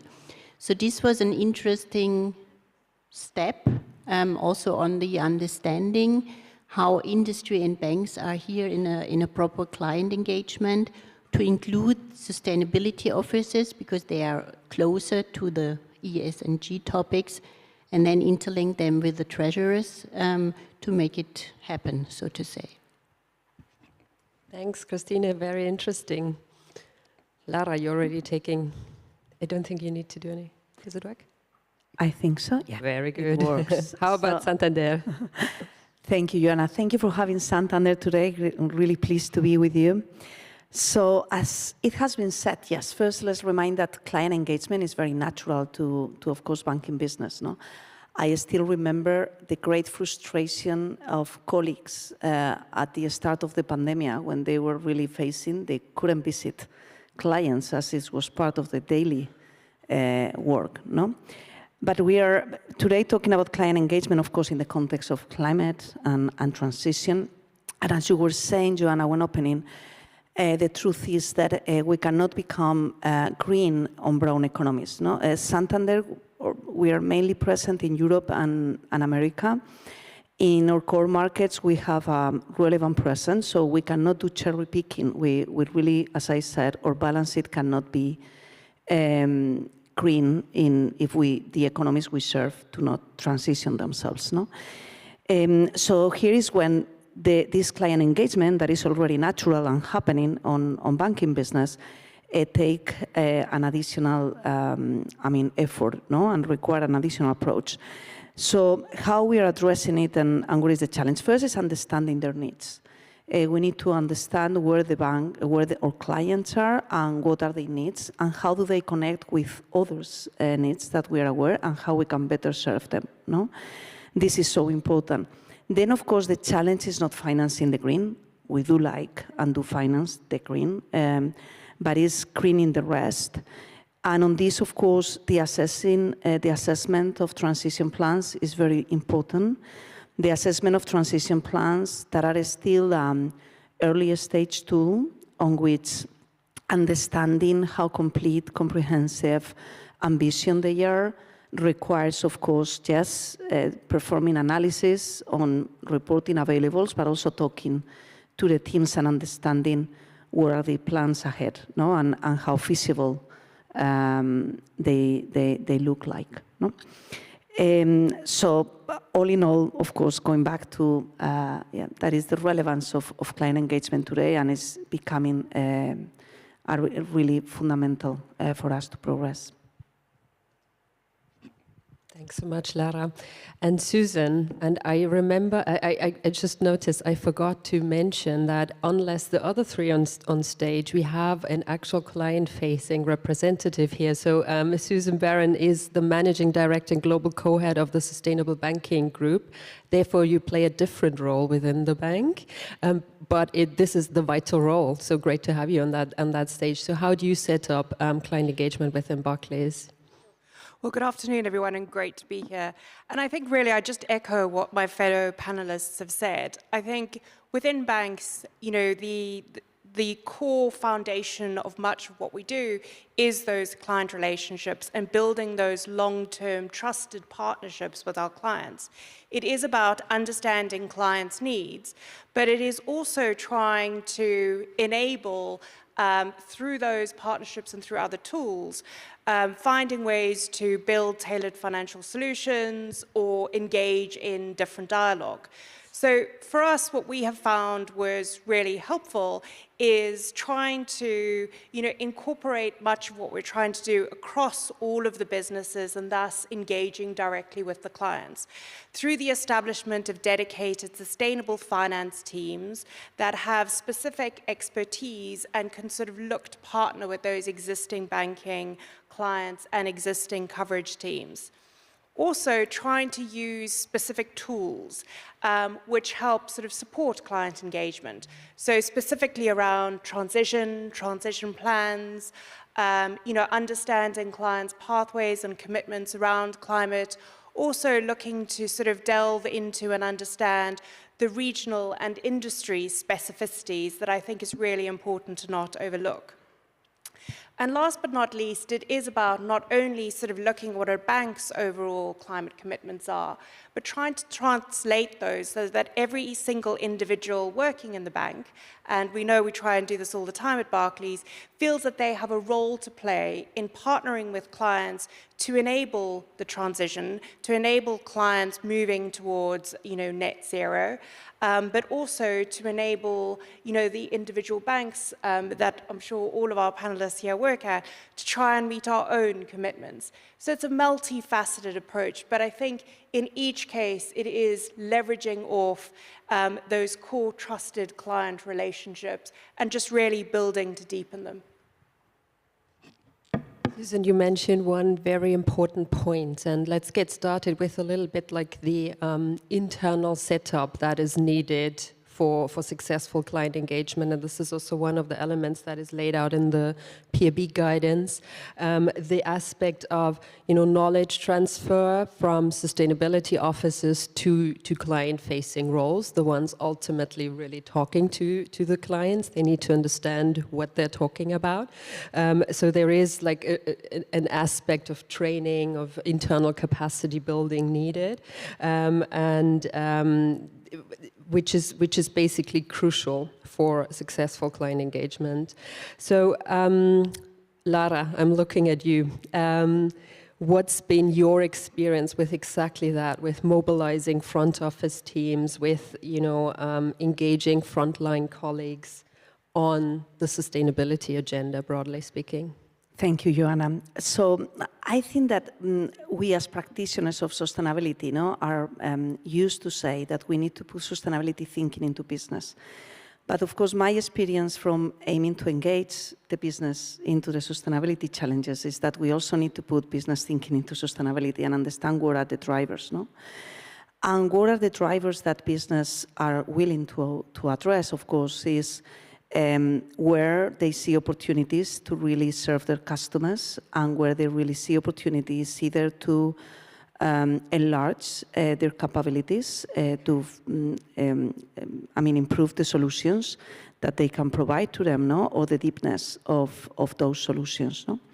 So I would say that the best way to engage the business is when they listen to their own customers, or also stakeholders such as investors or others, expecting from them, asking to them, I'm facing this challenge, are you ready to help me on doing so? And that is great because then there's not a role for us from sustainability to convince them. They get convinced themselves by hearing their most important stakeholders, directly their clients, they are facing challenges and they need and they expect their bank, their partner, to help them. No, and I think this is something we have experienced quite often over the last years. No, it may be that is not always the case, and then from sustainability also, what you need to be equipped is to anticipate trends in the market to the business on where do you see opportunities coming, how you are seeing peers, practitioners moving, and how do you understand that it's important that we get equipped and that sometimes, whether it is a demand-driven or a supply-driven, some of the trends you may see, you can also provoke that need from the customers come. No?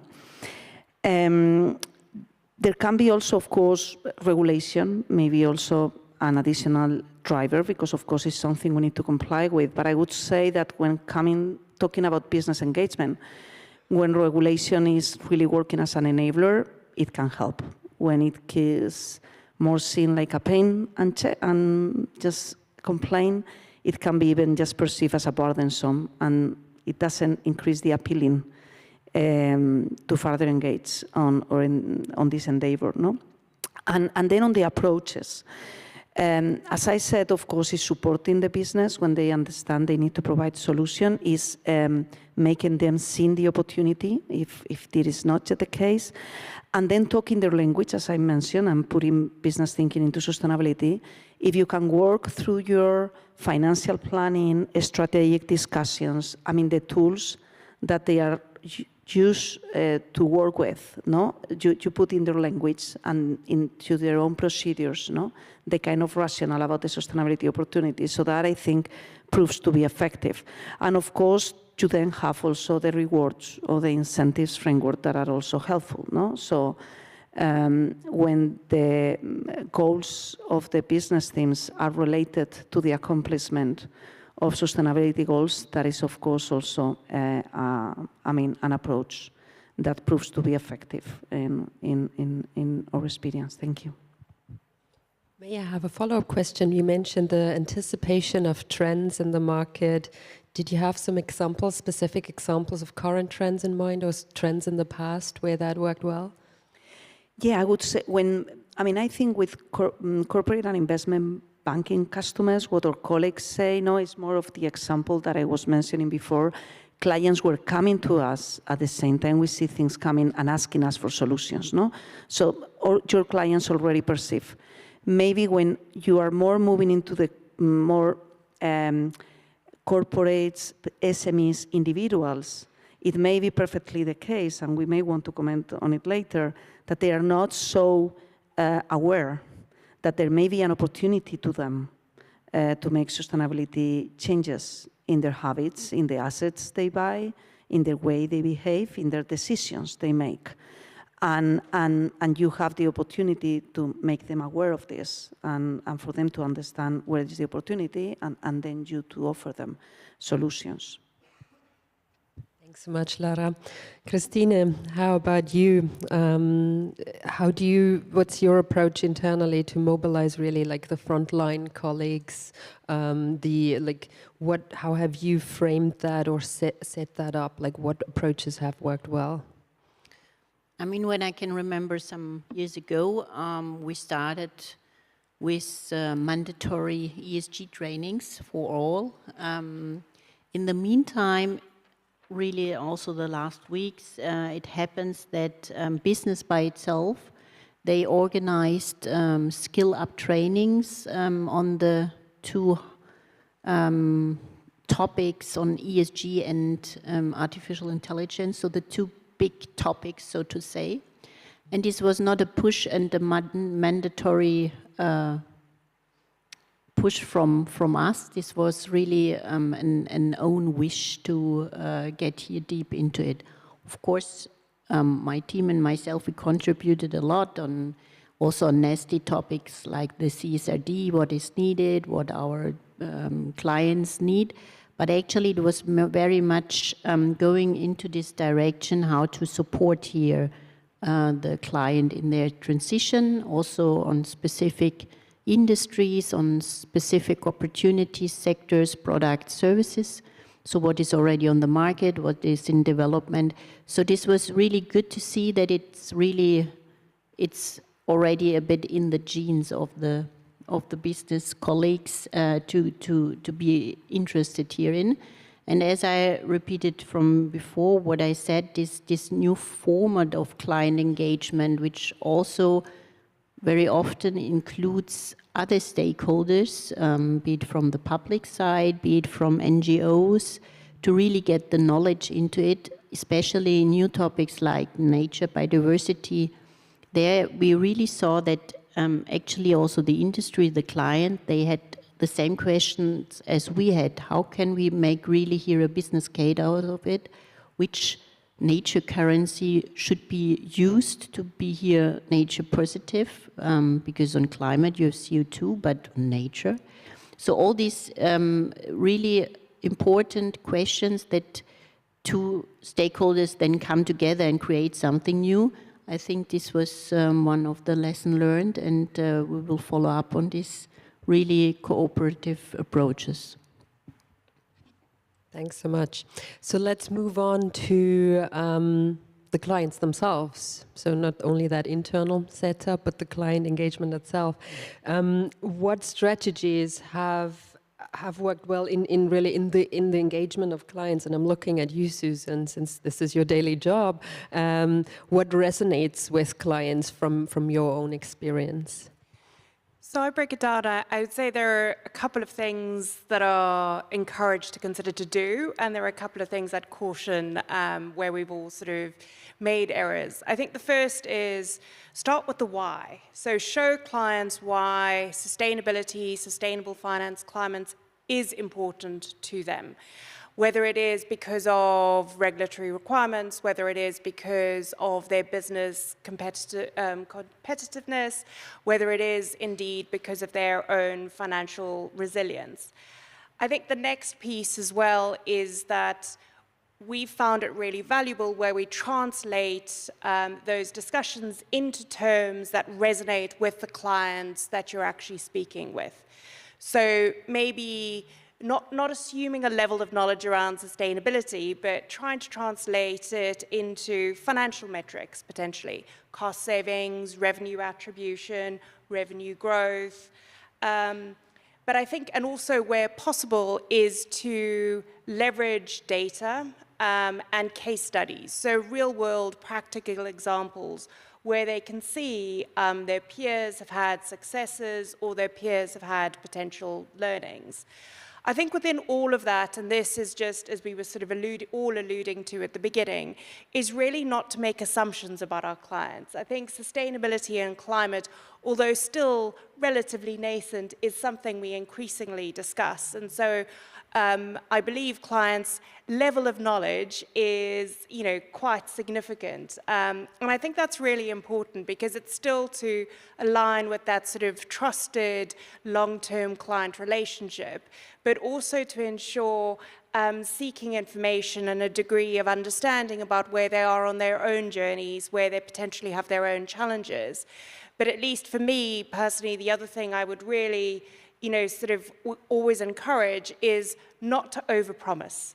So we all are, working and wanting to partner with clients to achieve specific objectives, to reach 1.5 degrees. But I think we also need to partner to sort of come together and better understand the different specific challenges and informational content. So the sort of pragmatic approach is equally important because out of that, hopefully it'll also mean those partnerships will create potentially new financial solutions and opportunities that will again then just reinforce why sustainability for clients is important.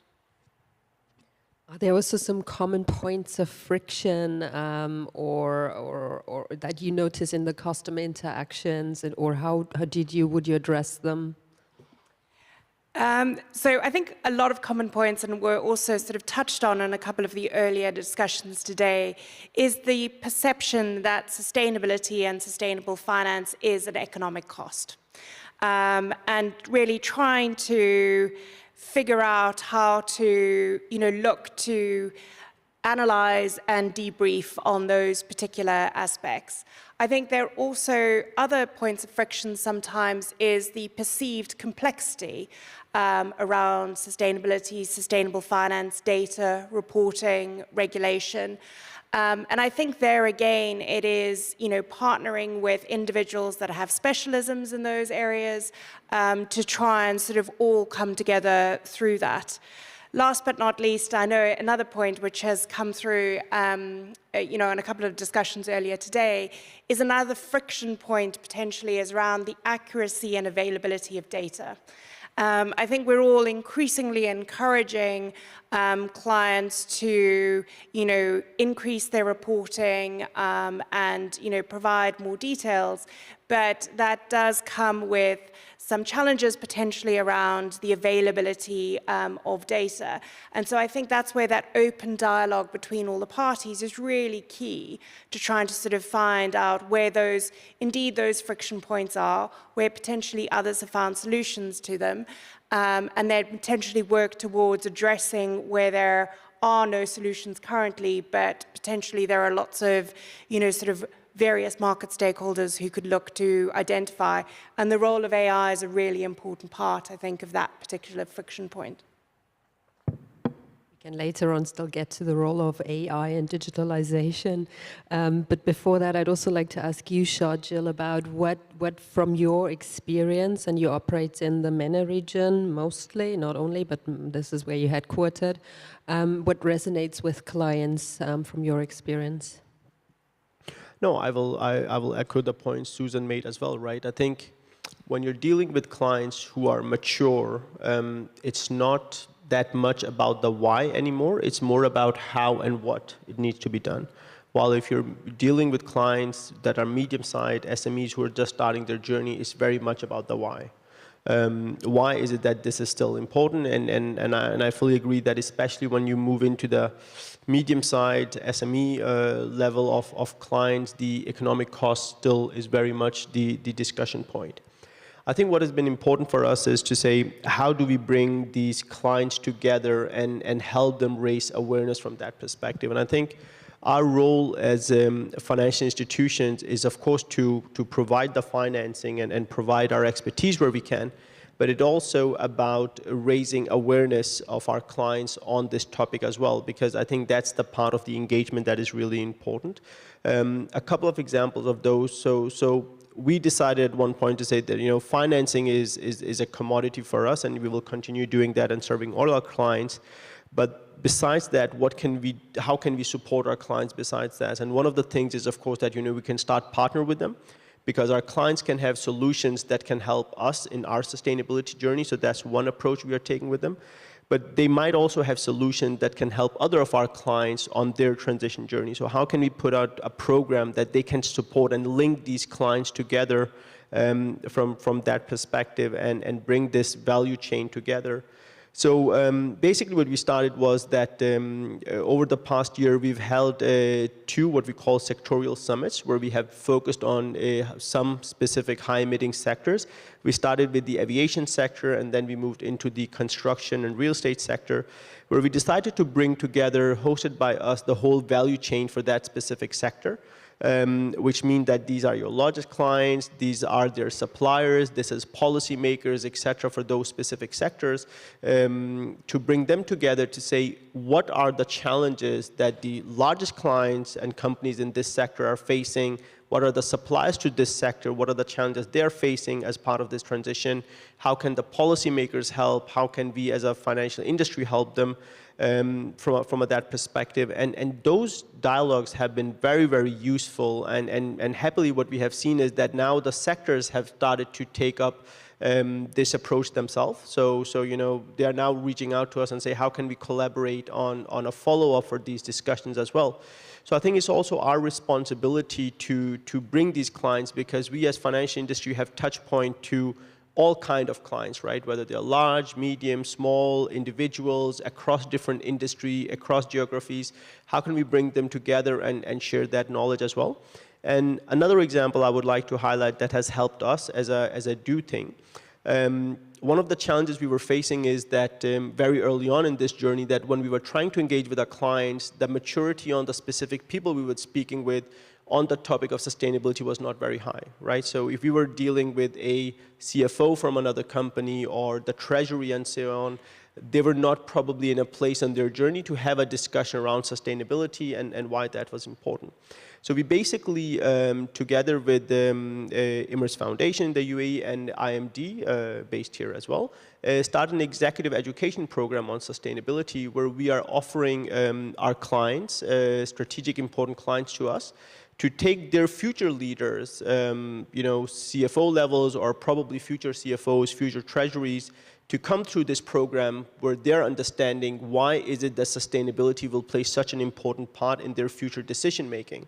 So we are basically preparing them for these future decisions that they need to take. We have been through 4 cohorts now, and now we're evaluating and seeing, you know, how do we continue with this program? How can we further enhance it? So I think it's important that we, as financial sector, bring so much more than just our products. And that's also important that when we're engaging with our clients, that it's not only about the product aspect that we are offering them, because so many others can do that, but what is the added value we can contribute with, which can be raising awareness and you know, supporting them in their transition through that awareness piece. Thanks, Sajal.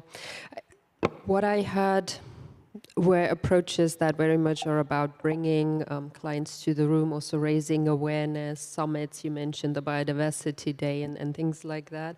Now, of course, there are many different types of clients. It's easier, I'd say, with large corporate clients, but the backbone of the economy tend to be SMEs, really mid-caps. So I'm looking at you, Christine. How do you go about this? How do you deal with this, you know, crucial customer type, which of course there are more of them, therefore, you know, in scale, more difficult how to deal with that. What's your engagement strategy towards mid-caps and SMEs? Thank you. Yeah, very good question, an important question, because as you said, actually these SMEs or also mid-caps, which are actually not in the forefront on the regulation to deliver here sustainability targets and metrics, are really key for making the impact in the economy. And actually they are faster sometimes than the big companies. So really if you can convince this segment in the industry, then ESG would easily fly, so to say, because as you said, they are the backbone. But, and here the maturity, as already said, is not a given fact. Very often you do not discuss the how, but the why. And therefore I think there is a lot of potential, and actually where we are active in Central and Eastern Europe, it's even more difficult to really get this big portion of the industry included. I mean, here it's the same like also with the corporates, the big ones. You have to engage, you have to bring the right people together, and as said, perhaps it's already repetitive, but I'm really convinced that the topic can only be solved if the public, if the authority, if the governments, if really the policy makers, the industry, and here also the financial services industry, then supported by IFIs and development banks, whatever, really put here all together their strength and their products and services to make tangible solutions, and then also to help. And perhaps also what we saw now with SMEs, it's a lack of capacities, of also resources to take care about it. And of course, then it's also really the nightmare of tools and existing measures, how you can do it best. So it's really sector specific, and I think here it's really needed a guided hand, to say, for SMEs to get rid out of this jungle and really to get then the right solution, pragmatic solutions, to define here a pathway. I think this is really important, and especially for this backbone of the economy, this cooperation between the public and the private sector. I saw you nod, Jill. What's your approach? What do you think? No, I think I echo a lot of the points, because with the SMEs, the why is still very important, and having a discussion around the why. And I think, again, that's probably one of the topics, because as you mentioned, Johanna, SMEs are the backbone of the economy in most places, right? It's a huge number of employment that they contribute with in every society. So how we support with them, and I think the partnership between the public sector and private sector is a very important point that is specifically for this sector to support with them. From us, what we've helped was that from a COP28 perspective, we initiated a program with the Women Business Coalition COP28 team on the SME Climate Hub, which is basically a program that was launched back at COP26 specifically, which to the SMEs that are committing towards Race to Zero, where you then go and offer them for free training, carbon calculator, different tools that then will support them in their journey on sustainability. So we partnered on that. That has been very helpful, because that gives the foundational information. Because a lot of the times when you're having the engagement with the SMEs, they'll say, okay, they understand the why, and then they say, okay, so how do I move forward now? So what's the steps I need to take, and how do I take them? And they don't have the privilege, like a lot of us, to have sustainability teams and a big support system for them. So what are the steps I need to take now? So I think what we managed with the SME Climate Hub was to say, now you have the tools as well, right? So you understand the why, here are the tools, the foundation that will help you move forward from that perspective. And it has been relatively successful. I think that we still feel the challenge for a lot of companies is that, okay, but what's the economic value for me right now, right? So they're still missing the push, to be fair, a lot of the SMEs. So one of the things we are working on right now is to say, can we engage with some of our largest clients, where these SMEs are now the suppliers, to come back to them and say, what are the kind of incentives we can provide to them? And incentives, I don't mean financial incentives necessarily, but how could we support them with some other qualitative awareness tools, etc., to say that, encourage them to start this journey and support them from that perspective. So I think it's a little bit about raising awareness, providing the tools, and it's also about providing some kind of incentives, benefits that can support them on this journey, because their biggest challenge is they don't have the resources, and whichever resource they might have, they prefer to reinvest in the business. And they often don't have those 3, 5, 10-year long plans to say, okay, that is why it's critical for me to start this journey, right? Often they just have a year-by-year kind of a view. And a lot of them at this point does not care about where the world stands in 2030 from a sustainability perspective. For them, it's more about what does 2025 look like, and maybe they're considering 2026. So I think we need to be realistic about that the journey for SMEs are very different. It might take longer. I do recognize that the maturity level across region is very different. So I know that SMEs in Europe are probably more mature than they are in Middle East and Africa, but still they're not at the same level as the large corporates. And I think we as an industry need to realize that and say, okay, how can we then best support them based on that starting point?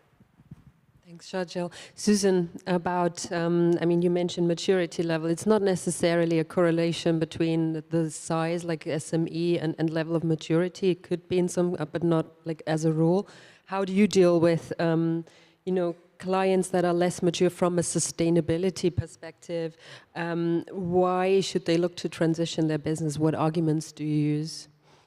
So, I think there are a number of different approaches that we have seen have resonated. I think if I was to pick two, one is around sort of peer comparison. I think we always find it quite impactful to be able to showcase to clients what their competitors are doing, and then use that as an opportunity to engage as to why that might be the reason. So depending on where they are on their own sustainability journeys, it might afford the opportunity to discuss the why part of the question, or indeed moves more specifically to the how. I think the other part we have seen resonate quite well is to come up with a very clear, credible plan, which you can then partner with the client on around particularly trying to look to achieve small milestones and then really begin to scale from there.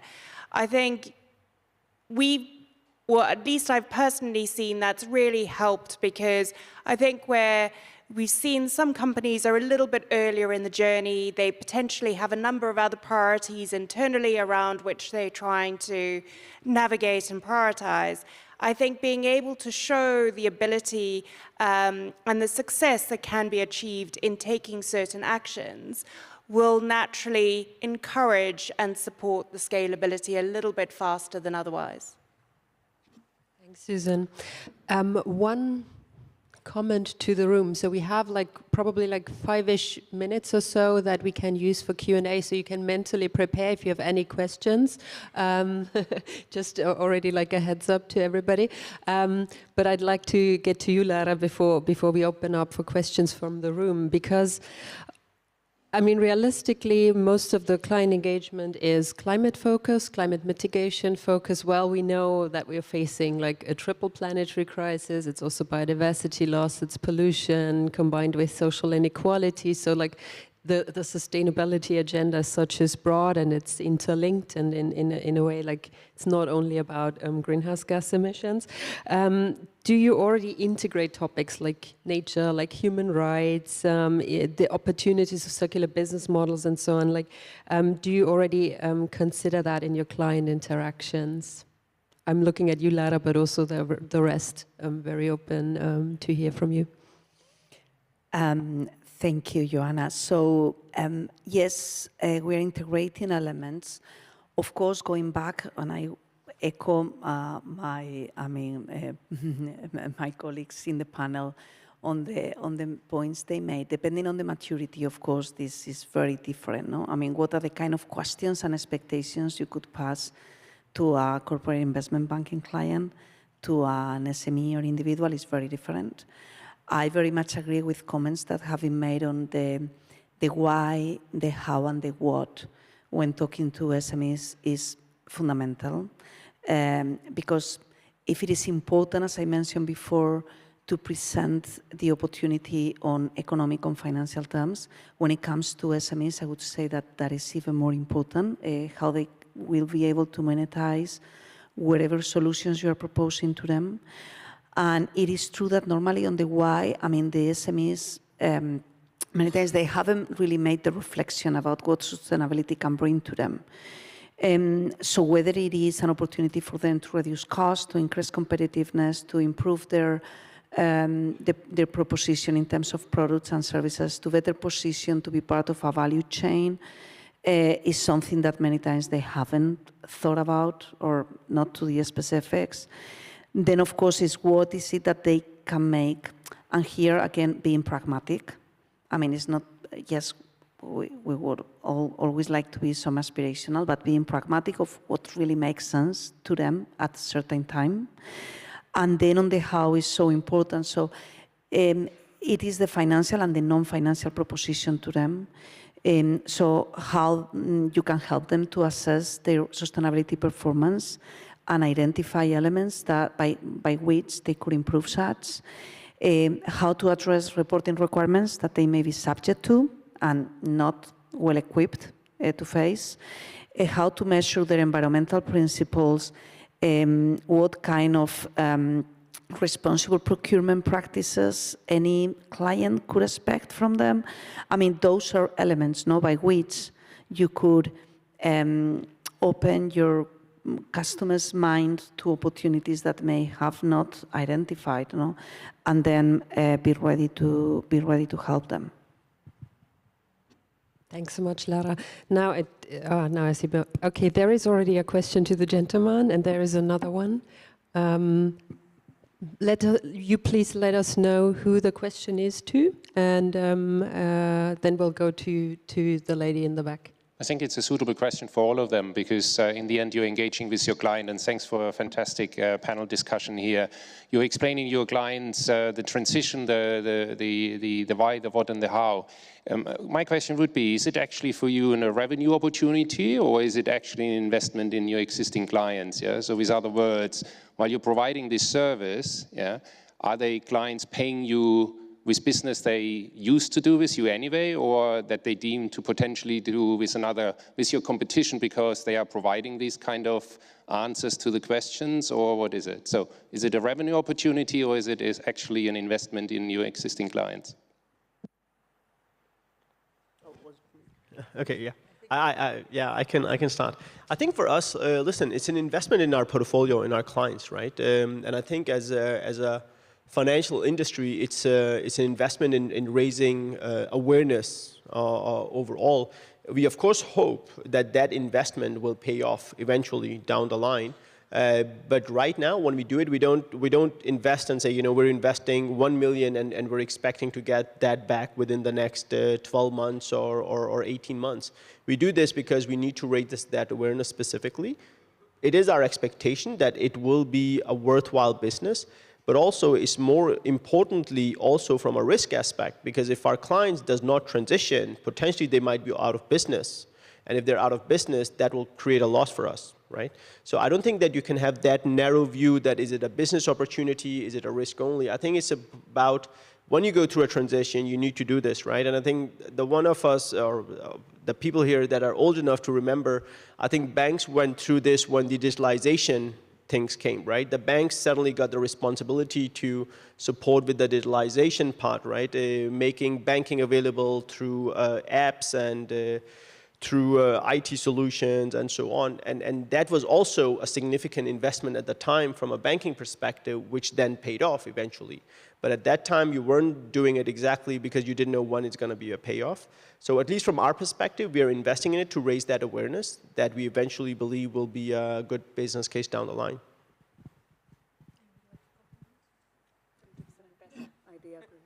Very good. Thank you. You were next in line, and then I had another question here, and then we'll wrap up the session. I didn't see any more hands. Thank you, and thank you for the very interesting and advanced discussion. Dawn Sullivan from ELS Europe, Managing Director of an SME. So I have a question for you around engagement with SMEs. My biggest business partner is my accountant, and the accountancy firm that I work with becomes part of your business as an SME because they cover a lot of areas for an SME, way more so than with a large entity. So when you have discussions with SMEs, do you invite their accountants along? Because believe me, accountants have great influence on how a director is going to take up certain types of discussion and narrative around risks and opportunities. So I just wanted to throw that out there to bring in all the stakeholders for the SME. So the question is, do you invite accountants along? Do you invite accountants along in SME engagements? Is that something you would consider at that point? Do we bring accountants to SMEs engagement? You mentioned? Of course, one way of approaching, of positioning ourselves and also understanding others depends on what is that they are reporting to the market. So I can tell you that within even our own organizations, accountants have a very important role to play in terms of sustainability reportings. In also level of assurance of the information we are providing to the market that is increasingly under scrutiny, and we need to provide it with same quality as financial information. So accountants are playing a role. So in that sense, to me, it wouldn't look strange that at some point in time they are part of conversations, but I wouldn't say as of now is the first person you would be expecting to sit with, no? You further, before need to understand what is the strategy and the plan, no, and the positioning in terms of competitiveness and plans ahead, no, from your clients.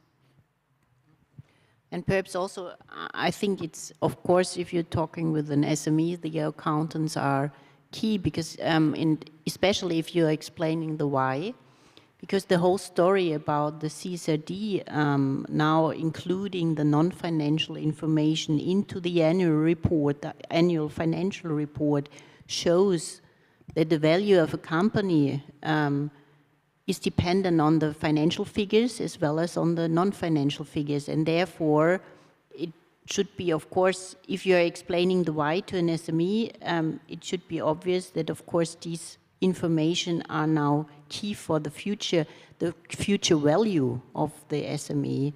And therefore, yes, of course, they have to be onboarded. Maybe I'll just say quickly, from an emerging market perspective, no.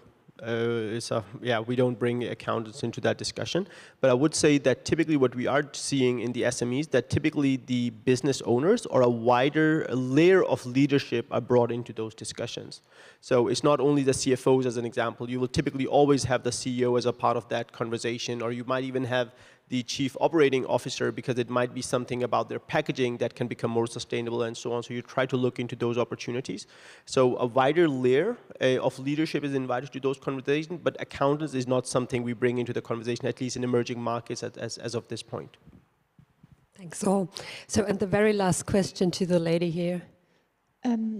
Do you use, what am I saying? Do you use BSI, behavioral science, or nudging in that engagement of clients? I did not. So sorry, was the question whether we use behavioral science in nudging the clients into that part? I don't think we do, to be honest. I wouldn't know in detail, but I don't think we use behavioral science, to be honest, in that. I don't think we are that advanced, to be fair, in that. But I don't know from the others. Yeah, no, I would agree. I think it's a really interesting question. I don't know if we unconsciously try to, by trying to sort of better understand our clients' specific needs. But I think it's definitely an interesting one to take away, to see if there are better ways to incorporate it in. Thank you. So, having a look at the time, I would like to wrap up the session now with a big thank you to the panelists. Thank you for sharing your insights on innovative strategies, on the do's and don'ts for effective communication with clients, on best practices for mobilizing front office teams and so on. So very interesting. And we're also very much looking forward to, the next steps in terms of real economy engagement. With that, big thank you to the panelists, big thank you to the audience. And I would also encourage you to stay for another client-related session focusing on social topics. Thanks so much.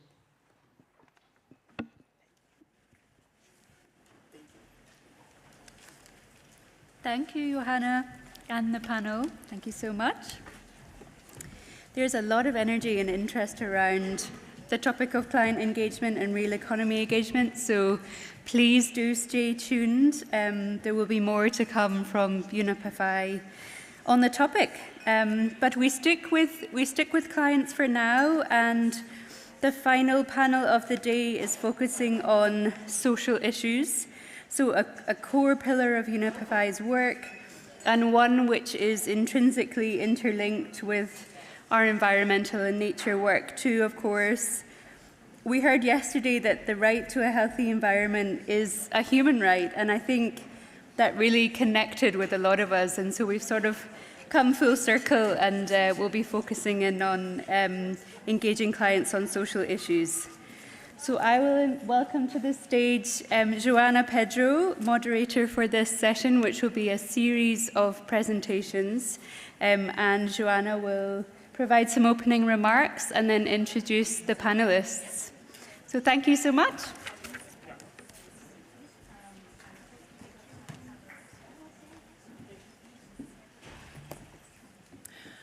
Hi everyone. Thank you so much for the ones that are staying here this late. So on this session, we're going to go a little bit differently from the other sessions in terms of sitting and asking questions. So we will let the part of asking questions for you at the end. And we'll do a small presentation, well, not with the different speakers now. So basically, you just had a session now on client engagement, right? Which is the principle 3 from the Principles for Responsible Banking. And we had a guidance coming out this year on the client engagement. And of course, client engagement is important in those sustainability areas, and it's also important in the social areas. And it's very important if you want to drive sustainability outcomes to have and to create healthy and inclusive economies. So what we wanted to do is to see how this guidance that was done looking in general at sustainability, how does it fit for social issues and social considerations. So we'll have very good speakers that will each of them speak to a bit to that part, to this on the guidance. And the way the guidance is organized, it starts to say by how internally a bank can structure in order to do client engagement. So being their process, the data collection, impact analysis, strategy and development. But then once you do these initial steps, there is also the importance of having the cycle, the engagement cycle with the clients. So what we will do now is that we will go around the different parts of this engagement cycle. And for each of the steps of the engagement cycle, we'll have a speaker that will come here and speak a bit on their experience, on how they're doing that for their experience. So the way that the cycle is put together, so we start by setting the scene and opening the dialogue, needs assessment and awareness raising, defining support plans. Then we design how and offer products and service based on these plans. And then finally, the importance of monitoring and that retrofitting again to the scene setting and opening dialogue. So we'll start, of course, there in the seat setting and opening dialogue, so the first part of it. So on the guidance that PRB developed, what this part speaks is on how to start communicating. So first, to actually establish what are the sustainability impact targets that the bank themselves have, so that the clients understand what to expect, what is being needed. So it's communicating these expectations to the clients and how to then also identify, going from this to identify how to support the clients with these expectations. So to speak to us a bit more on how we can have this scene setting and how to open the dialogue, I invite to the stage Anna Falt, the head of Women's Empowerment Principles and Economic Policy Advisor at UN Women. And for the ones that were here 2 sessions ago, Anna also worked, and the WEBs also worked with us together, and we created together this guidance on target setting for gender equality and women empowerment. So Anna, if you can tell us a bit more then about setting the scene, that would be great. Thank you so much. I think I will actually do it a bit different as you proposed. So I'll move into the middle. Good evening, everyone. I will talk a little bit about our women's empowerment principles and how we work with banks and how we work with the private sector. We have our 7 principles. So the entry point in conversation from UN Women is always, are you a WEPS signatory? And then that determines how we see the company and how their commitment is being rolled out. So the 7 principles focus on corporate leadership, focus on governance, and it focuses on workplace, marketplace, and community. And it has a very important principle, 7, which is about transparency and reporting. And for those that were here 2 sessions ago, you also heard about building an ecosystem. So I have outlined in the middle of the slide also the stakeholders that we are working with, and clients are extremely important because they're part of the broader ecosystem. So that's what we are trying to do in our conversations, in the opening and scene setting of our conversations, is really about the number of women on the boards, but also the quality of the board engagement. Do you have at all conversations about gender equality in the board? So that's part of the governance. We see employees as very important stakeholders. We know that in very conducive environments for gender equality, that there's more attraction and retention of employees, so they are also key stakeholders, along with the clients and suppliers and other business partners that can help to deliver your mandate as a bank. So if you have a strong commitment on gender equality, your clients are really your extended arm in making your commitment a reality. And the same thing goes with the focus on principle 5 is the clients and the suppliers that really go hand in hand with the marketplace and the market players, the market participants. And principle 6 is really about community engagement, to make sure that also the broader society is benefiting. And you probably heard in 2 sessions ago where we launched the guidance on gender equality in banks, that is really what we ultimately want to see, and how a bank can really be effectively implementing its policy and changing countries and changing regions by your measures. And by allowing people who have previously been excluded from financial systems or financial products and services that are then being brought in, and how that kind of have snowball effects in the community. But also we heard that investors and partners, regulators are actually stepping up on these questions as well, on social more broadly, but also on gender equality, and want to see, and we get from UN Women often questions from investors, who are the web signatories? Can you help us understand where they are on the web's journey? How much have they implemented so far? Because they want to see, is this a good investment? Because, and in the third column, you'll see the approaches and entry points that we have in those conversations, and very much around risks, but also opportunities and impact. So what are the risks with gender equality? There might be linked to violence against women. There might be a lot of incidences of violence in the company, but also in the community. And we know that violence against women has huge impact on companies' effectiveness, absenteeism, and how the company can be running. So it is a very important topic for banks and companies more broadly to take into consideration, to avoid sexual harassment in the workplace. There might be class action for unequal pay, for example. So there's a lot of risks from that perspective, but also huge opportunities of tapping into new markets to understand better those underserved communities on how they can benefit from your products and services. So doing a SWOT analysis really opens up new pathways for business, but also for making societal impact. And I think also the know your counterpart is becoming very important, also from a gender perspective, to really understand the clients, who are they and how are they performing on gender equality, and being linked to them, what risk that represent to you. What we also talk to our companies about is gender equality is a continuous journey.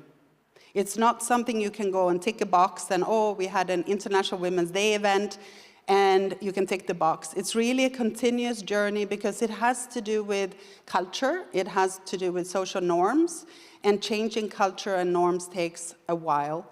But we've seen in some companies that really where the commitment is there, that it can be fast-tracked. When the leadership in the bank or in the company is there, it can go faster, and it will have ripple effect on the community. It's also a whole of business approach, so it is not only for HR, or you probably hear about gender equality is being addressed by the D&I team or the HR team.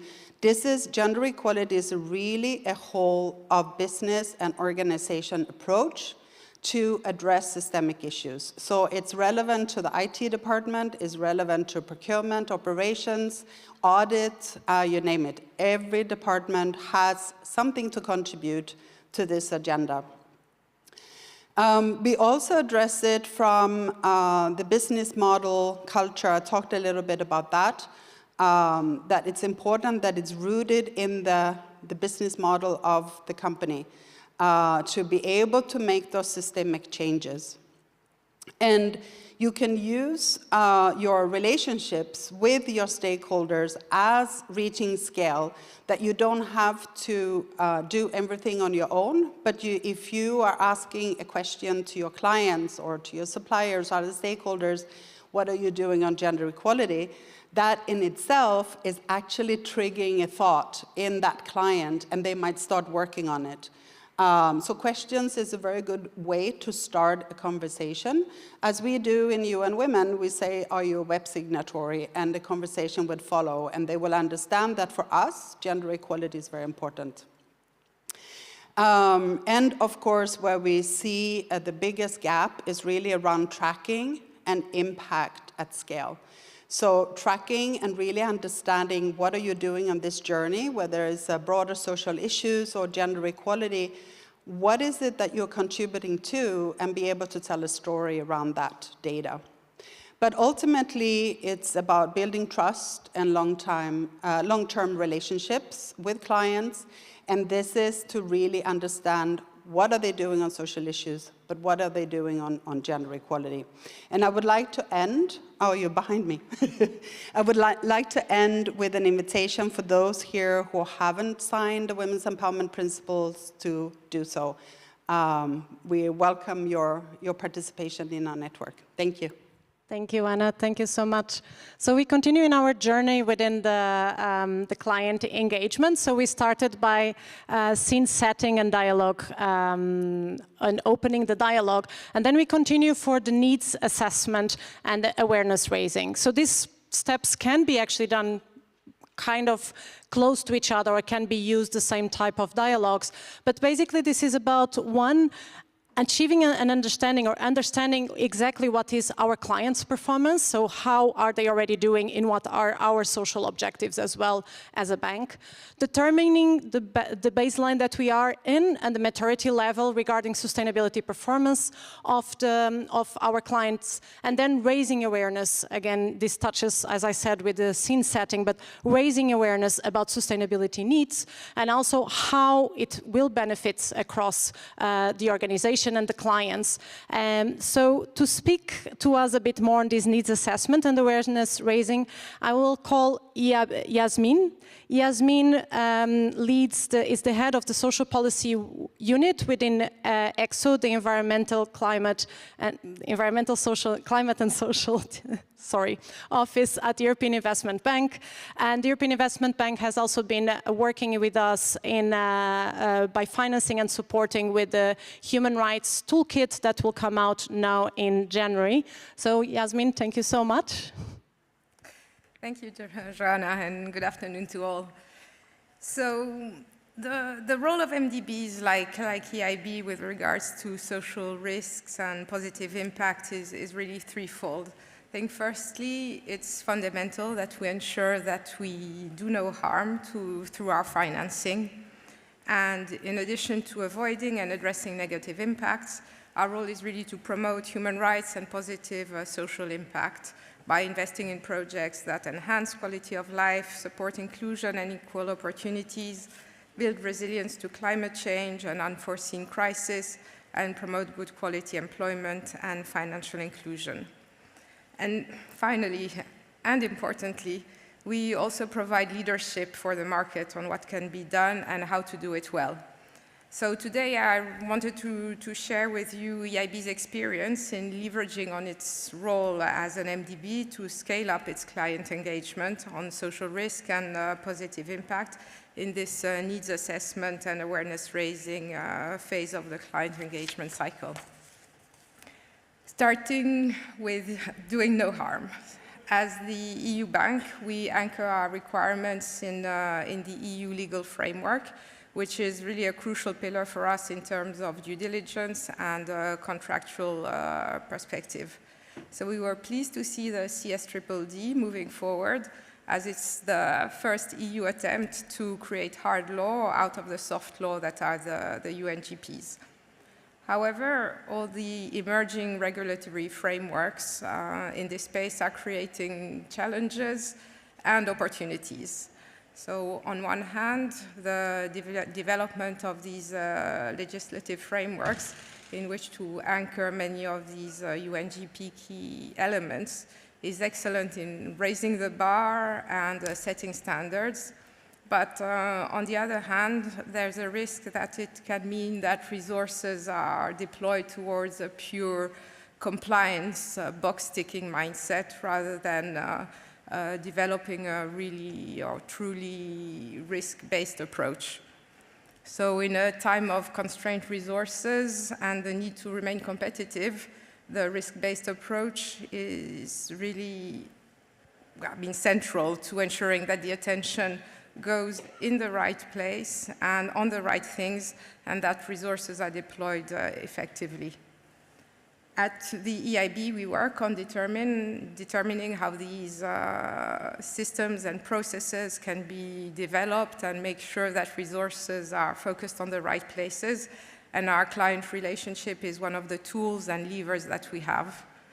We rely on the systems and processes of others through our financial intermediated financing. And our clients' obligations are described in Standard 11 of our environmental and social sustainability framework. So we carry out a counterparty risk assessment to determine our clients' capacity, but we also require from our clients to have in place a process for identifying, assessing, managing, and monitoring ECS impacts and risks that is commensurate to the financial intermediary's size and the nature of its business. As you can see, we have a real vested interest as a bank in ensuring that a pragmatic, implementable solution to address the requirements of the UNGPs are mainstreamed across the financial sector. And we were approached, as Joanna mentioned, by UNEP FI to help the development of this revamped toolkit, which seeks to address many of these questions in a way that can be as user-friendly as possible to the private sector. We were very happy to collaborate on and finance this initiative to really bring some concrete solutions as to how financial institutions can align with the UNGPs. It was very important for us that the toolkit was not just focused on policy, but really grappled with the processes and the how-to. And that it was grounded in concrete examples. So it's been a real privilege to work alongside the experts of UNEP FI and our external consultants on supporting the development of this toolkit. And we very much look forward to its official launch soon. Moving on to the positive social impact. So I mentioned already, our role is also to promote positive impact through our investments. And the EIB is known as the EU Climate Bank, but we really see that there is no trade-off between objectives. In fact, we see huge opportunities at the intersection between social and climate. And as we engage with our clients at project origination and due diligence stage, we will identify potential opportunities for enhanced positive impact and discuss with them the challenges that they may face in implementing them, including with regards to their own capacity and performance. And I think there's two key elements to ensure that projects do good that I wanted to highlight. It's really demonstrating intentionality and measuring impact. And this is something that the market is still grappling with. And there's an increasing awareness that the key to avoid social washing is really to have strong KPIs and measure them. So EIB and other MDBs have led the way with operationalizing this principle through gender, with the 2X criteria in particular, and really relying on this common global benchmark. So in the same spirit as the Human Rights Toolkit, we worked alongside the 2X Global, EBRD, and BII to develop a gender and climate finance toolkit, which is a guide available online to help investors, fund managers, and other stakeholders to identify and prioritize gender-smart climate finance investments throughout the investment cycle, as well as in existing portfolios. And it can also be used to engage in discussions with investees. And if you were here a bit earlier, you will also have heard about the launch of UNEP FI's joint guidance with UN Women on gender equality and women's economic empowerment target setting for banks. So this is another important initiative in going beyond the bilateral engagement with our clients and having a broader reach in terms of building capacity and raising awareness of financial institutions. And I just wanted to mention another approach to address the needs of our clients and raise the awareness on sustainability needs. It's advisory services. And I mean, working with our clients in the gender space on investing in women-owned and women-led businesses, we've really see that there are still some needs that need to be addressed. So we work with our clients through advisory services to help them better understand the business case for serving women-owned and women-led SMEs in their markets, build a gender-centric strategy and value proposition, develop financial and non-financial solutions and gender-centric marketing strategies, and finally incorporate gender-smart data analysis, results measurement, and reporting requirements into the organization's systems. So this was just to give you a bit of an overview of how we complement our bilateral engagement with our clients through advisory, through guidance initiatives to increase our reach on the market and provide leadership on best practices at the level of financial institutions. Thank you. Thank you so much, Yasmin.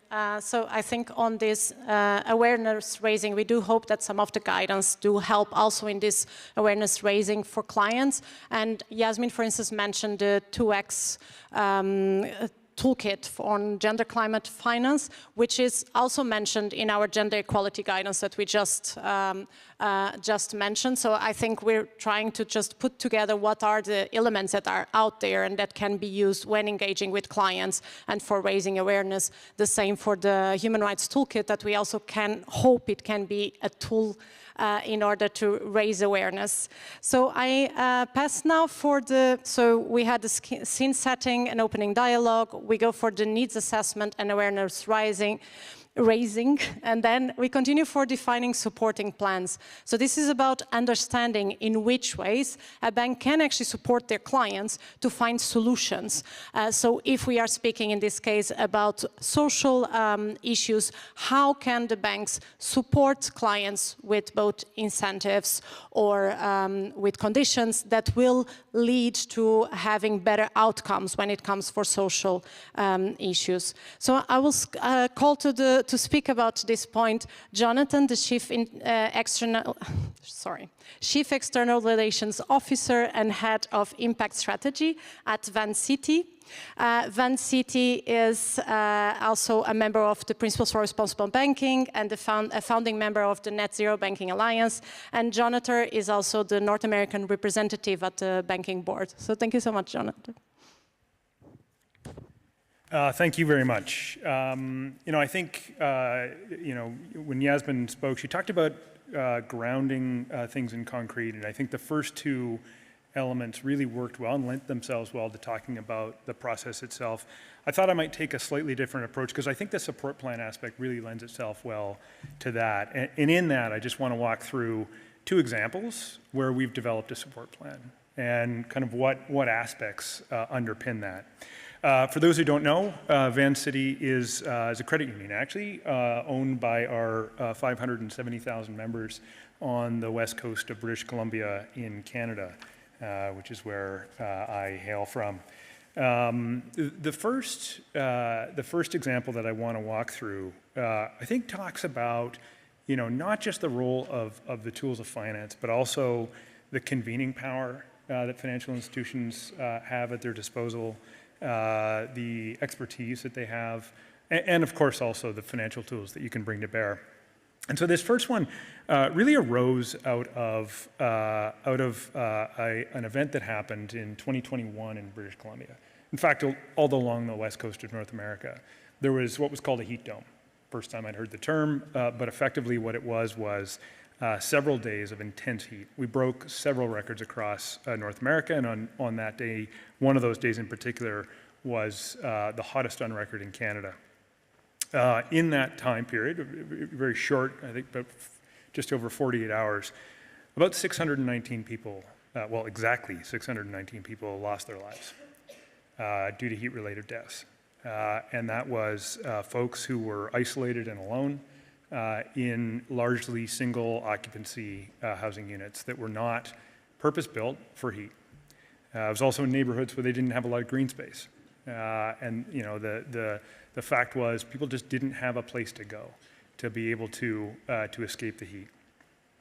Add to that British Columbia, like frankly many jurisdictions, is in the midst of an affordability crisis, and so the nonprofit housing stock in particular requires major reinvestment and really is increasingly less safe during climate events. So you have this heat event coming at the same time where you have building stock that's not purpose-built. At Vancity, we're also looking, of course, to, like all of us, to reduce emissions throughout our finance, throughout our lending portfolio. And in Canada, buildings are the 3rd largest emitter, and they form half of our financed emissions. So getting to the support plan, in terms of the research, we really found that access to capital was part of the problem for nonprofit housing organizations to do retrofits and to do kind of get their buildings climate ready. But a lot of it was really about capacity building with staff and board members. And so, we looked at that to say, how do we go about doing that? We knew a couple of things. One, needed to be a low barrier to entry. And so basically, if you were a member of Vancity and you owned or operated a multi-unit nonprofit housing building, that kind of got you in the first bar. And then we wanted to know exactly what you were doing in that, reducing emissions and increasing livability. It needed to be simple. Not a lot of hoops, people are, especially where there's a capacity gap. And second, or third, it needed to complement other sources of funding. We can't be having folks, kind of competing for things. We needed them to be able to stack the funding to be able to get in there. And again, this was all things that we learned in that discovery phase around, what did we hear during these aspects, and how do we move this into a support phase? Now, Vancity has a program in place where we take 30% of our net profits and we redistribute it to communities and members. And so we earmarked $5 million from that and said, we're going to put together a program that will give an $80,000 grant for planning and capacity building and a $99,000 grant for implementation of your project.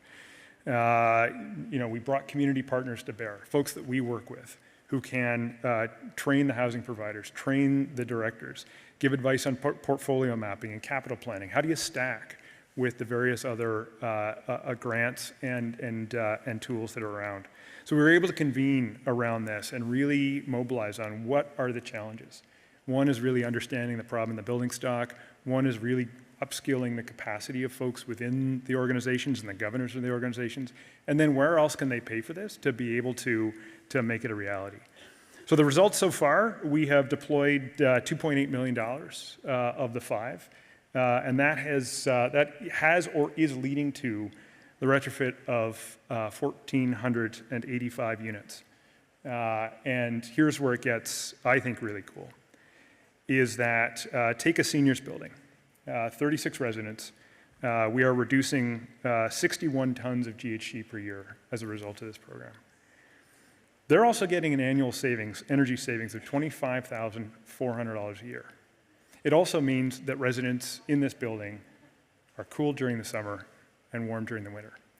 And so we've been able to develop a support plan that really meets the needs, stacks the capital, and allows them now to go off and build similar things elsewhere in their stock without the need for this accelerator.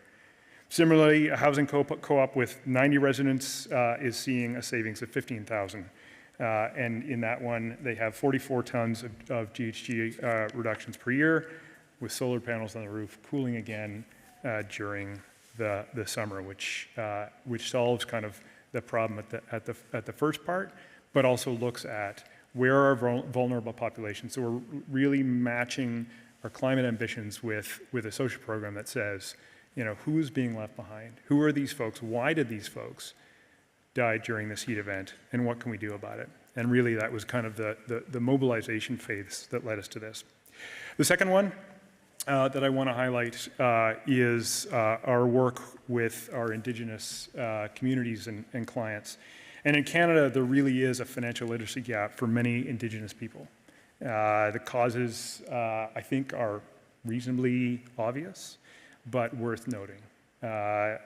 One, the results of intergenerational colonization has absolutely created not just barriers, but also trauma around finances, around money, around saving, and around the fact, frankly, that the kind of money-based economy is one that was imposed on a group of folks who did not operate or think this way. As a result, there's also a mistrust within this community of financial institutions and unique barriers that have been introduced through the Canadian Indian Act, which was a kind of a well-meaning approach, but just did not listen to the needs of that community. And so as we worked with our Indigenous members, we heard loud and clear from community members that financial literacy was a challenge and that existing traditional programs were not effective. So, we also heard that we needed to step in and help reduce economic barriers and also empower what is the fastest growing segment in Canada's population. So moving to the support plan. We worked with local elders to create a culturally safe, relatable program that was seen and experienced through an Indigenous lens. We had heard that folks in that community saw things through a poverty or a scarcity mindset, so we called it the wealth mindset. And we introduced workshops that connected participants to cultures, histories, and traditional concepts of value. There's a variety of other aspects to it, which I'm happy to talk about in the Q&A, and my time is up. But I do want to just say on the results side, we had 201 participants go through in 2023 and 242 go through in 2024. 50% of those, of all those, 50% of all those, the surveys show that everyone is 50% more confident to manage their finances after than they were when they entered, and that's an average across. We are looking to scale it across Canada, and it is, again, because of that engagement with communities that led us to this.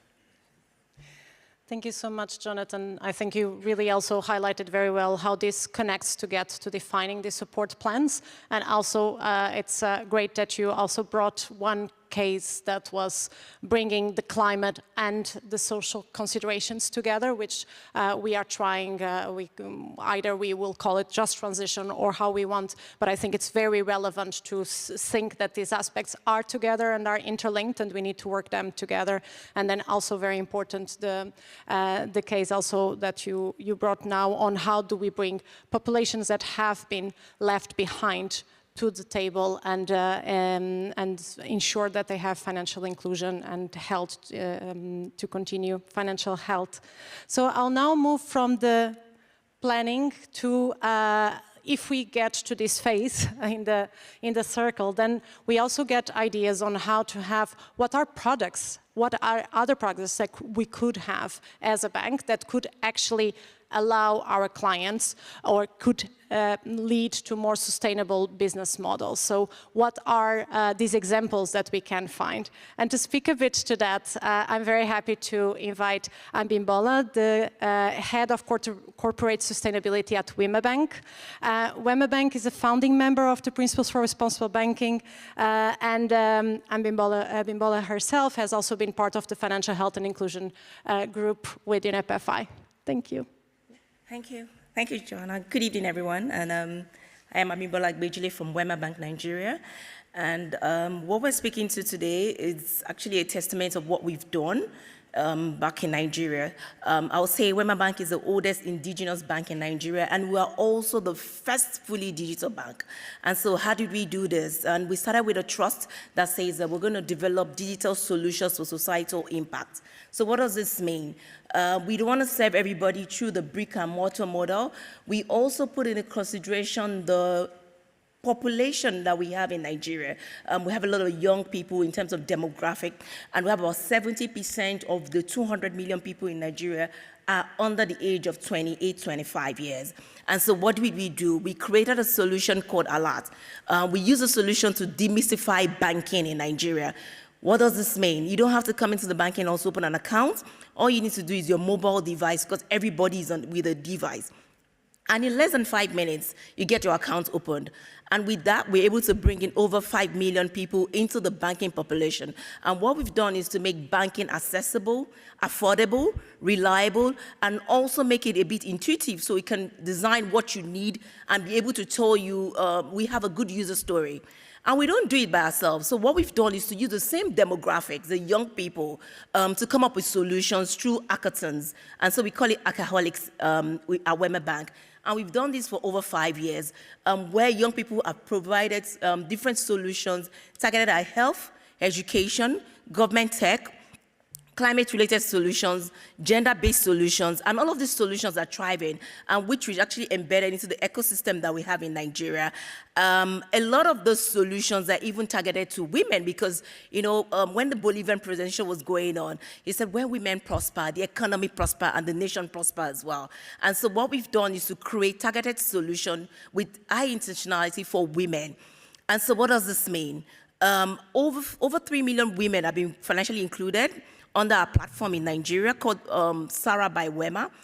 What does this platform do? We bring together women of different minds, race, age, class, different financial needs to actually access different solutions that will help them to thrive, succeed, move their business to the next level, and also help them to be economically productive. And so we've designed solutions that are affordable, easy to use. For SMEs, we created access to market, not only the local market, the international market as well. I think in August, during summer, we took about almost 300 women to the UK to sell, to export their products to the UK. And so, you know, we have African fashion, we have local production or solutions for hair care products, beauty products, beyond our music. And this has helped some of the women to gain access to even the Paris markets. And so you find some of our Nigerian designers showcasing their products at the International Fashion Week. Look out for that. For our women, what we've done, since we're able to do this and succeeded with it, we now moved into collaborative partnership. People have seen what we've done, and we are working with other institutions to collaborate to actually take this a step further, because we need blended finance to make it more affordable, cheaper, and also get other forms of technical support for these women. And so we worked with Islamic Development Bank. We got a grant for our women, and the women were able to use this grant to also buy equipment. More importantly, things around energy, because energy is a big deal for us in Africa. And without energy, SMEs cannot thrive. And so we're able to provide this sort of energy for these women through the green energy finance that we have. So provision of solar-powered solutions, cooling system for people that are into various forms of agri, packaging solutions that are actually even they're environmentally friendly, and also help them to reach out to people that will provide the support system. Now, sometimes these women is not financing that they need. What they need is collaborative support, people to handhold them, show them how the business is done. And so we're able to do this successfully through sustainable finance. And we've invested over $30 billion in this area and at a single-digit interest loan rate. Typically in Nigeria, you see double digits, and it's quite expensive. But for these women, we're able to provide this funding for them at an affordable rate. One more thing that we've done to move the needle forward is to also partner with European Investment Bank. So look at the youth demographic in Nigeria. There are quite a number. How else can we support the young people in Nigeria and also women? We currently also work with the federal government of Nigeria with this through what we call a Alert Skill Innovation Program. What does this mean?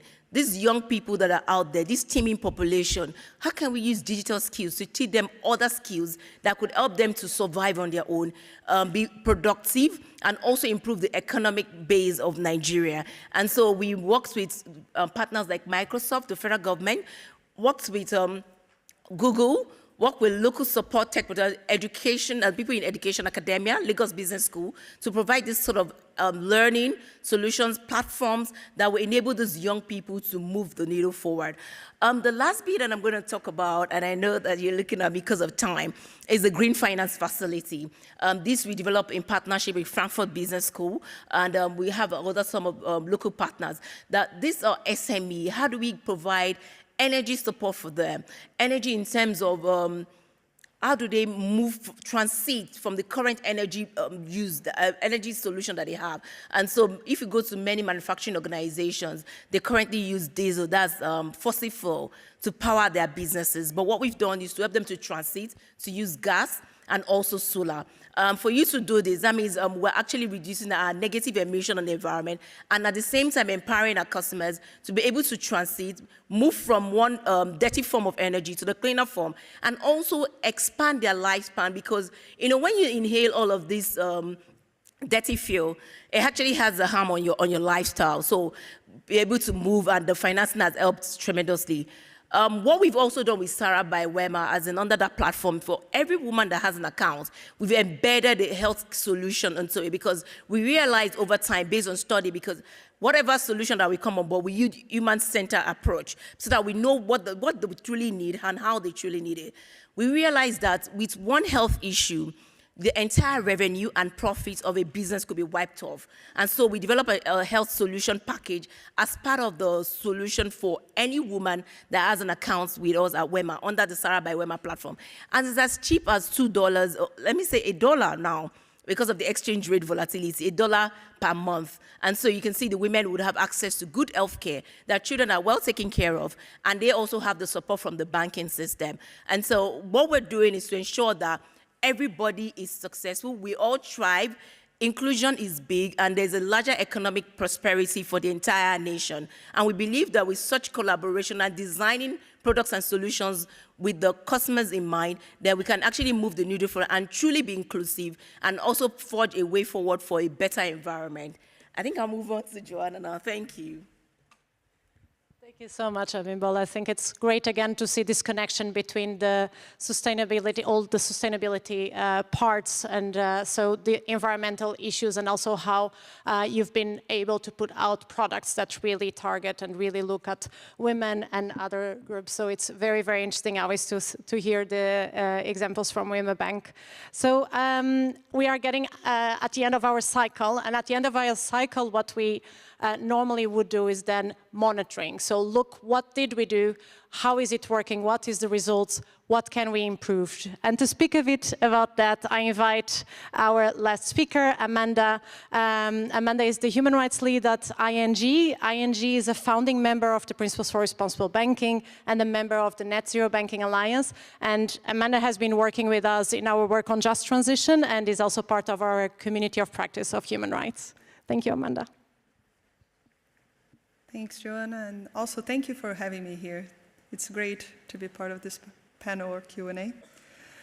So, yeah, it's a very busy slide. So everything that is added here, it's in our human rights report and also our climate update. Both were published this year. So if you want to know more, please read those reports. It takes a huge effort to write them, so please read them.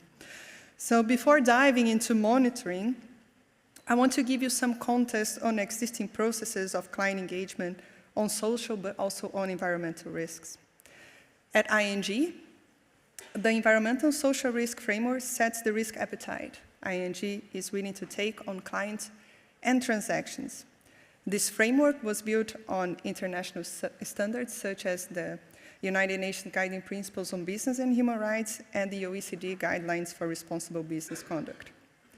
Having said that, engaging with clients can be triggered by 3 key factors, if I would put it. The due diligence process on a client and also on transaction level, it starts looking if a client has activities that are restricted to our policies. Also on regular annual reviews of clients and transactions, and it can also be triggered by media reporting, civil society organizations, or external stakeholders raising concerns via our complaints channels. In this slide, I included a part of the table that was added in the latest human rights report that shows some examples of engagement and also illustrates what were the triggers and how we are monitoring if those were closed or it's an engagement that is ongoing. Okay, so following engagement with those clients, what happens next? So if the due diligence process and the client engagement indicates that further action is required, conditions may be included in loan documentation. Those conditions, they may have strict timelines or indicate if a follow-up during a review is required or not. And depending on the outcomes of this monitoring, stricter conditions may be added, or even disengagement and offboarding may be considered depending on how the client is progressing. And also on the severity of the topics. Bearing in mind that additional engagement beyond reviews may be triggered, like I said, by media or civil society organizations or concerns that are brought into us. I also included a section here on business ethics. So the world around us is in continuous change and evolves at a speed that often our policies may not be following at the same speed as the world changes. So the business ethics team is a team in group sustainability.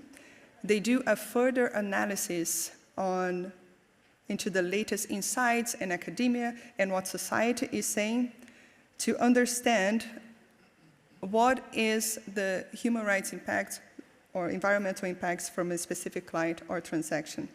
It is an additional layer of due diligence and client engagement. I've been short because I want to leave time for questions at the end, so thank you. Thank you, Amanda. Thank you for that. And I think it's also great that we end up with a look into the human rights reporting, which speaks again to also when Yasmin mentioned the human rights toolkit that we are working on. So I think there's always this connection points between each of the speakers and the work that each is doing. So we have some time. So I would now open the floor for questions. So I should have said before so that you would have some time to think. So if anyone has any question that you want to put forward to any of the speakers, now it's the opportunity and the time just before we go and finish the day. I see one hand there already. We'll start. Hello, and thank you very much for a very interesting discussion. And my apologies, I didn't get everyone's names at the beginning. I normally take a picture of the slide. So I wanted to address this question to Abimola from Kenya, please, because what I am looking at when I saw your slide and the information you gave us is the scale up. I mean, I was looking at 2 million women, which is half the population of Ireland, where I come from, and I'm like, wow, for one bank to scale up like that, you know, from a small country, it's enormous. But I mean, from Kenyan's population, I understand it would be a smaller amount relative, but how do you scale up? And do you look at, when you're looking at different opportunities to do different projects, do you look at it and say, can we scale this up? And if not, we're not going to go near it? Like, what's the secret to scaling up? Okay, thank you very much for your question. I'm from Nigeria, not Kenya. I'm a proud Nigerian. For us at WEMA, the decision to scale up actually came after we went through a sort of program at the bank, and so we said we wanted to scale. So how do we scale? Do we want to build brick and mortar branches? That's not the way to go. The whole world now use some form of device, if you have a telephone. So how do we reach these people? And you know, I mentioned the fact that we had to use a human-centered design approach, because we see, where will we find you? If you look in this room now, everybody has got 1 or 2 devices to themselves. And in a day, we are probably here for like maybe 40 minutes at the minimum. You're checking time, even if you're not chatting. You're going through the internet, and where do we meet these people? So how do we demystify banking to ensure that people can come into that space? Not like there are no banks. Not saying we cannot open more branches, but the fact that you open a branch does not mean that people would want to come in. And at the same time, we are looking at reducing our own emissions level. And so if I'm bringing people to the branch, the number of footfall that I will have in the branch, I don't want to have that. So how do I, the same process that you come in to do in the branch, can I put it on digital? Recall that we said we created a strategy trust called Digital Solutions to Societal Impact. So wherever you find yourself in Nigeria, the remote location, far-flung location, as long as you have access to the internet and you have access to a device, then you can open an account. Even when you don't have access, you can walk through an agent. And so we've empowered agents as well to help people to actually get onboarded into the banking platform. The second thing that we did was that when you have a bank account, you also need to be able to transact. And so we created an opportunity for you to request for a debit card in the app, on your phone, on your device, on your tablet. You don't have to come into the bank branch to request for a debit card. And that card can be activated within the app and will also be delivered to you at your location, so you don't need to come in. So you can say the convenience. And so this attracted a number of people to the bank. Beyond that, we look at the demographics. What do these people want? What will make the banking solution that we're providing sticky? And so we created a lot of programs that will make you want to come. So there are programs targeted at different age segments. So we have the one for the young people, teenagers, 13 to 17, called Alert Explore. And so what they are doing is things that will make them explore their device, but with the guidance of a parent. We move to the women. What do women want? What sort of solutions do they need? A business to? They need things to talk to them about parenting. They need someone to talk to them about healthcare. They need someone to talk about accounting, basic accounting, how to separate your personal funds from your business funds. Things as simple as that will make the banking solution sticky and make people to come in. And so when you're doing that, we also created a loyalty program. As the more you use, the more benefits you get. And for women especially, we layered it with insurance. So there's healthcare insurance for you. There's access to markets. So when there are opportunities for you to bring your solutions to the marketplace where people can listen to you. So not only products, we also do services. So if you have services that you sell, come to the marketplace. People are there, and you have mentors and coaches to handhold you. So we do this in the marketplace. We also do it in the community. And so when people see that you do things in the community, they endear themselves to you. So at the community level, we teach the women how to have better, maybe cleanliness, things around financial inclusion, financial literacy. We simplify it and make people want to come in and discuss with them. We also talk about health issues that people shy away from, things around sensitive issues like breast cancer. People don't have access to the kind of information that they need. Beyond providing that information, we also support them in terms of getting care. You know, when you have there's advocacy, there's care support system. So these sort of things make people want to come in, and you quickly scale because they want people want people that can support them, and they want a system that is actually working as well, and there are testimonies to that. The big leap for us was when we partnered with the federal government of Nigeria around the Alert FGN innovation. So what do we do here? Bring young people together, learn digital skills, work with the likes of Google, work with the likes of Microsoft, big business schools in Nigeria like Lagos Business School, to ensure that people understand at the basic level. And they have tools to use as well to do all of these things. So these are some of the things that's really helped us to scale. Thank you. Thank you. Any other questions to the panelists? Oh, sorry. Thank you.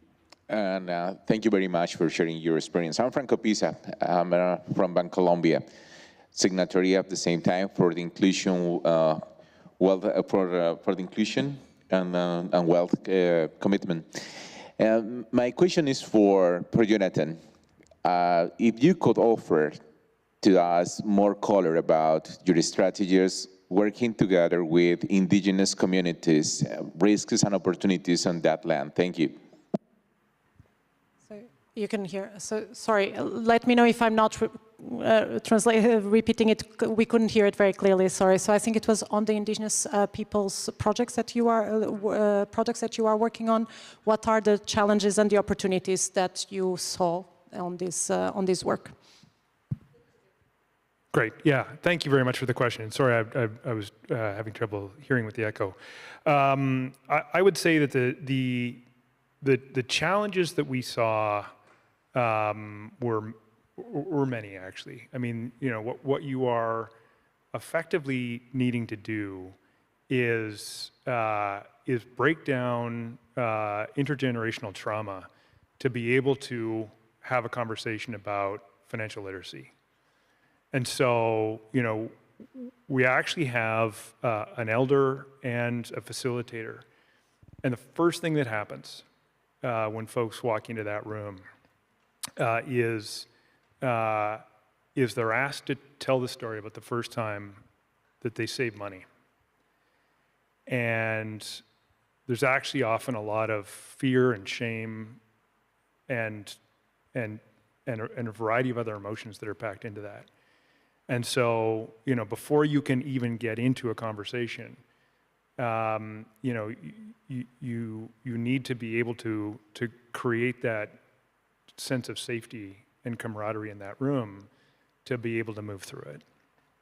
And you know, the cohorts that come through are often, you know, kind of a community will sponsor it. So they're coming in with an existing sense of empowerment. And so, I mean, the challenges are really, how do we make sure that we get that right? How do we make sure that we really embrace what we're hearing from community and allow community to really lead that process and have us as enablers of an outcome?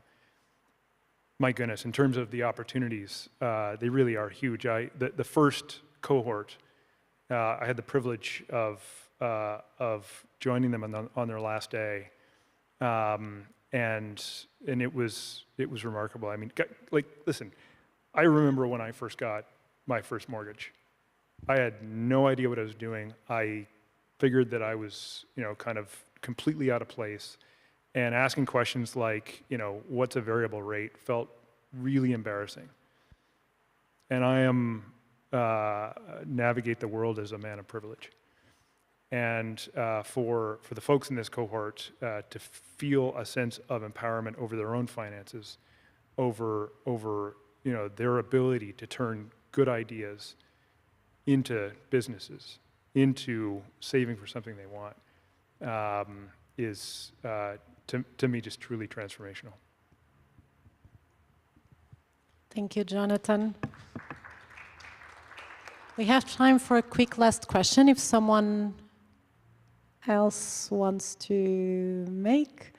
Okay, just a brief one. Just very briefly, if you assist your clients or partners in assessing social risks when it comes to accessing a loan or anything like that, if you have a methodology, if you don't have it, we actually have one to suggest. I'm sorry, I'm Francesca Núñez from IFAD, International Fund for Agricultural Development. Thank you. Sorry, I couldn't hear the question. I'm sorry. Having some issues with sound here, I think. If you maybe assist your clients or partners in assessing social risk, which could be related to gender or any other issues, if you have a methodology to assess social risk. Okay, so the question is Thank you. whether you want to have a methodology to assess the risks.